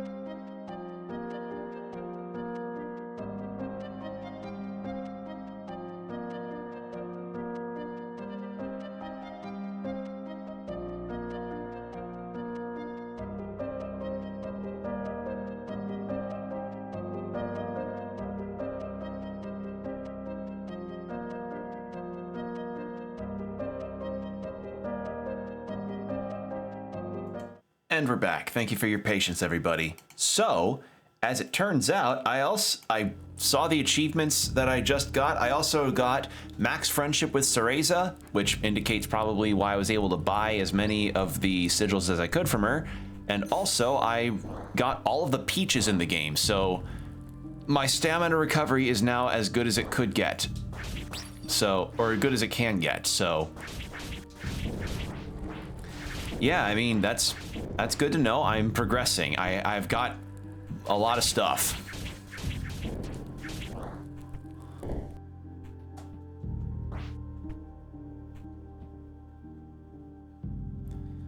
Now, what in the...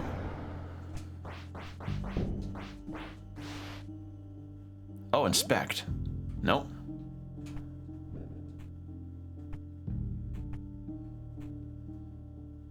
Now, how in the world am I supposed to...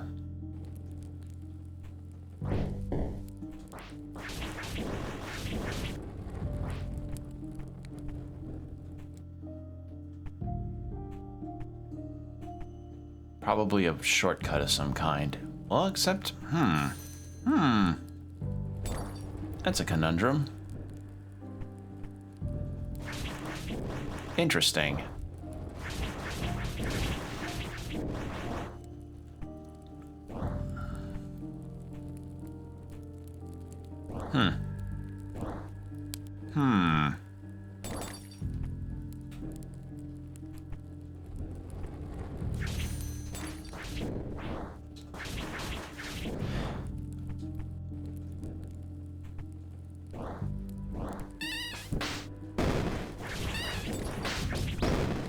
I don't feel like getting that vulnerable status hit on me again. That's not good.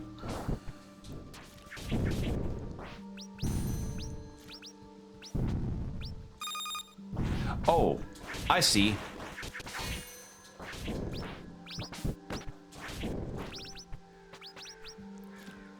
What the fuck is supposed...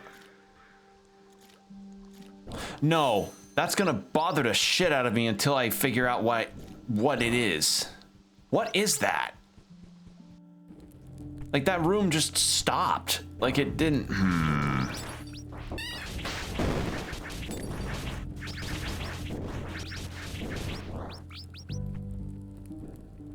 That's gonna bug the shit out of me. Hold on.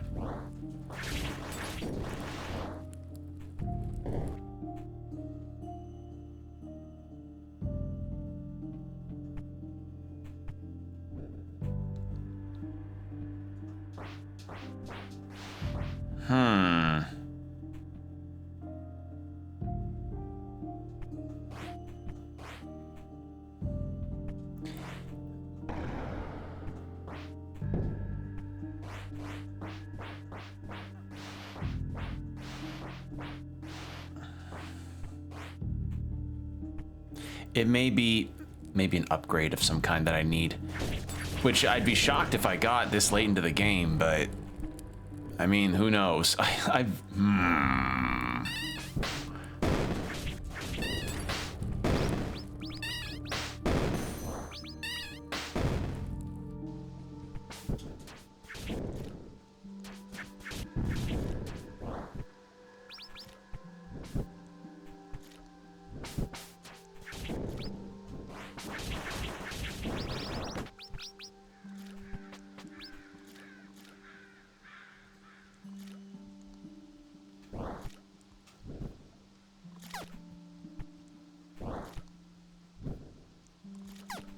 Okay, I see what I'm supposed to do.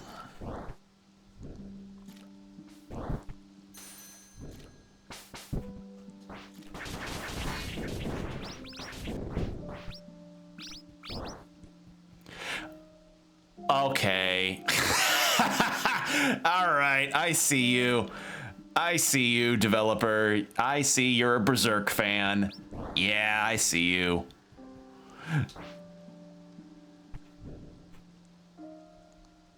How am I supposed to start fishing here? Probably not yet. Yeah, look at that. That is just Guts' Dragon Slayer. Come on. That's a... Yeah, I see. That's you little cheeky. You cheeky one. All right, what am I fighting? Oh, Dora. Oh, Luna's here.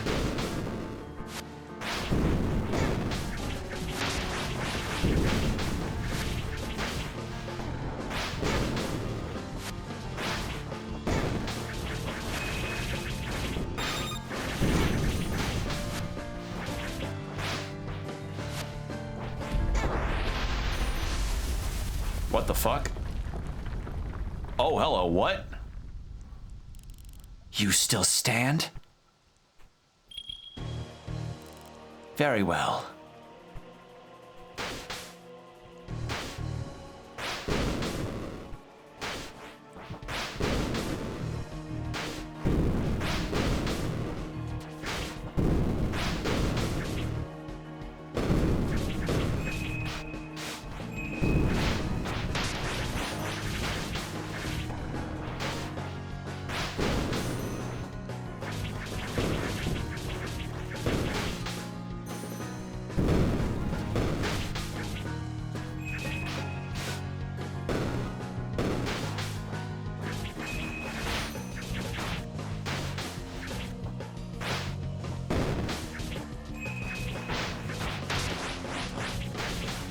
God, I love the animations.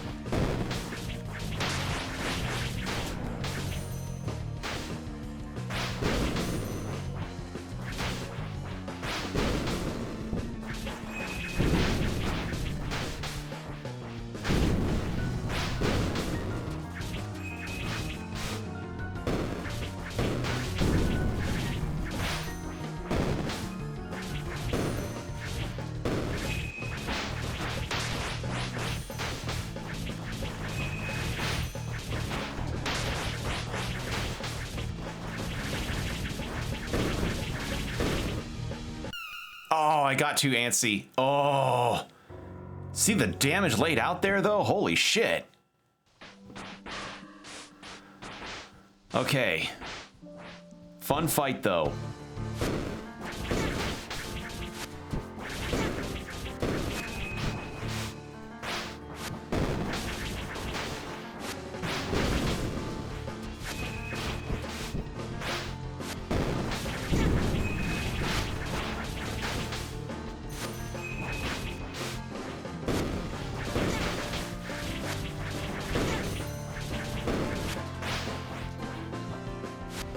And she does a ground eruption, and that hurts me. That hurt bad. You still stand. And I think that's supposed to be the line read. Very well.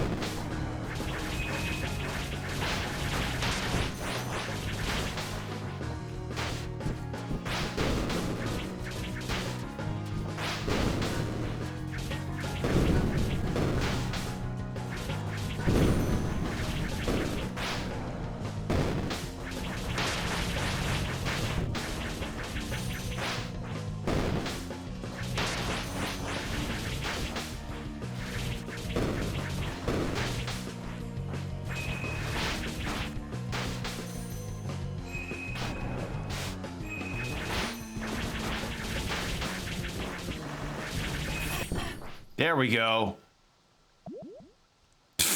Magic point restored.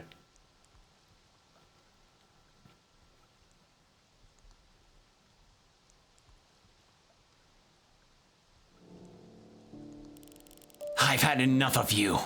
Please, hear me out for a moment. What do you want? We just want peace. Our village is in danger. Please. What a fool. Don't you realize you're Luna, the moon goddess, right? Please accept our most sincere apologies. Momo. Yes. I am Lineth, goddess of the moon, and mother of this planet. You may call me Luna, as you are used to. So you are the moon after all. Great Mother Moon Luna, please forgive us for laying arms against you. Your well-being is a great concern to our people. For centuries we have worshipped your light, prayed for your blessing. To stand before you now is an immeasurable honor.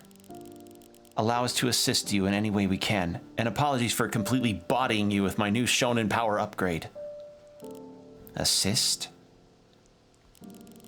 It's true you have proved your worth, and you are attuned to the moon. I will concede to your wishes. Thank you very much. We, people of Koho, will serve you and aid you in your goals. So, what's your objective, great goddess? My foolish brother Selin wishes to destroy this world and rebirth it anew, according to his desires. He is a deity brimming with dark thoughts. We cannot let that happen. Even if he is a god, that's sort of selfishness. God or not, no one should act as he does, by bringing death to everything, and then rebirthing it all according to his wishes. Selin has lost his mind. There's no point in trying to reason with him. I'm sure you've noticed some oddities. This night sky, for one. What do you mean? Excuse me, drinking some water. Those moons up there are simple illusions. Ridiculous, isn't it? A typical trick from my brother. He is powerful enough to execute his designs if no one stops him. I feel drained. But, in time, or perhaps with your help, the people of Koho have lived in ignorance of your brother's existence. In our traditions, both moons are associated with you. As promised, you shall receive our aid in your endeavors. The ground we stand on is an altar for worshipping Moonlight, and it turns out this little shrine is directly connected to Selin. From here, I can ascend you to his lair. I would join soon after, once I recover my energy. As you wish, great goddess. Please give us a moment to prepare. Dora, we did it. You mean we were lucky to survive? Come on, don't be like that in a moment like this.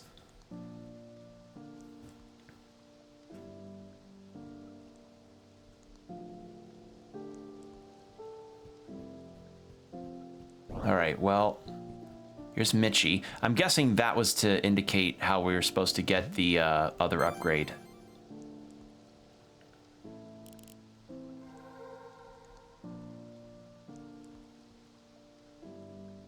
There we go. Alright, that is nearly everything except that one bit down there. My home, reduced to this. Well, so anyway, you want me to go take you some... Anyway, your Uber's here. All this talk about her brother, Selin, makes me think of that one time at Hono Shrine. That was many years ago, when I tried to bring my mother back from the dead and ended up a mindless demon. You saved me then. Going by our recent findings, it was Selin's power, or some extension of it, which corrupted my body. And by wielding a sacred leaf, the natural power of the moon goddess, I was able to undo it. Somewhat makes sense, right? With all their powers relating to birth and rebirth. I was given a new life, and I also learned to live with the grief that consumed me then. You know very well I'm not the biggest follower of the village's traditions. I've gone against them, because they take people away. In some years, you could be chosen to wear the black dress. We would lose you if it were to happen. Our traditions are a tribute to Kaho, sacrifices to purify the darkness in our world. I choose to believe in them. They've shaped me into the person I am. If that duty falls on me, then I accept it. If I have to become a sacrifice and wear the black dress, I know that, but I won't accept it. You have the right to feel like that, Dora. And our village respects those feelings. We make an exception for you. You know it's complicated. In the end, we try to find some way to settle our differences. You and I, we have a special bond. We can make it last, right? I'm not great at these types of conversations. We should get going. Sorry about this. We can only hope a better future awaits us. Maybe one day the traditions will change. But you were right. Let's get going.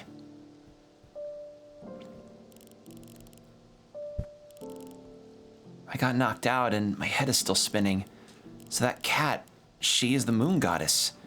My eyes can hardly believe it. I'm sorry, Momo. If only I could do better. I have to try harder.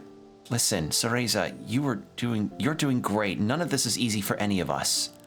The goddess is on our side, so please take it easy. Me and Dora will take care of everything. Okay? Alright, well, what I want to do is go back to Koho Village and see about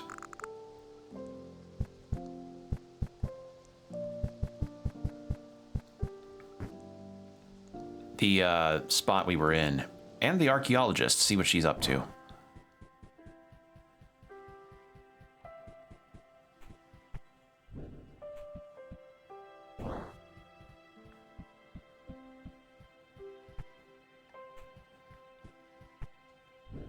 Now can I do this?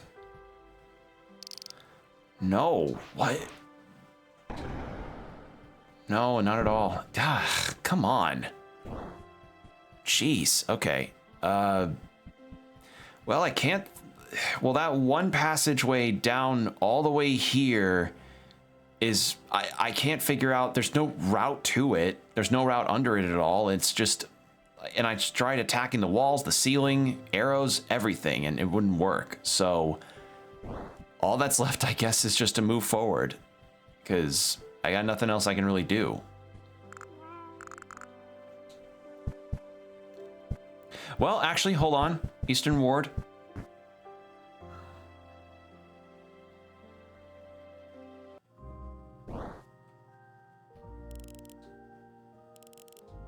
Still nothing. I got 28 of these guys. All right. Let's make an offering. And then we can go to the final area. Because this feels about as finale as it can get.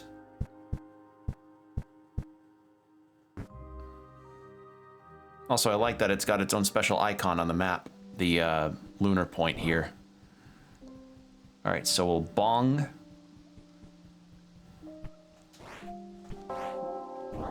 And we'll go.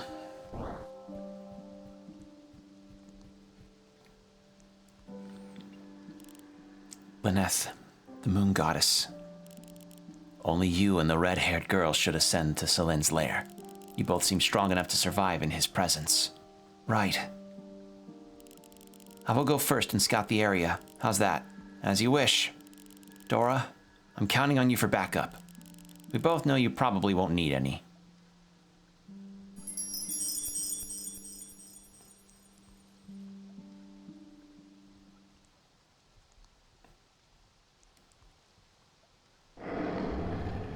Oh.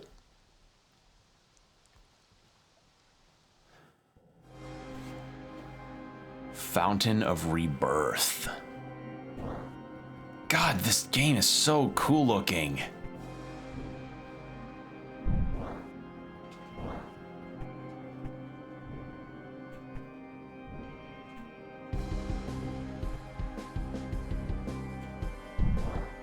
Ooh, this music too.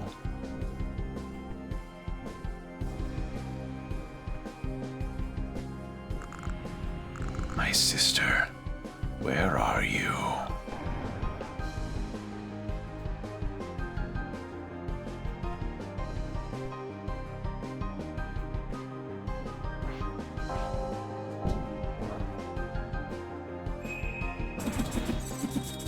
What the fuck is that thing? Oh, these enemy designs are so cool. What? Oh, I love them.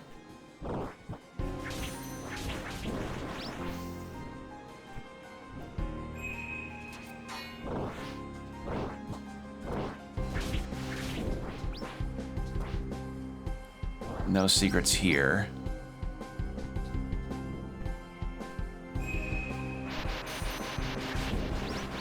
Okay, these things go down in one hit.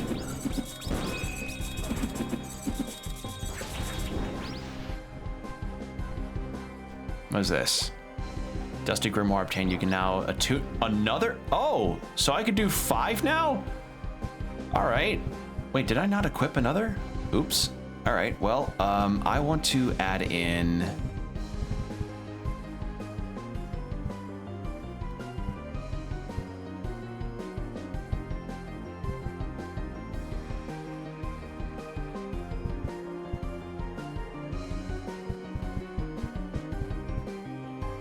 Small amount damage increase and damage done by critical hits. Let's go with that. So now we have the maximum amount of attunement we can get through.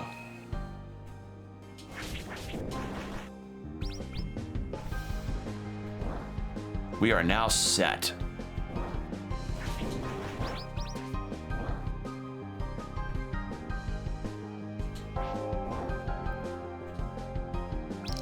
Should I make an offering? Nah, I don't need to right now.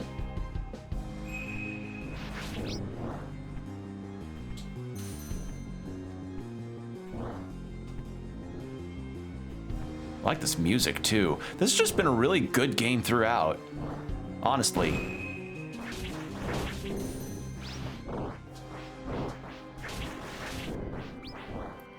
Oh, this is asking for specific sigils. In that case, do I have the ones needed? It's likely asking for the luck.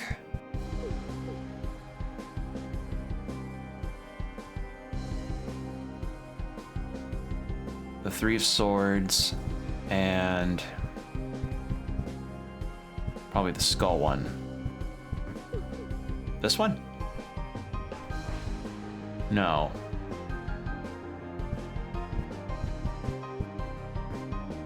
Maybe I don't have it yet.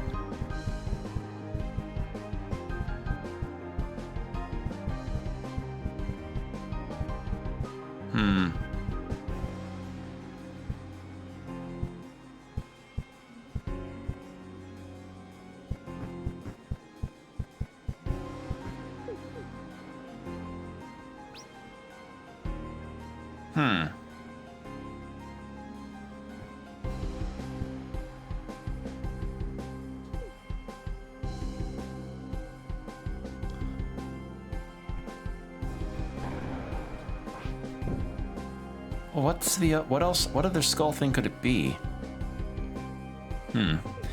We'll see. Because I haven't really seen any other sigils that I haven't gotten yet. I know I'm missing 3 more, but I guess we'll see.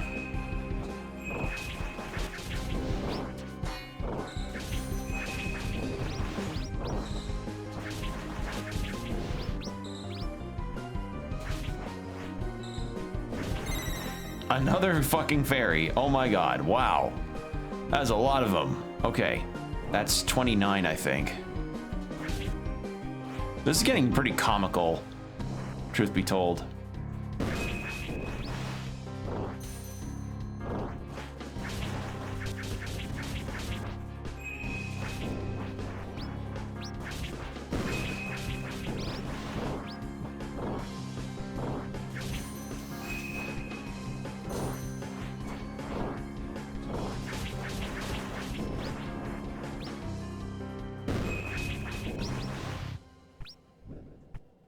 Alright.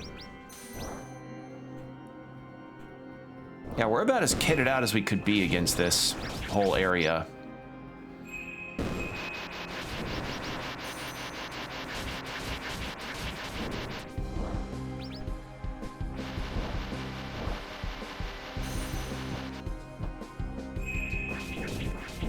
There we go.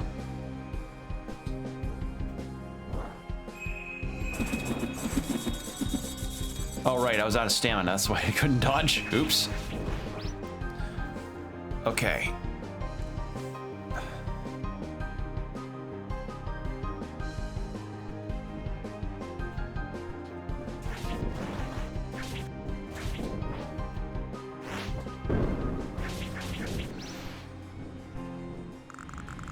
Where have you gone to, Lyneth?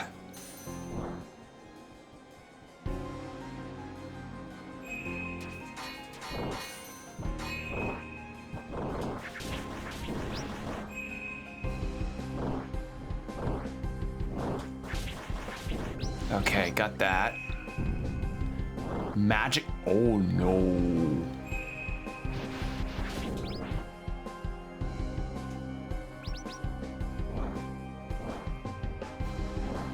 Oh, I see what I'm missing.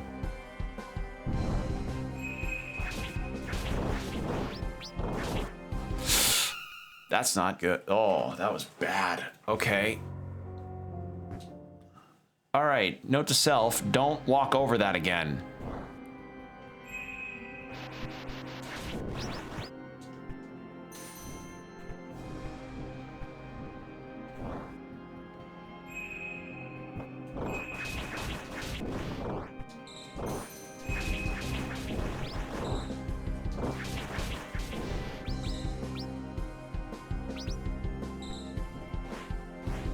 Yeah, I don't need to destroy that secret cicada.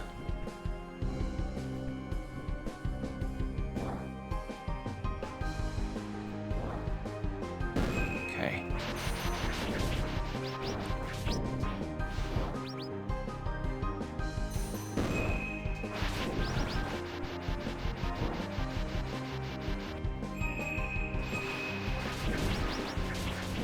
There we go.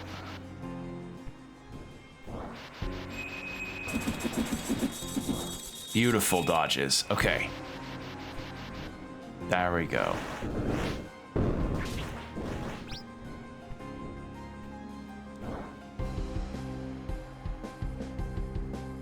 So I'm guessing what's up here may not be a progress point, right? No, it's a thing of that is quite vital that I should probably have.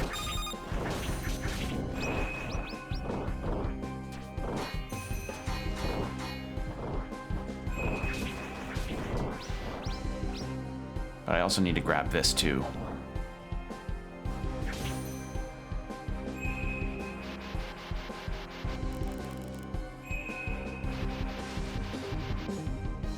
There we go. Attack boost.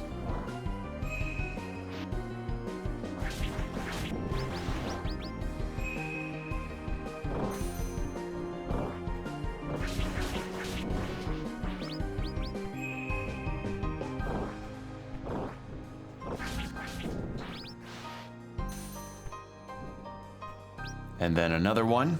And with that, we're all set. I hope. We're in the 50s now with this, so I'm hoping that this is good. Please don't pass. Okay, just walking over it causes that. Wonderful. So now I can just not worry about losing my magic again. That was very scary.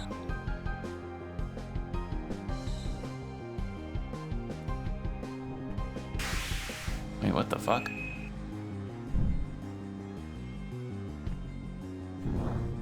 Ah, shit. Ascended Slash amplifies the effect of the Sacred Leaf's awakening attack. Ooh.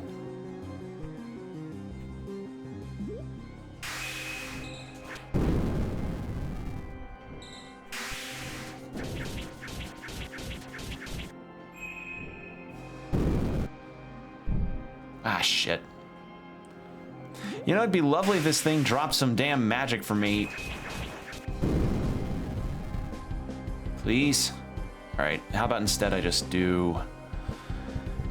You know, since I got a magic restorative thing, I'll take off that, and I will...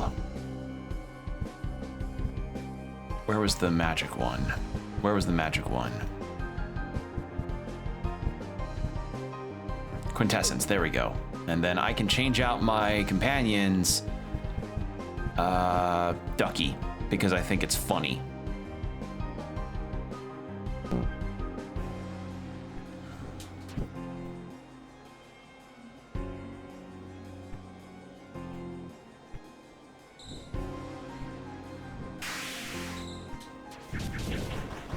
Oh my god.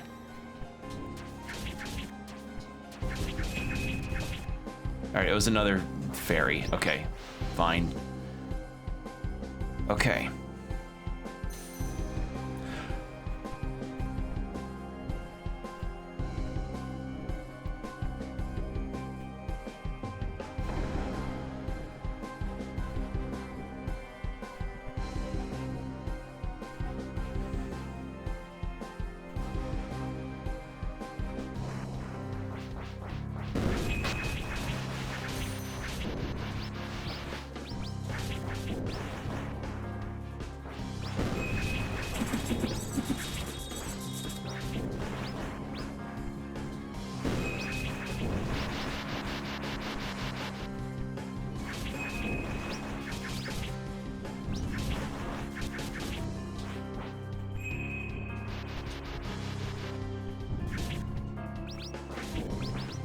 I like that the duck is actually casting some pretty strong spells. That's so funny to me. We are not finished yet. Oh, I'm cursed. Lovely. Okay.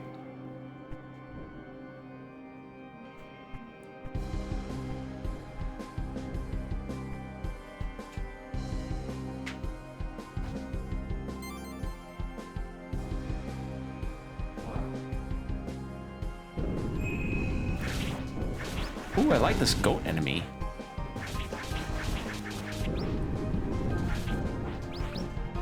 Vulnerable. Oh, God.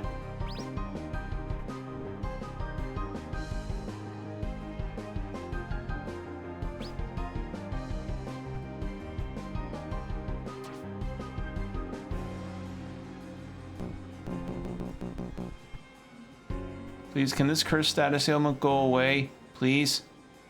Oh, thank God.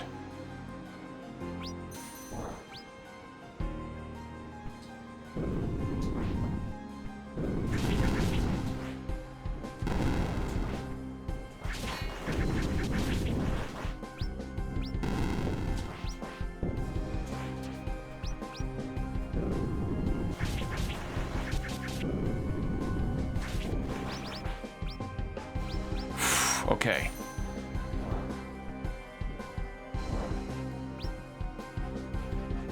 All right, what is down here?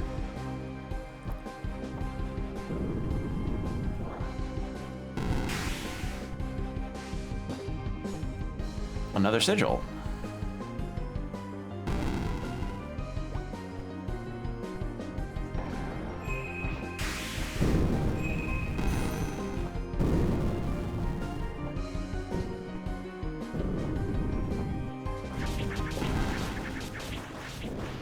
Okay. And that's should almost be all the sigils, right?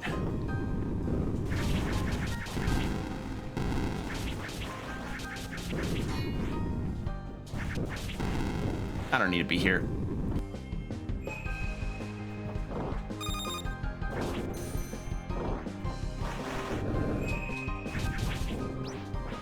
There we go. Oh, oh, thank God. Oh. I was wondering when the next save point would be. That looks pretty significant. I'm coming back to that later.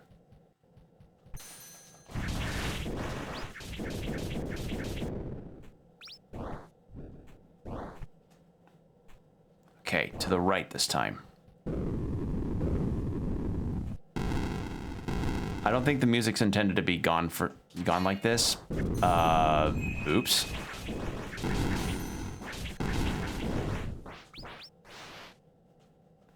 I'm dead.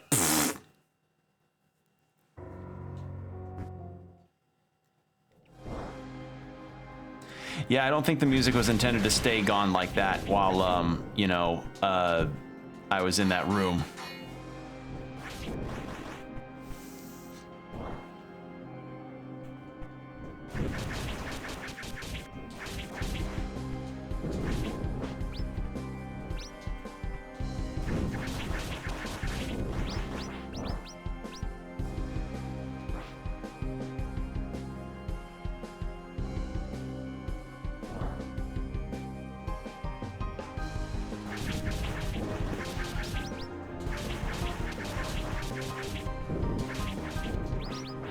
No vulnerable here.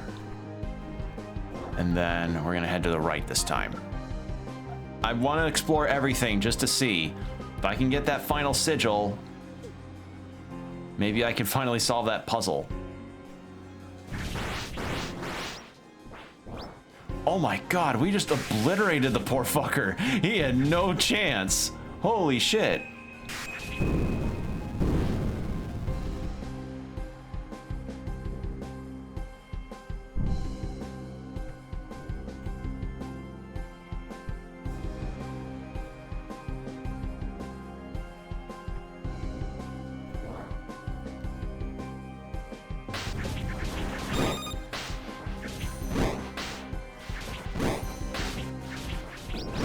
There we go.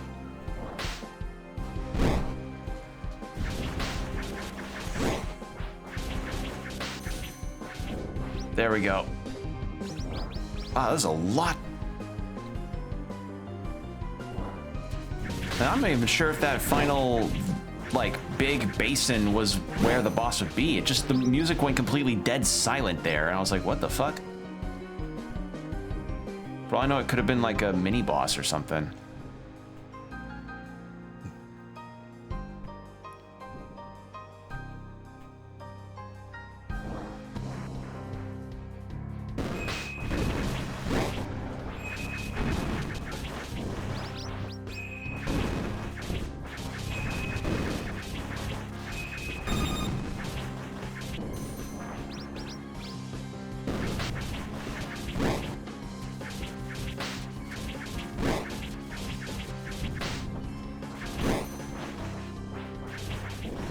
There we go.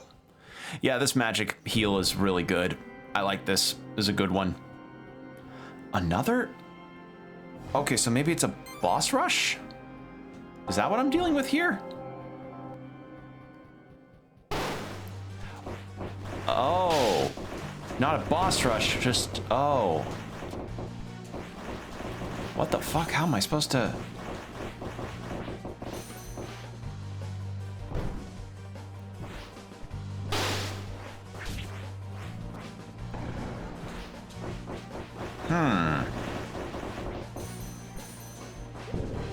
Not even...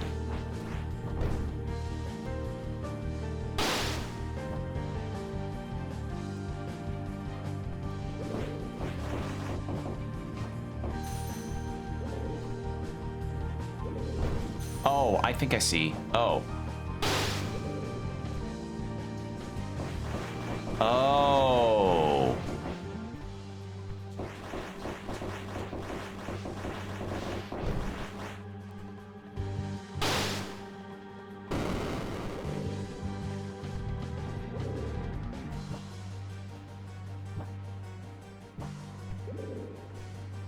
I see.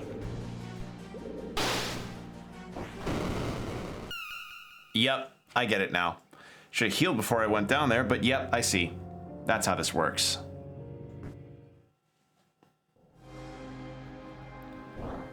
I don't think any of the boss fights are gonna work the same way as this, but now that I know, this will go by a lot faster than I thought.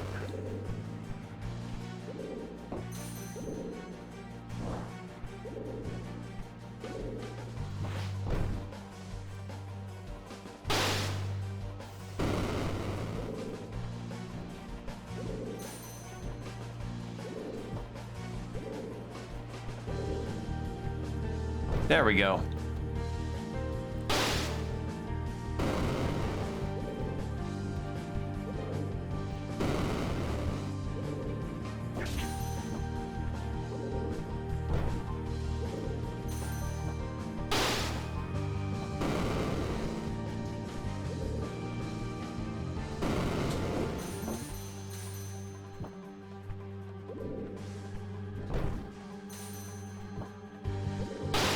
I'm just trying to get to the damn... No light.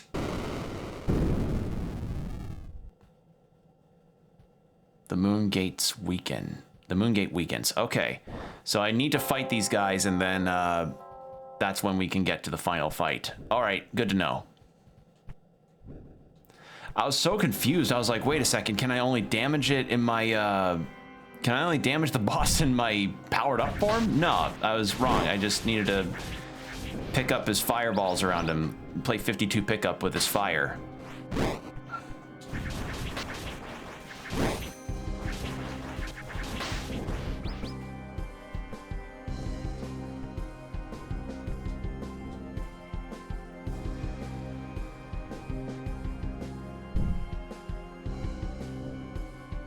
I don't need to do this platforming bit. I love having the full wall jump. That's so nice. Ow.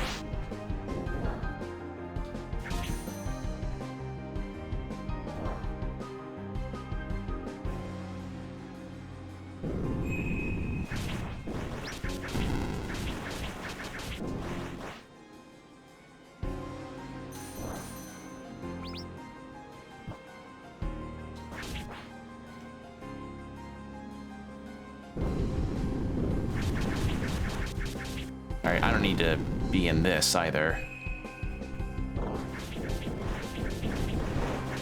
Oh, that gave me just enough airtime to actually dodge that. Awesome. Bong. Okay. Celine's Envy, and this one can be fought regularly.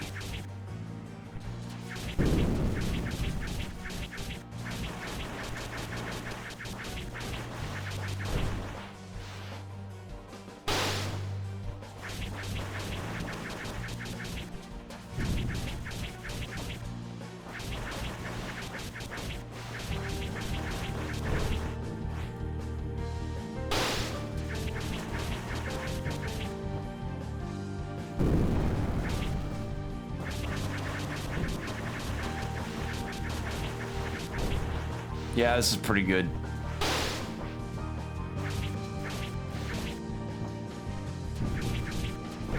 And this is pretty easy. Actually, way easier than the other one.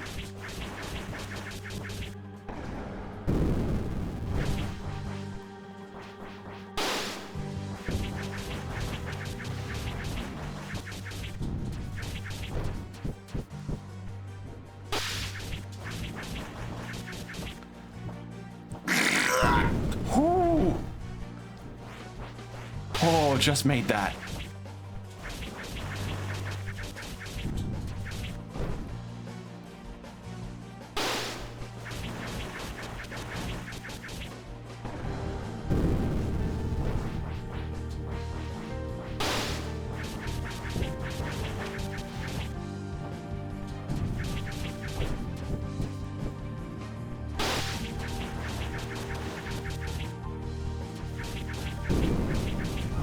Almost. Despite the fear of whatever that attack could bring, her light. Yeah, it's piss easy fight. That was really easy. All right. Kind of wish I could go back to that previous room so that I can at least see if the sigils I've got can match those, but I think it's too late for that now.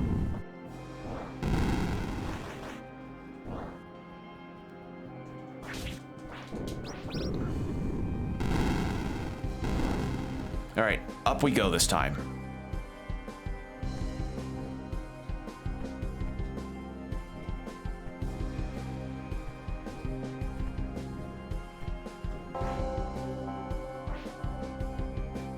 Take shortcut?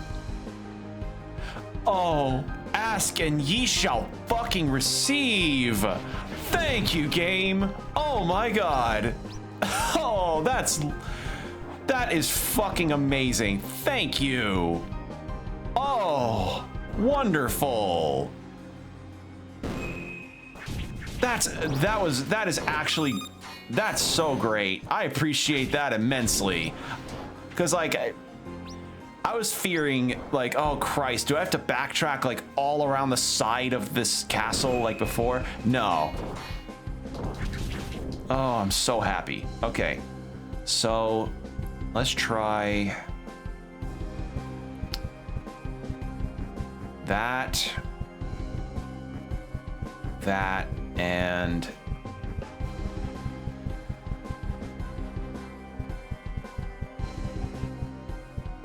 that, and maybe that.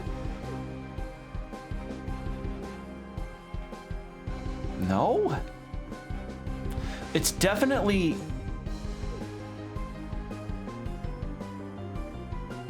It's definitely representing the sigils. So what sigils am I... Oh, wait, hold on. No.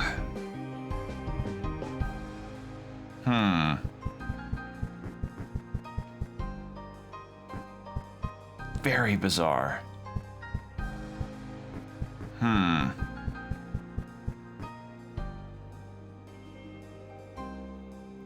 Oh, wait, hold on.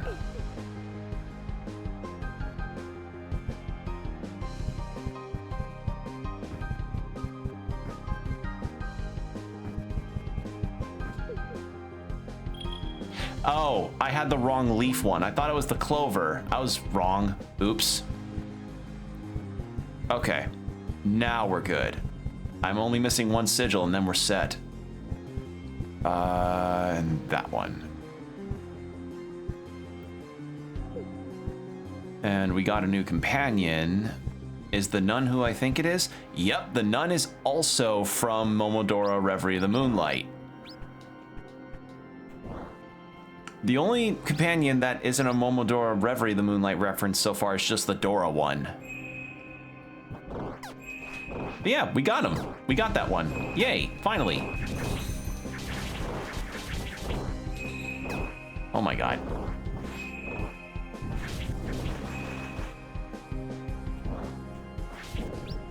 There we go.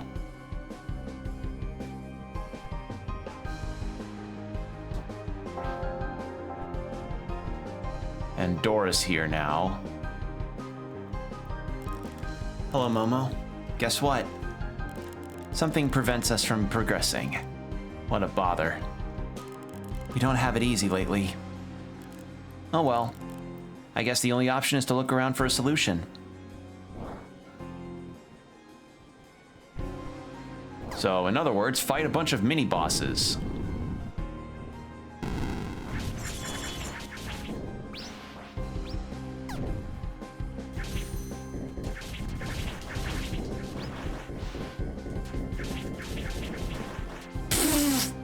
Oh, the spikes can hurt him! Oh, that's actually really good to know.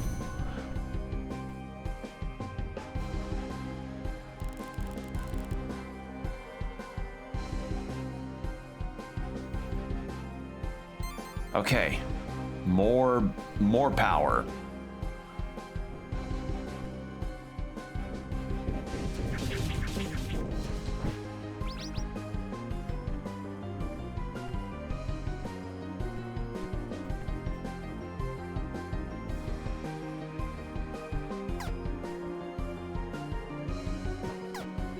Holy shit. The fucking ducky is just doing so much. Oh my god. I'm glad I equipped the ducky, because not only is it funny, it's actually strong. That's great. Okay. Celin's fear.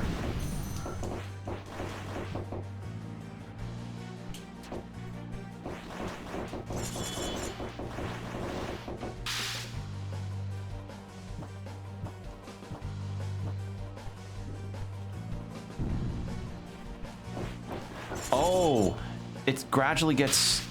Oh, its health depletes as I'm around because because it's afraid of me. Oh, well, it'd make more sense if it was scared of my duck, but okay. Ow.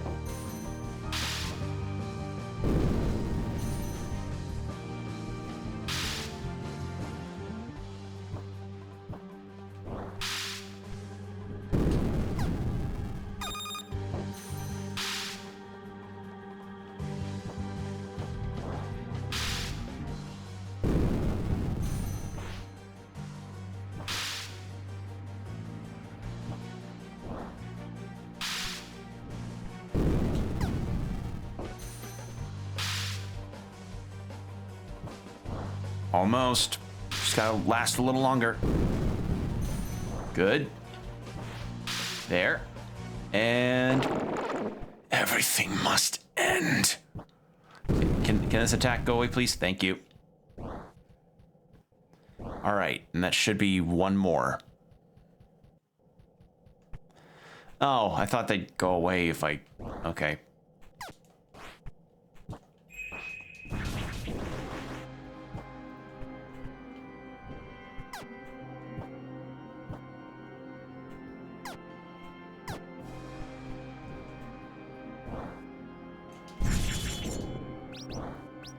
I feel so bad for these big butcher guys because they do have a scary status ailment to apply, but I kill them so quickly.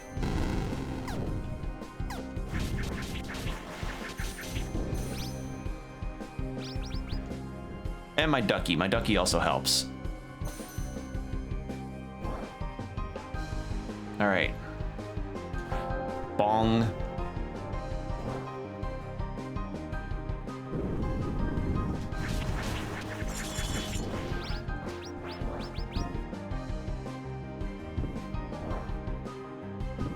Oh, I see. It's one of these. Okay.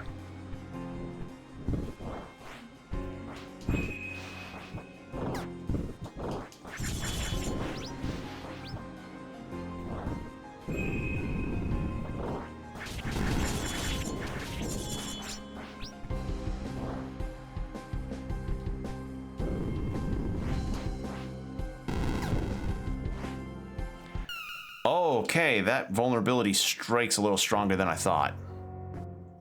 In that case...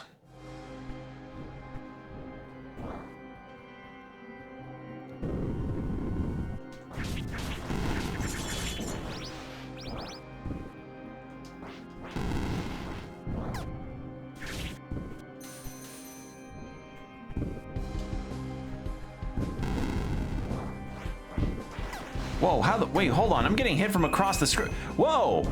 Does it Oh... Something must have glitched in it now, and now they recognize me despite me being that far away from them. Oh, that's not nice. Oh, that was not good.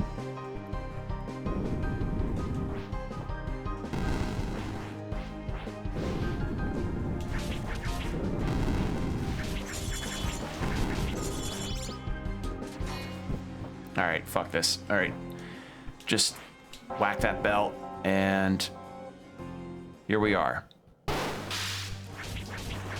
Mendacity. What the fuck is mendacity? I'll have to look up later.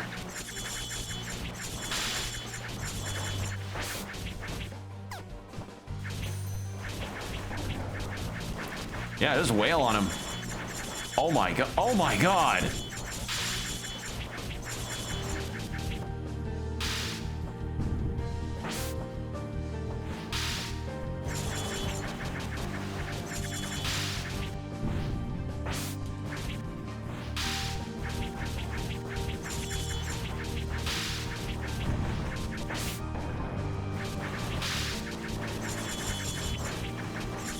Holy shit! Oh my god! No room to breathe! I feel so bad! That was a cakewalk!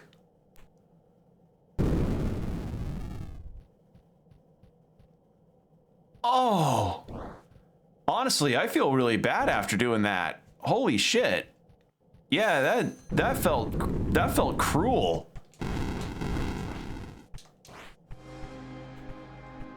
Oh my god, please, please, thank you.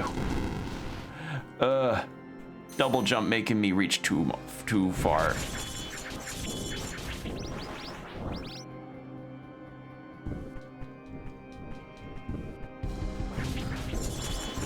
Okay, now I can see what's up here. Maybe it's the final sigil that I need, and then I can get that achievement. Now what in the hell?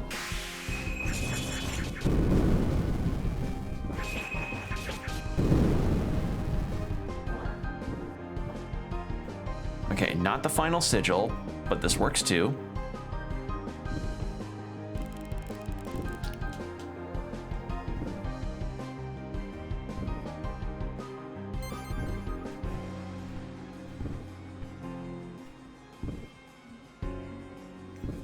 And with this, I think, yeah, that's kind of everything. Like, there's one sigil I'm missing, but other than that, kind of good. We're kind of set.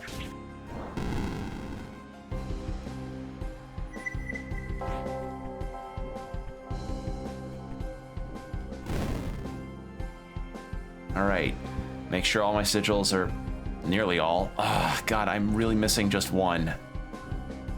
Oh well. One final mana berry, and we have 30 seconds until the ad break. You will die by my hand. All right.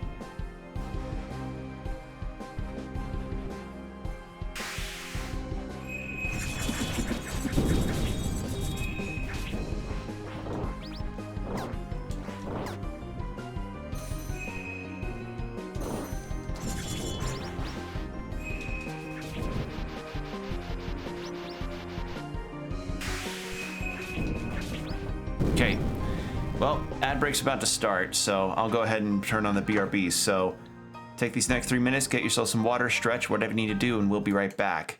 We're approaching the end, everybody.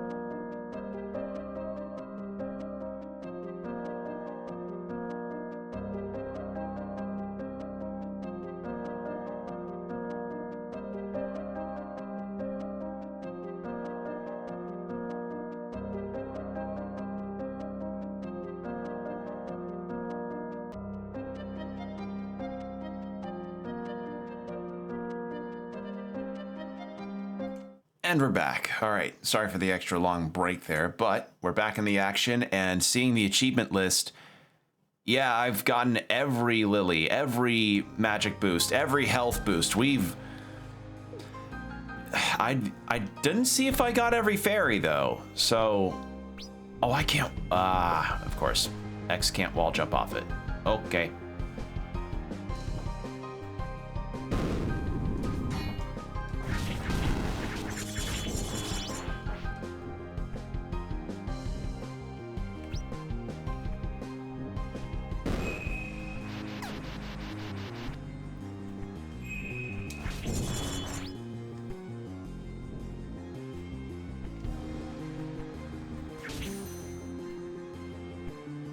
right, anything else around here? Nope, and there's no question mark. Yeah, we're all set. Come to me, Lyneth.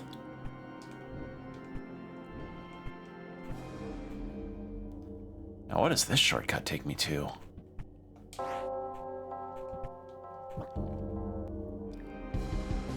Oh, it takes me all the way back down to the bottom. Oh, it's like a Zelda dungeon. You know, you had the 2 checkpoints that would take you to different parts of the dungeon. Oh, that's nice. All right, but we've dawdled.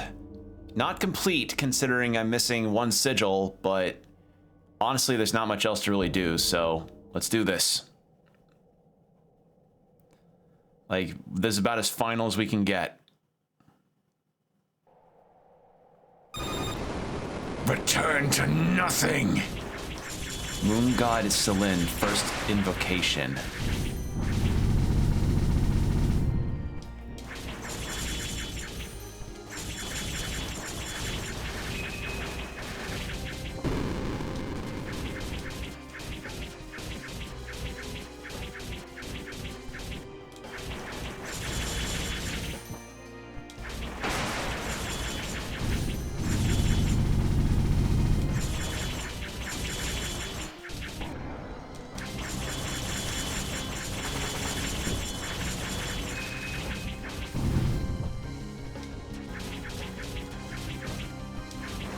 Well, first phase, holy shit, what a pushover. Granted, I'm probably disgustingly overpowered. Quick, come to me.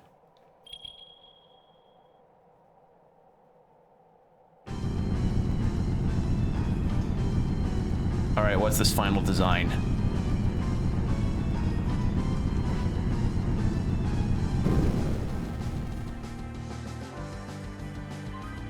Ooh.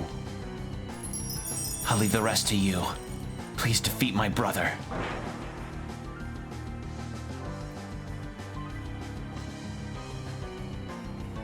Ooh. Some music.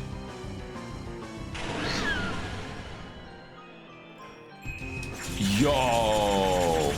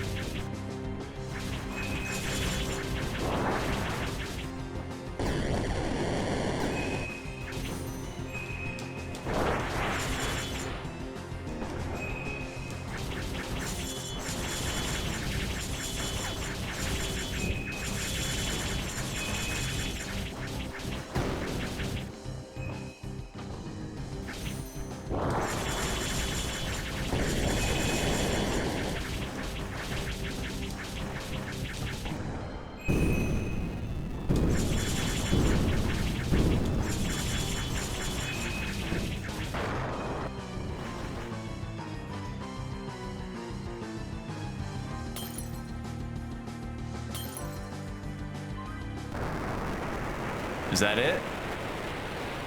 Sick design, but is that it? Yeah, I think my final sigils that I picked might have really... No. Oh.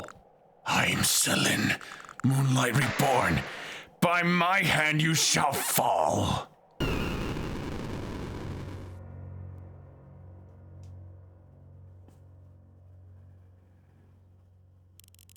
Keep fighting. Don't give up yet.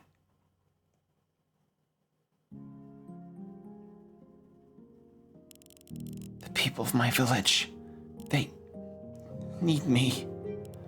I'm their hope.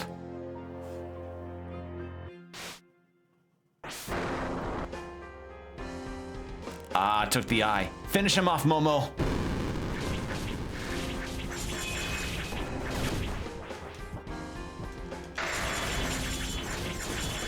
Foolish human.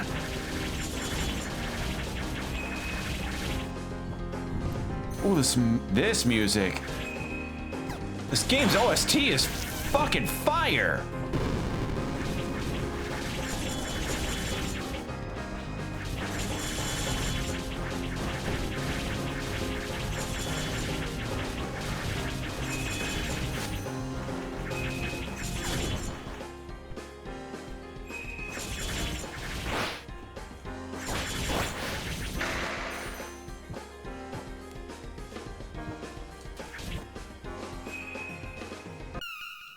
Oh. I fall off the ledge and I insta-die. Do I have to start the fight all over again? Oh, no, I do. Okay, well, I know that now. I thought I was too close to the edge and I'm avoiding that move. Okay, well.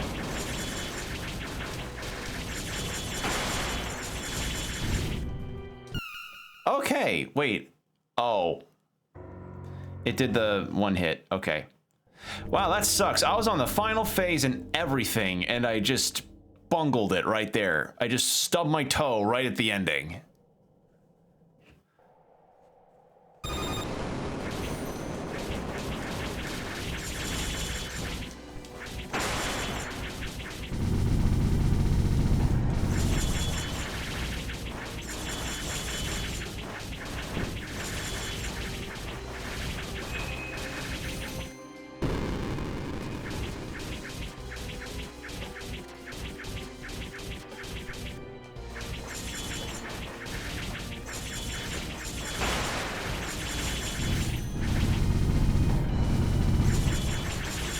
I mean, at the very least, these phases are pretty piss easy, so it's not that big of a deal. It's just, it sucks. I was literally right there, and I somehow just, I sneezed, and it was down.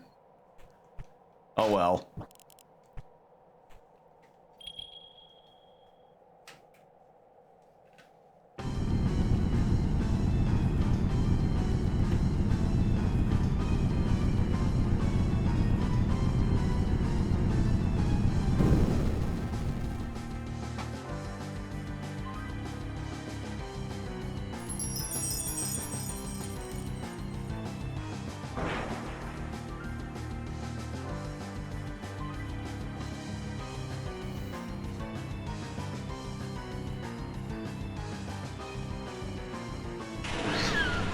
All right, cat form. Fighting his fursona now.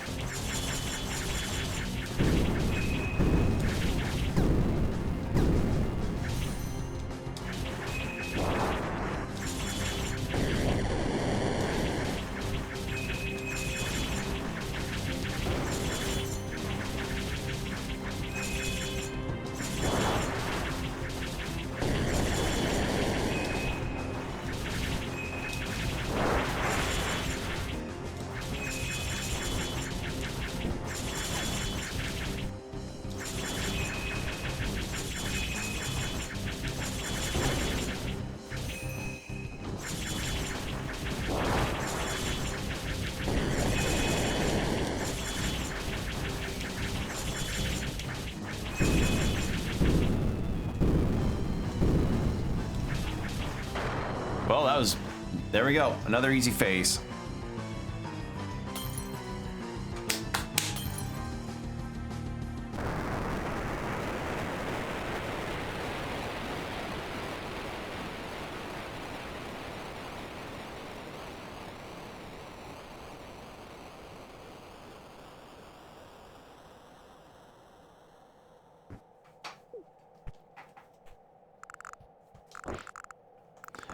I could take pot shots on him. That's funny. All right, now, can I skip this bit? Because we've seen it already. No, we can't. Okay.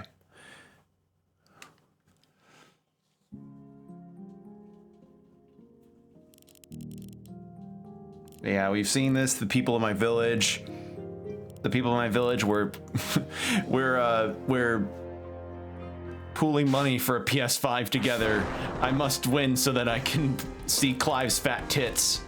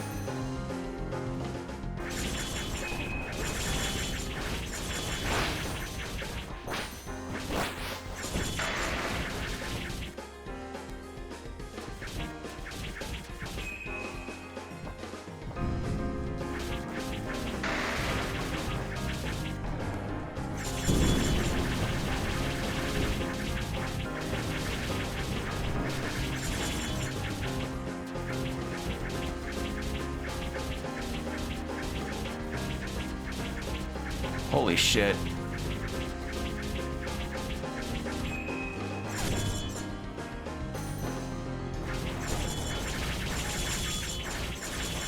All right, halfway. Yeah, this is why I like the multi-summon swords, because, you know... Oh.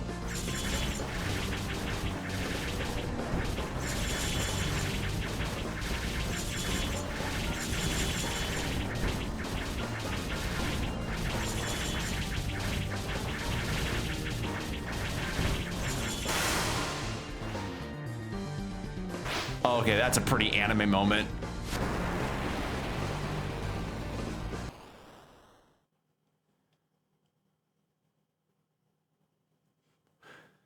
Wow, I utterly dismantled that entire final battle.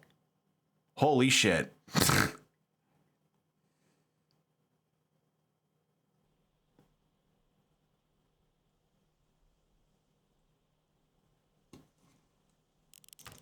The priestess Momo Reynol from the village of Koho ascended to the top of the Palace of Moonlight to confront the god Selene. Through hers and Dora's efforts, Selene was no more. His threat to the Lun tree and the world was over. Shortly after, the people of Koho decided to hold a festival. This was to be a grand party, one to celebrate the newfound peace.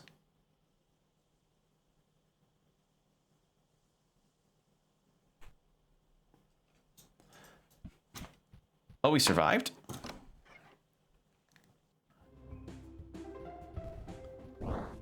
And my ducky's still with me. Hey, there you are. You lived. Melilot, Siegfried. Greetings, Momo. Hey! How are you two enjoying the festivities?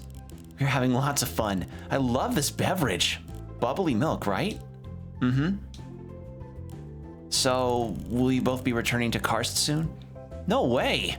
In the end, we did find what we came here for. The Temple of the Moon Goddess I mentioned previously. I've filled up many pages of notes, so I can confidently call this expedition a success. And the chief of Macon gave us a small coin, which I hope the Crown of Karst will accept as a treasured relic. Still, I'd like to stick around for longer. Indeed.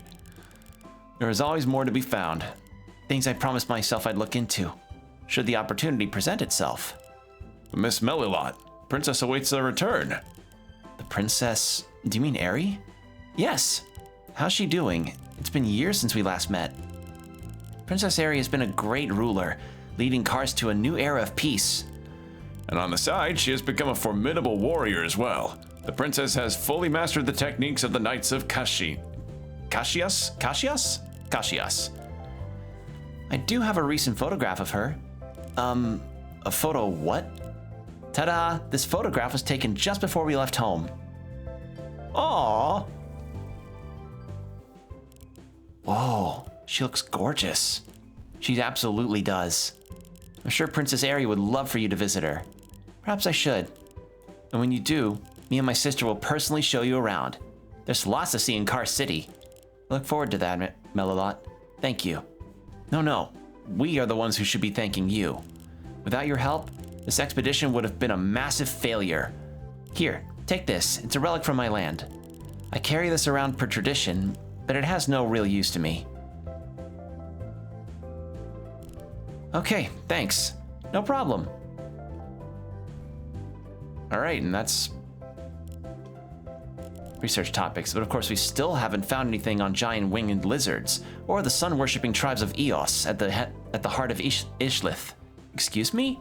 Don't worry, I'm just talking to myself. Is that everything? Yeah.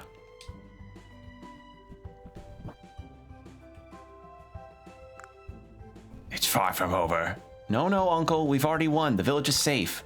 It is it? The end times come. Oh, hey! Moon Goddess, we feel blessed to have your presence in our village. The pleasure is mine. Is there anything we can do for you? You've done enough. It is on me to make up for the mess I involved your people in. My brother, Selene, is no more. Yet his palace remains. among the clouds. It is all that's left of him. A deity should never sin as much as he did, nor should it be so flawed in their actions. Zelin saw in me a graceful light he wished for, and he did obtain it, forcefully. He stole my golden light. But that light alone couldn't change who he had become. It didn't matter if he had clap on, clap off. He still couldn't clap properly. A deity of hate and envy, of sorrow. My brother had descended into complete chaos and was willing to bring the rest of us with him, casting aside the beauty and kindness he once had within his heart. Of course, I will not pretend to be flawless either. I have acted impulsively. This is all past us now. Will you be returning to the moon? I admit to be curious about life on this planet. Perhaps I should spend some time to get to know it better. You have shown virtues that even deities lack. Here, take this. A small gift to repay your efforts. Oh, companion. Nice. Thank you, Moon Goddess. Now, hey, Lyneth, can you, like, figure out what's at the bottom of this? No? Okay. Actually, wait, hold on. Is now the fucking time for this? Now I can see something. What is down here?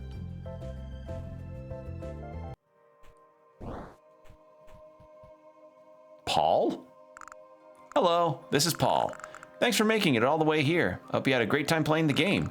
This is my first time as a resident in the dev room. I've been a fan of Momodora since Momodora 3, so it was an honor to be brought on as the animator for Moonlit Farewell.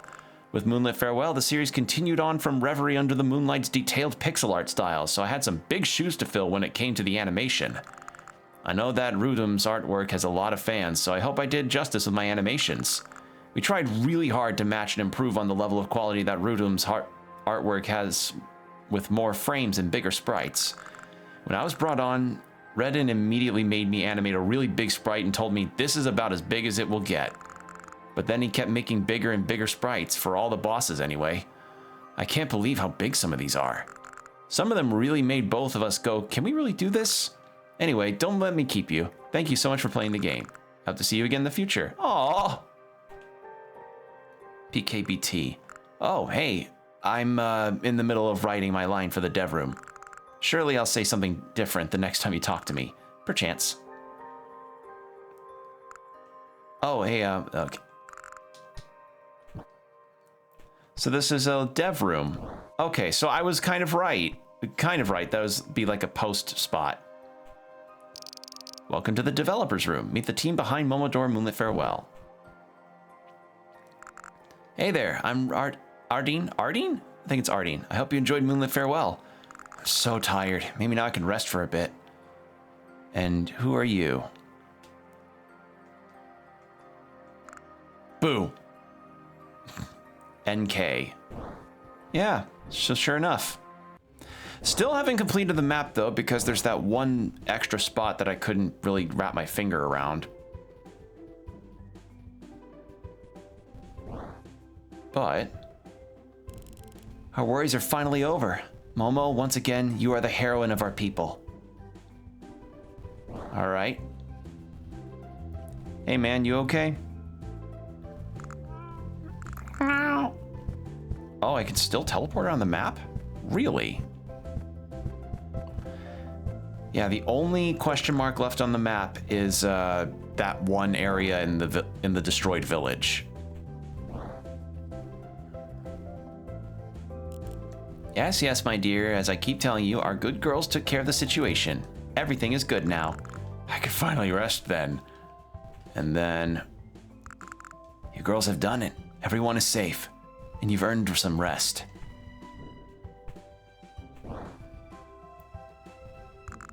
Everyone is talking about the epic battle you fought to save the village.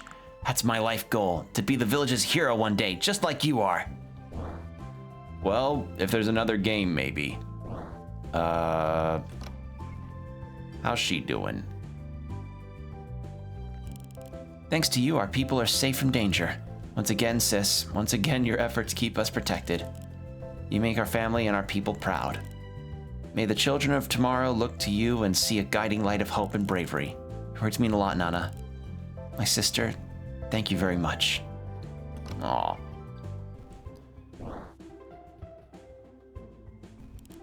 I'm so glad you're back in one piece. The things you've done for us, they're proof of your kindness, bravery, and heart. So much happened recently. What a crazy adventure this was. But now we are safe. It all worked out in the end. I have you and Dora to thank for. You've played your part in this too, Cereza. Don't forget that. I didn't do much, but you're right. Dora promised to teach me to fight. Isn't that great? I'm so looking forward to that, to become a warrior like you. Thank you for everything, Momo. I really enjoyed the time we spent together. Congratulations on saving the village. You're the best of the best. And Miss Momo, my sister finally came back. She is. You take good care of her, okay? And you? Everyone in the village is proud of you. All right. Dora. Hey, Momo. Have you talked with everyone already? Yep, pretty much. Finally, some peace. Let's hope it lasts. We've had enough troubles for a lifetime, but it's our duty to protect our village. And we performed said duty admirably, if you ask me. No need to be so grumpy about it, Dora.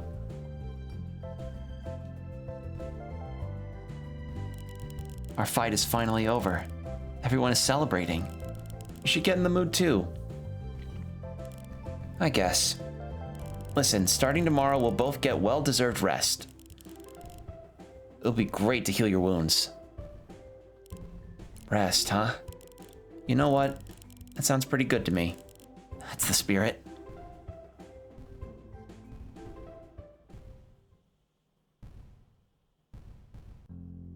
And that's it. I didn't talk to the Holy Matriarch. Shit, I forgot about her. But that is it. Well, that went about as long as I thought it would go, considering the timestamps that I read, or what I had read about the game's length. But yeah, that was very good. Honestly, really enjoyed myself with that. So my stance on this is this. This is a very nice Metroidvania to sink your teeth into for a quick session. It's really, really good and brief and doesn't overstay its welcome. Very good stuff. And I do enjoy the animations a lot. Like, we met Paul in the dev room who, you know, did a lot of the sprite animations in this game. Holy shit, good stuff. Also, Notorious Cave, or Knave, Notorious Knave. Holy shit, the music in this has been stellar too. Like, my God, what good music. And frankly, I really see this as a good improvement upon Reverie of the Moonlight in some ways. The only thing that I feel like could have been different is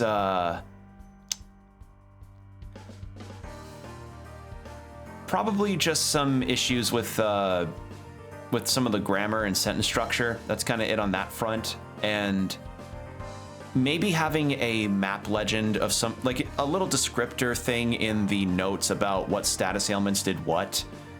I don't know if that was there and I just missed it, but I feel like that would be really good for players so that they know what does what. Because I imagine tired reduces your stamina regeneration, cursed prevents you from healing, bleeding drains your health, and I think that's all. And then fragile makes you more susceptible to taking damage easily.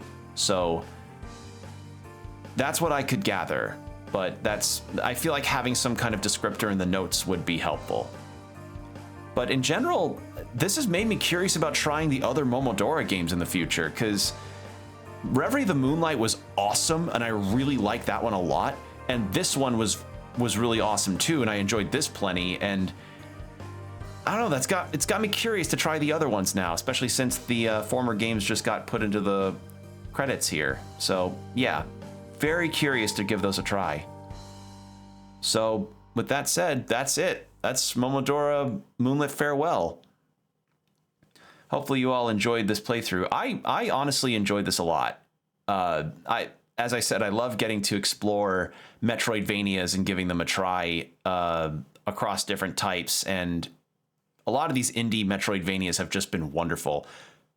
110% completion? Holy shit.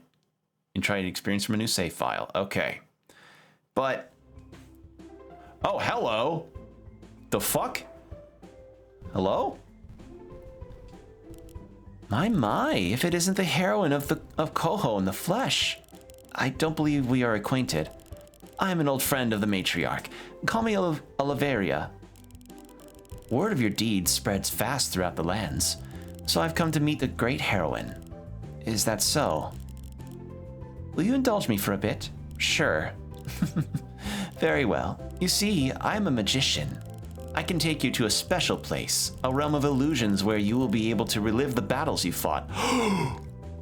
Okay, that immediately. And a boss rush mode? Oh, nice, because the bosses were pretty good. A word of warning, though. Should you come with me, you will be tested to your limits. The highest challenges await you. It will be a very painful experience. But if that's what your heart desires... I'll leave her be for now because we've been going for about 6 hours and I am very tired. So, with that said, 100... oh, so the completion is there. I missed that completely whenever I've been in the menu. So yeah, all I'm missing is just one sigil. But other than that, that's basically everything. So, with that said, I'm going to go ahead and sign off on this because I am very exhausted. 6 hours is a long time to sit on this, but we did it. We finished the game. So if you enjoyed this stream, for the VOD watchers watching, you can check my streams live over on Twitch. Usually on Blue Sky is when I post it. I was worried if whether or not Blue Sky would even work to post because I don't know what happened, but for a solid while, Blue Sky just straight up was down. Like it wouldn't load on either desktop or the mobile app. So I felt the fear hit, but everything worked out fine. It was just like, what the fuck, you know? Besides that, I also post on the YouTube community tabs whenever I go live, so check there as well. My Twitch link is in my bio, so you can go click there and follow over to see when, you know, I'm live, and you can come over and see these streams as they happen. So, yeah. With that said, refer to my schedule to what games I'll be streaming next. I usually stream at 7 p.m. CST, unless something weird happens with me, with my timing. So yeah, that's it. Take care of yourselves, everybody. Stay hydrated, keep your postures checked, and I'll see y'all next time. Bye.